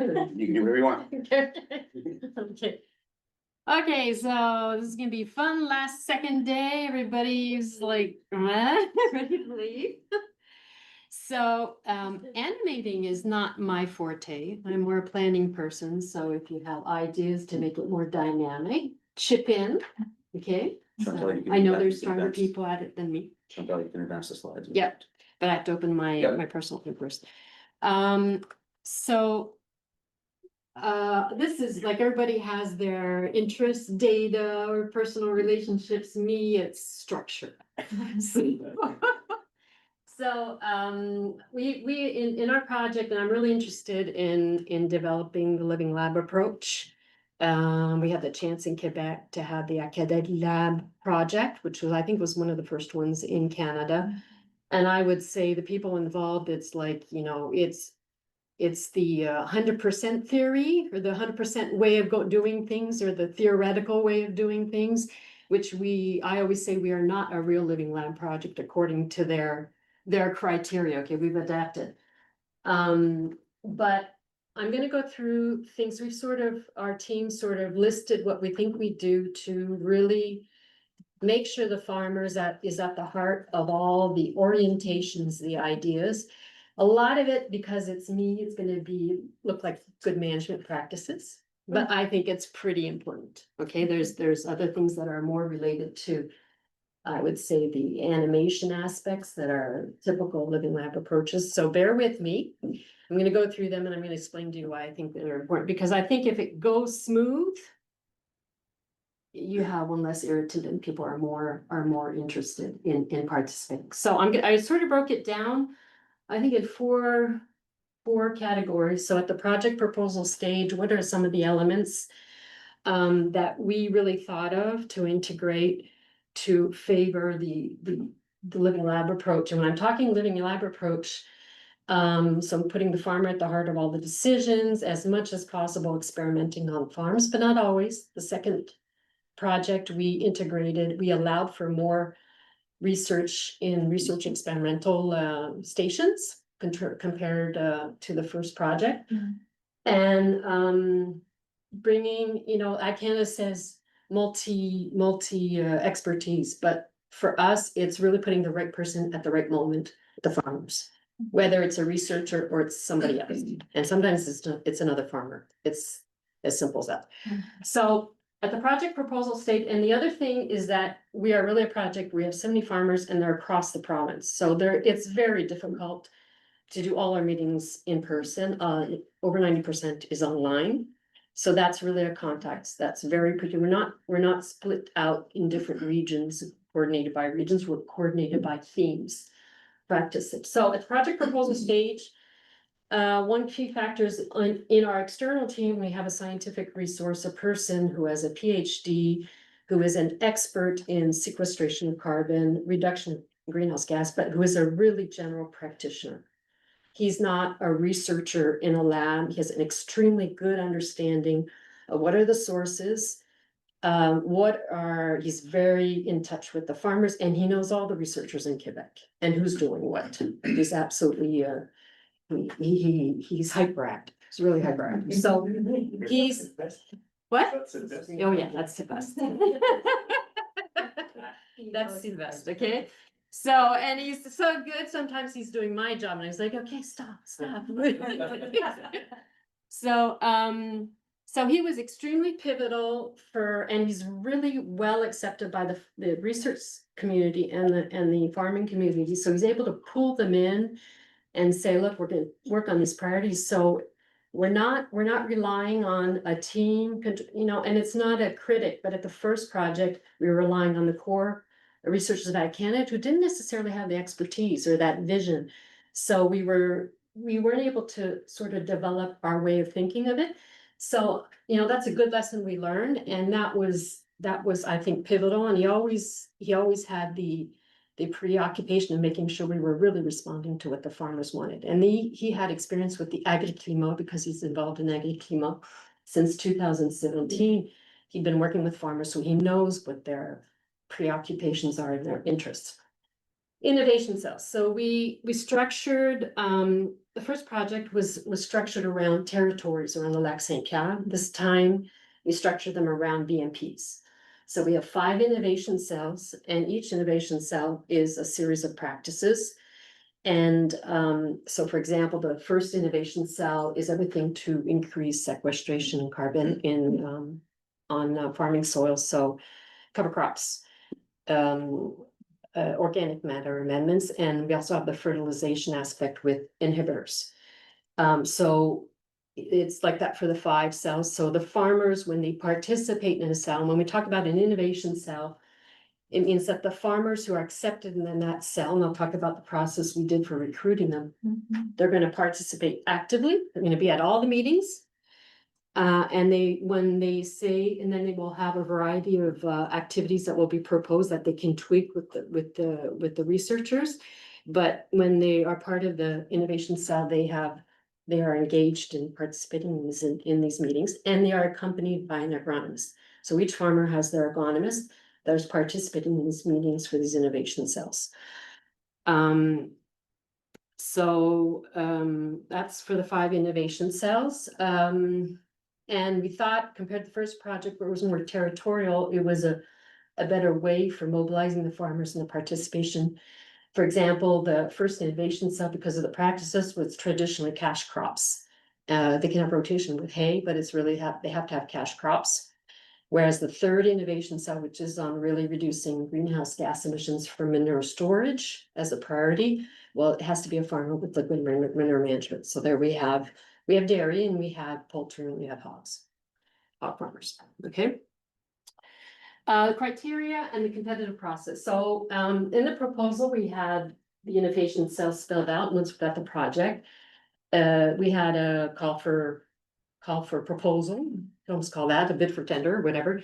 But so we sent the invitations to participate across our different networks, particularly with Agri-Climat, our major partner.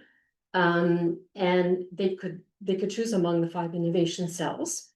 And so there was a sort of a competitive effect that created a certain mobilization, but we had criteria. So they had to, for example, they had to respond for the first innovation cell, they had to have cash crops minimally. The second one is specific, it's forage production related to beef production and lamb production. So they had to meet those criteria. They had to be representative. We didn't want a farm that wouldn't speak to other farmers. We wanted to have the average farmers and they had to have good reputation. So that was so representative of the production, but also we wanted it spread out on the territory. So we would have farmers that would be good ambassadors in different regions. So I'd say overall, you know, we wanted about 70 farmers. We had about 110 who wanted to participate. So it was especially the first innovation cell where we had to do some choices. So that's for the criteria, the competitive aspect. Human resources. So for each innovation cell, there's a person dedicated to that innovation cell. And their job is really, compared to the first project where it wasn't as clearly defined, or there was, you know, AEC was doing more of their coordination on their side. We really centralized all the coordination for all the activities for the human resource in our team.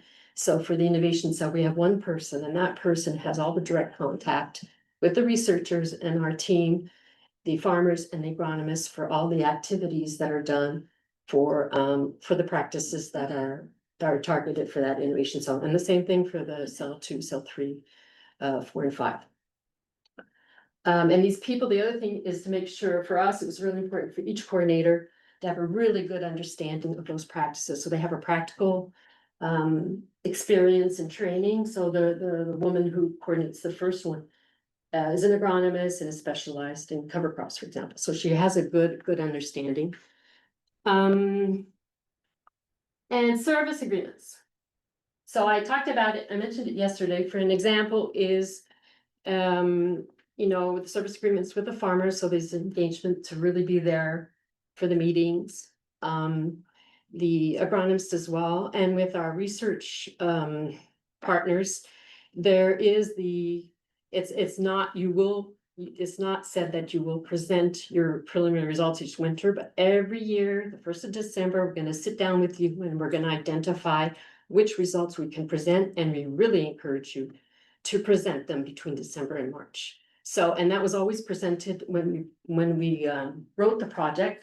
So they, you know, it wasn't the first time they heard it when you get your first series of meetings. So, and it's still a problem. There's still some cases where it's not perfect, but it's significantly better than it was for the first project where we had quite a time lag to get results back, because it really is, when the data takes too long to come back, it really is it demobilizes the farmers from participating.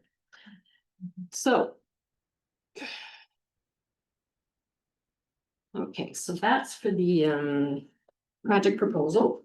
I think I'm gonna go through the 4 aspects and then maybe we can open it up. See here. Oh, there we go. Okay, planning and meetings. So we've got the project. This is not representative, it's about we had three in-person meetings all last winter out of all the meetings we had. So this was one of Sylvester's, that's it. So planning and meetings, so in the fall of late fall last year, we sat down the team and we really planned, because it's basically all online.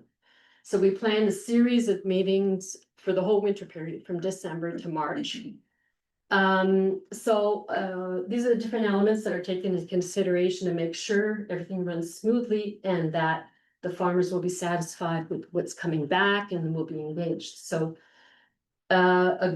we had to do a good review of what's going to be available as results. So the team called all the researchers, talked to them all. Okay, according to what's planned, this should be available. Is it true, not true? What do you think you can present? And to place it in the schedule when it's going to be most pertinent between December and March. Objectives, so it's for each cell, where do we want to be in March? Or where do we want to be in each meeting? Okay, overall speaking, into March, you want to have a really good idea of who's doing what for the season, the upcoming season, but it has to be broken down. So for example, in some cases, we realized we really needed some first meetings just to make sure everybody had the same understanding. Inhibitors is a really good example. So the researcher came and explained the scientific knowledge about inhibitors because the farmers didn't have a good understanding of how they work And the farmers came with a good understanding, some of them had already started to practice to use it. So their experiences, but also what's on the market and how they want to use it. Some of them wanted to use it in the corn, others in cereals. So there was that first round of information exchange so that when you really go in the development of the scientific follow-ups, everybody has the same information. Okay, so there were certain activities where we really identified, well, we need this first step of information exchange. And also because we're online, meetings are broken down over the time period, so we can't do one day online, it just won't work. So if we take the inhibitors, you know, there were maybe 2 or 3 meetings, 1 hour, 2 hours each, broken down between December and January. Of course, in time periods where we think the farmers are more available. But maybe the first meeting was just to explain where we're going, second meeting, the information exchange that I just described, the third meeting. For example, the researcher came back with a preliminary proposal, what the experimental design could be on the farm. And then there was a series of individual meetings after to really finalize what would be done on each farm. So there's quite a bit of breaking down, but that's our reality of being online. When I think we're gonna try and go further with this next year, but where we thought we can do in-person meetings, which is the case we have in this picture. This was in the cell 3, which is on manure management, that's storage sites. We did them in 3 regions, so we broke down the group. There's 16 farmers in this group, so they're broken down into 3 regions, centrally located, and they did modelization, they did scenarios of if they change their practices, how much does it reduce the greenhouse gases at the storage site? But it worked in this case, but we tried to do one for the cell 1 central meeting, and we didn't get enough people. And so we had to cancel, and we did it online, because it was 1 central area.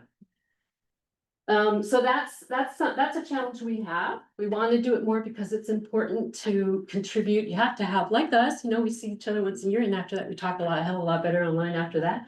So it's the same thing with the farmers, but it's a reality. But at the same time, the farmers have gotten used to the online stuff, and sometimes they don't want to do 2 hours of roads, and they'd rather do the online meetings. So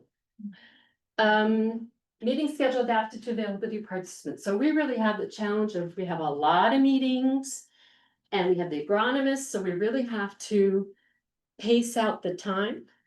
You know, we have to say we have 15 hours of meetings for an agronomist for the period between December and March. Well, when we do our planning, we cannot be up to 40 hours. No, we have to, if we really have to do it, we have to make choices sometimes.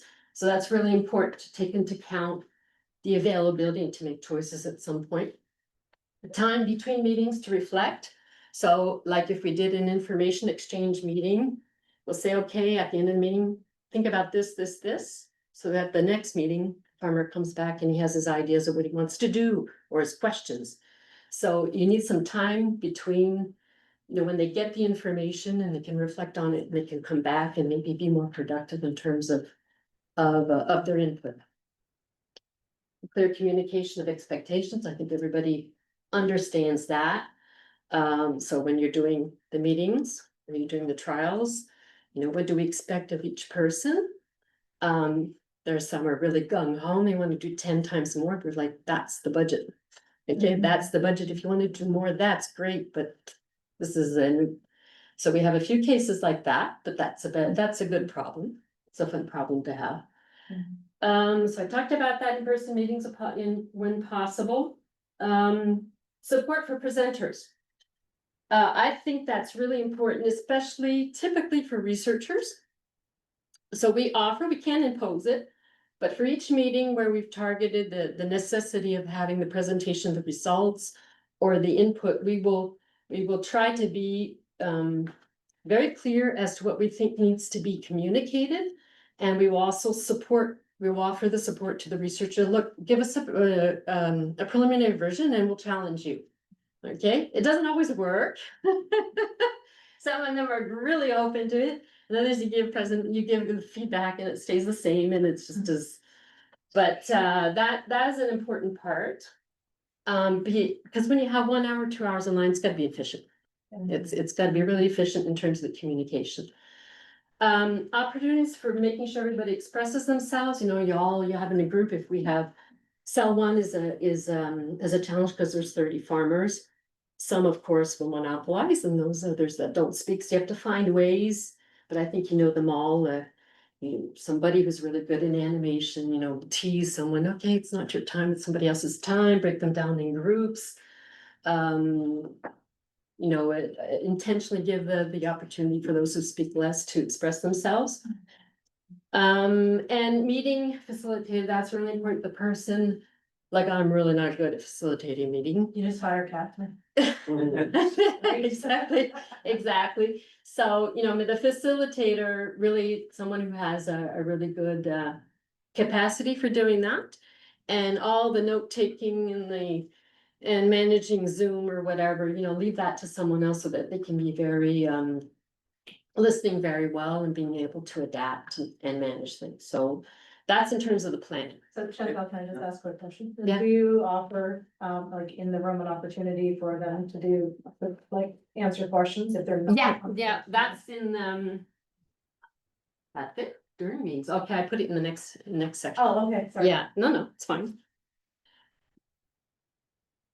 And I wanted to say here, there was, we tried for a while to really have someone coach us who specialized in the living lab approach, and we tried. We never found someone who we found was really adapted to the agricultural sector. You met, Forgetting her. But typically I found in the specialists we had, we want someone to challenge us, because we're in agriculture, we're used to dealing in this way and that way. But typically today, they're really very concentrated on having their little toys, to do their, which can be all right. You could probably find toys that work in agriculture. And I think this one was, I think it's an example of a toy. It's a modeling. It was an Excel spreadsheet for each farm that gave the scenarios of how they could reduce greenhouse gas emissions. And then they put in different scenarios. So it's an example of a toy. I call it a toy. But when you, so typically I find they're very concentrated on these ways of animating with different toys, and it doesn't speak to farmers. I think if you bring farmers in a room, they'll just go, oh, no. But I think there's ways of adapting it, and often I've found that they don't have the vision of the cycle. You have to get it's messy at the beginning, all the ideas, and then you got to screen it down. You got to get to sort of prioritized. But they don't have the vision of, okay, the next step to get to the next year and so forth. So that I think is our strength. So far, we've tried to use resources. But we do have some people in the team who are really good at it. So I think we're giving farmers a really bad rap here for being, I'm picturing cranky, doesn't want to really participate, just giving the information. Just in defense, farmers got a lot going on in their mind. So there's a lot going on inside the mind all the time. When a farmer is thinking about, they're watching a presentation. And they're thinking about their practice of, what they're doing, but there's so many other things happening inside the mind, and it's so busy that it's not that they're not willing and wanting to be in the present and participate in some of these activities. I just think there's my experience in working with farms, I just know they're processing so much with every piece of information they're taking in, just because farming is so complex. Everything is so complex. The mind is always busy, and the focus, it's really hard to get them to concentrate, focus, participate. even in person. Yeah. Okay. Yeah, so I don't know, I'm listening to you and I'm thinking, oh, great idea, like, I love that you've thought through a lot of this to, say, like, we need that facilitator, and we need somebody with that with experience that can help us pull the information. But what I'm hearing, I feel like farmers not trying to be difficult. It's just, there's a lot being processed. Yeah. To think about one topic. Or one subject. But I think in the meetings, I agree with that. You can't control everything, especially online. I mean, we're all doing our emails while we have this meeting, but I think if you keep it the simplest possible in the meeting in terms of who's presenting what, don't get too scattered. and take it by small pieces and give them time to reflect. Yeah. It helps. Yeah. It And it helps there, and this is why I like being in person and having the dialogue happening in the room, because then another farmer will speak up. And then that farmer's like, yeah, I was thinking that, and it helps them think of things from different angles. Yeah, Okay, that's you're gonna right. get to that, Yeah. sorry. So during the meeting, was part of the planning, but varied interventions and activities, and in a same meeting, depending on what our objective is and what's being discussed, we'll try to vary as much online, especially what type of activities. So we will do maybe a traditional more presentation by a researcher or a specialist, témoignage, a farmer relating his experience, Yes, a questionnaire, a survey online, or, really try to get things in different ways of asking questions online, like, they do a presentation and then a question, what's your one takeaway? And then they enter it in and then it comes up on the screen. Yeah. And that helps us too, because if you don't get feedback, you're not sure what they Yeah. took up or not. And then what comes up on the screen, so the person is around who doesn't want to speak up, but their idea was Yeah. put up there. Yeah. Others are gonna pick it up and Yeah, start exactly. talking to it. And then I think the questions are getting answered. Yeah. We love using Slido, and then some of the questions having the answers, but for that reason, I just feel it sparks really good discussion. Because sometimes they think I'm the only one. Yeah, And they see it, exactly. oh, I'm not the only one, okay, it's not stupid, I can say it, or, Definitely. but it gives us feedback too, so. Yeah, that's really the varied, and we find often the farmer, experiences, like. Really stimulating discussions, I guess, so in an hour and a half or 2 hours, you have a traditional presentation from a researcher. Little break, farmer comes in, oh, all kinds of questions, and then you come back and you say, okay, what do you wanna do? And then it's really important to vary what you're doing, not 2 hours of traditional presentations. I talked about the question, that's what I mean in terms of in the surveys, so trying to vary the way you're gonna get feedback from the farmers as to what they understood or what they think. So. And continuously communications about expectations and limitations, like I gave the example. As soon as you detect something's not going well, you think something's not going well, do a follow-up. Try to get to what's at stake and try to adapt if you can. Sometimes you can't and you have to say clearly, but don't let it go. Don't let it go, because then it causes foment. It can generate an increase and cause more discontent, Fester. Right. Yeah, fester, yeah, so that's really important, and regular follow-ups with farmers and advisors, every time I have the chance, like I have less of a chance than this is Sanava from the first cell. So I always ask them, and when I get the chance, as soon as I get a chance to, I'm talking with the farmer, something else, and everyone's, okay, what did you think? And instead of the formal, at the end of the meeting, what did you think? Because you don't get the real. So as soon as you have an opportunity, what do you think of this? How's it going? What would you do better? As much with the farmers as the and our partners. So that's continuously to make sure that you've caught everything, and it's a lot of good management practices, but I think it's really essential to make sure everybody's happy and they want to continue. And I don't think it's perfect. I think we're gonna start our planning for next winter. We're gonna do first sort of a wrap up of what went well and didn't go as well last winter. I'd say overall, we probably have too many meetings, even though we had already. But, and we had probably a few cases where we thought we'd have research results, and we said we would have research results, and then we didn't have research results. So that's hard to, couple cases. Yeah, so to be more maybe cautious. So that would be the two major things, and try to see how we can do more in person. I always under promise. What's that? I always under promise, like. Yeah, well, we had under promise, but. Well, where we walk in the room, you've got all kinds of. Okay, so I think, yeah, that's it, so. Are we doing another? 3:06. So you're doing about a half an hour? Yeah. Okay, so So I broke it up, thinking before you're in the project, you're planning, you're continuously, so I open it up to the floor. What speaks to you, what doesn't speak to you, and what do you do different? It's just a question on the point of facilitation, because you spoke about the fact that in Quebec it was l'Acadie Lab, so there was a bit of a kind of a knowledge on the approach, and finding people, you mentioned even for you was hard to find people that understand the approach and Yeah. like being able to facilitate. So just wondering, and like across the room here, how your experience has been with that when you're trying to have conversation on goal development and like trying to get producer input with scientists and so on. Do you end up doing it yourself? Do you hire people?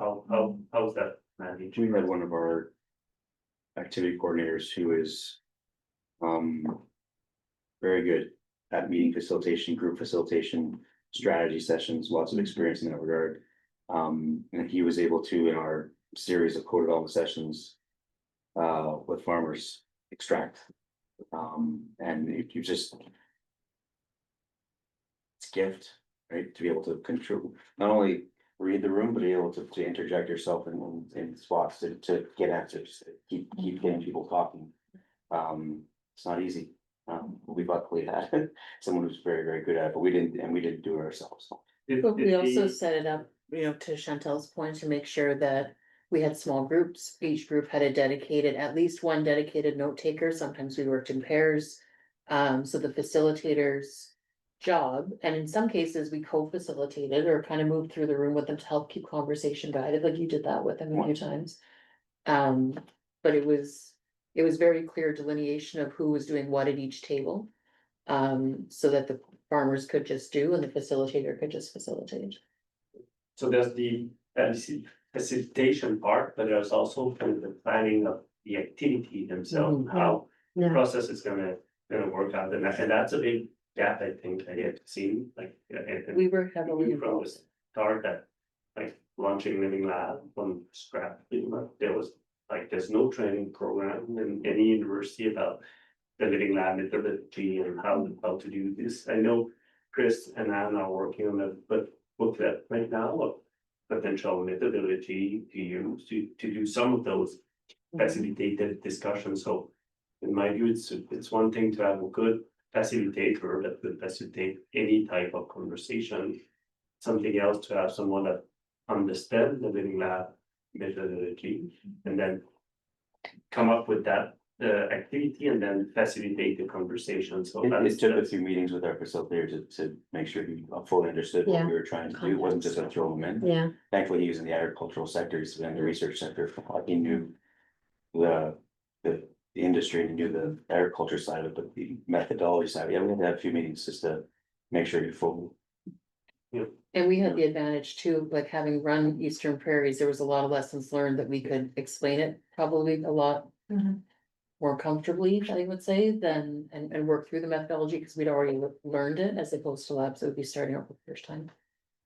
I'd say one resource that's been pretty good, but is not much of it, is actually a person in the UPA who's responsible for organizing all the training and more political meetings. He's a guy who's got a background in andragogy, so it's really, he has the psychological aspect training, and he's really specialized in organizing meetings so that so it flows well.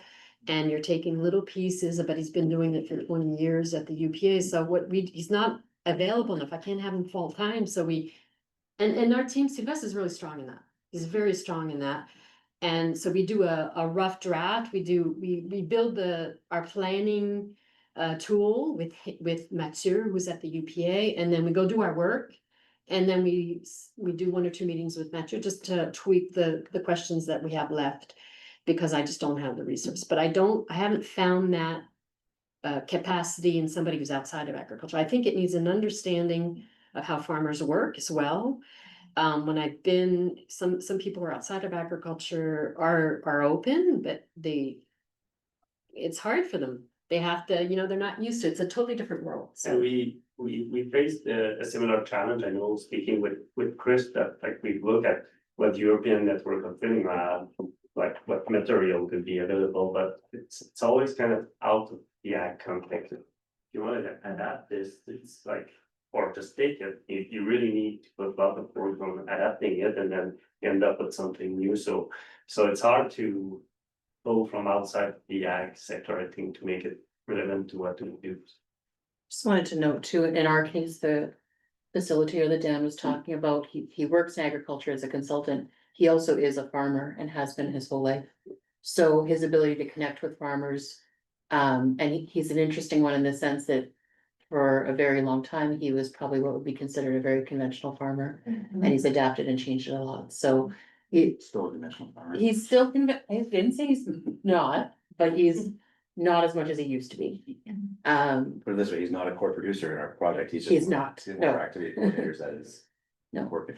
But yeah, so like we kind of hit a sweet spot there as far as that ability to interconnect and understand and bring value and have respect for farmers that way. But I think like finding those people is really key to success in living land. I'm not sure like what their experience has been, but I think it's hard to find the right fit for that thing. But I think the combination, you have a couple people who like the ability to communicate, to be able to plan the meetings, but someone also who is not objective, but more management, like, are we gonna hit the target in March to sort of like to keep it going as well. You need the two. You need the both aspects, I think. Yeah. So it's not just in the animation, because you have to be able, they have to have someone who has an understanding, well, where do we have to be end of March? Okay, and are we gonna hit that target so that everything is running smooth and the farmers are happy because everybody knows what they're doing, and you're not the day before, okay, who's sampling, what are they sampling? No, everything's set at the end of March. And then you're just coordinating, the activities coordinators are just checking up, okay, do you have your information? Are you able to go at the right spot?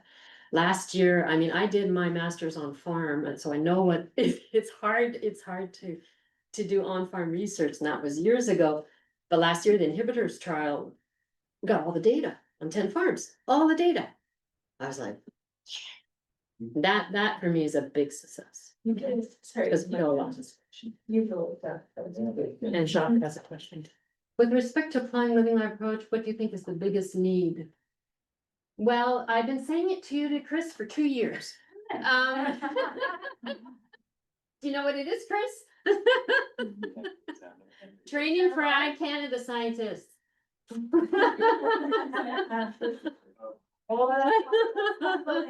Just that general training, and maybe, and like I said yesterday, recognition somewhere in their advancement for participating in this type of approach, not just publications. Yeah, I know. Well, that's one thing. What else? On the advancement, Chantal, Sorry. if you want, but just over the last few months, because we've been saying that, yes, it can be recognized, the type of work in Living Lab can be recognized as part of your career advancement process. And I was speaking with one of our director who managed one of those processes, and he told me, yes, that in one case that he had to evaluate, they took into consideration all the considered the coordination and the partnership build through Living Lab, and that was key in having that scientist move to the lower function to the next one. So it's there, that saying it's applied, but it's the #1 criteria, but it is now making its way through the evaluation process. Yeah. But I want to say it's not for as answer to Chris, but it was last year for the regional meeting and for the provincial meeting, we worked with Anne Levesque to create a model to take the note of the discussion. Yeah. And it was very useful to work with Anne to create this kind of model. And we decided to have one people in each table of publisher to take note with this model. And for this year, we will also put the facilitator, then we will have people take note, and I'm very grateful to take, to do the facilitation of the discussion. Because it's two real different, and I thought before was possible for the people who take the note are also able to facilitate the discussion, but it's not a good idea. And also in the provincial meeting, what I did with the profile of the producer, and they are accompanied by the advisor. I decide where you will sit in the table. Yeah. And which one? And I had the strategy that I know, okay, this one, it's okay with this one. And I know this one, it's maybe difficult to add in the discussion, then I put my director with this table to be sure to, and it was very good like that. Then the producer don't object of that. They just, okay, my name is here, I will sit here. That's fine. In big meetings, it's not, I haven't had the jet, but other projects, and the big meetings, maybe 100 people, I put the farmers in front. And I split them, they can't sit with their buddies. And I plant people in the field, I hire people to go in the audience. To say the messages from people they will accept, you know, people that are.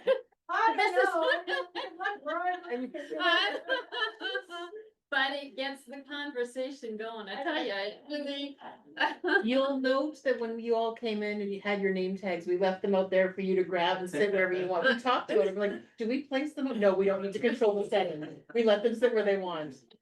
But we, same thing. When you- No, but sometimes, There's no plants in here. you know, they come in and they sit together and then they don't listen at all and they don't participate, but then when they're in front and they're not with their buddies. And they've got enough coffee and stuff to eat, then they're. I'll be at the expo.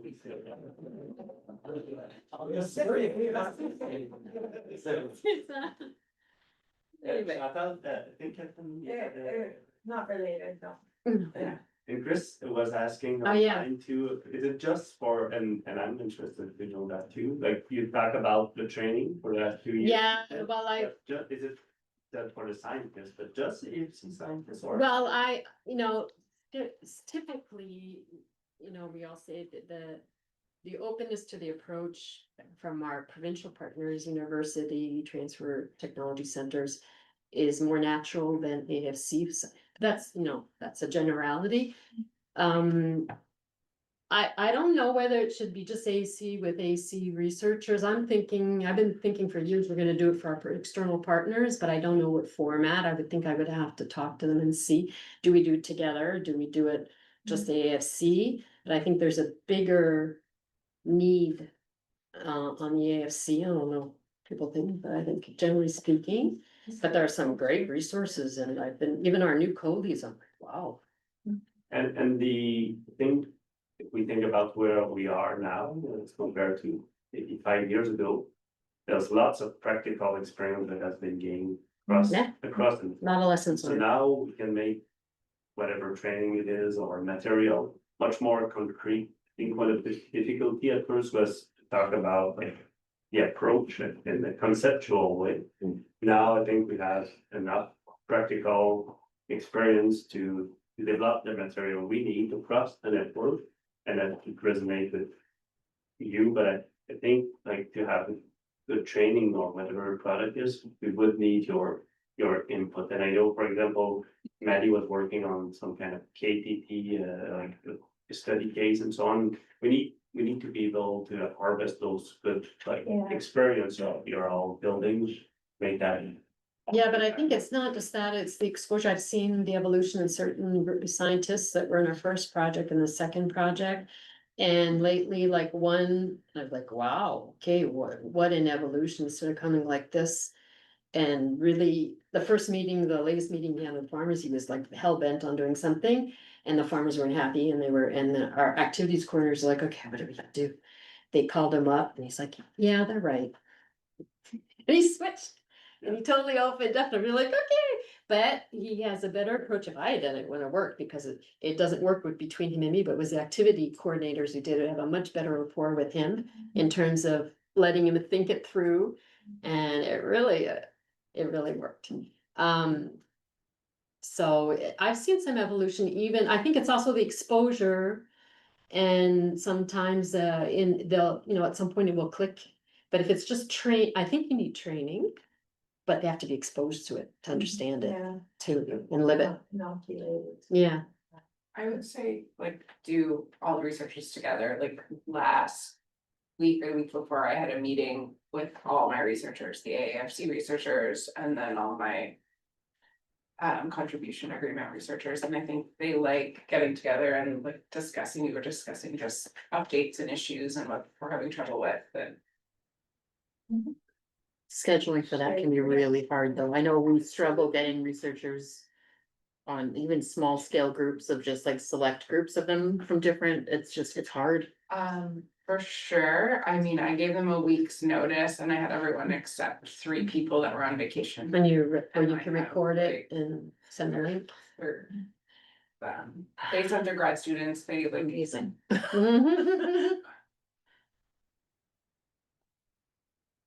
Yeah, I also do that, we do each year regional meeting with producer, advisor and researcher. Provincial meeting with the producer, advisor and partners. And also a meeting of all of the researcher of our living lab. And it's very important to do that. Because if we have other discussion, then we invite also students and the researcher.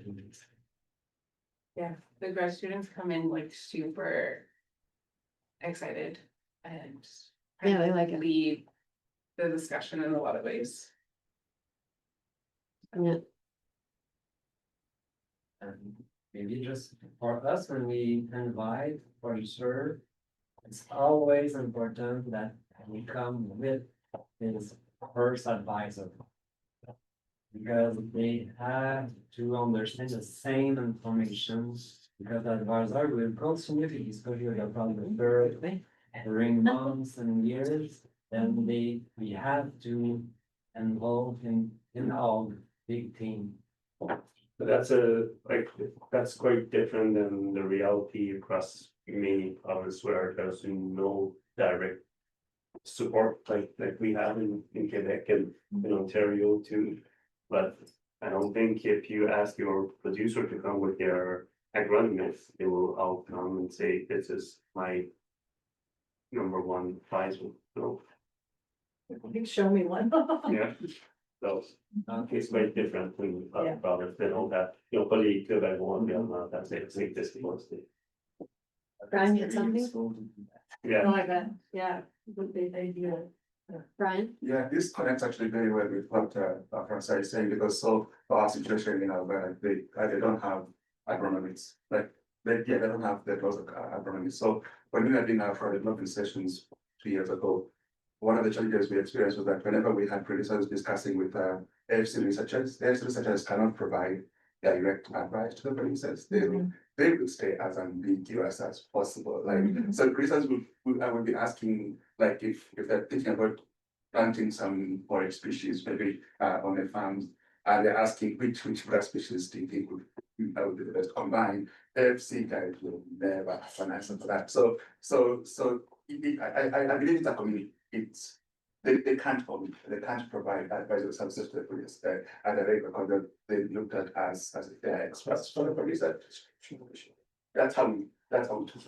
So the conversation between our producers and the AFC researchers were, I would say, less conclusive. So at the end of it, the producers are supposed to still make decisions on their own. But when we had the other researchers, the exam AFC researchers, they were able to recommend, where you can get seed from, where you can, which species you can buy, which species can combine.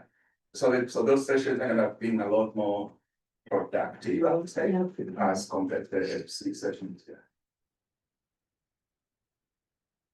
Okay, thank you, Chantal. Thank you.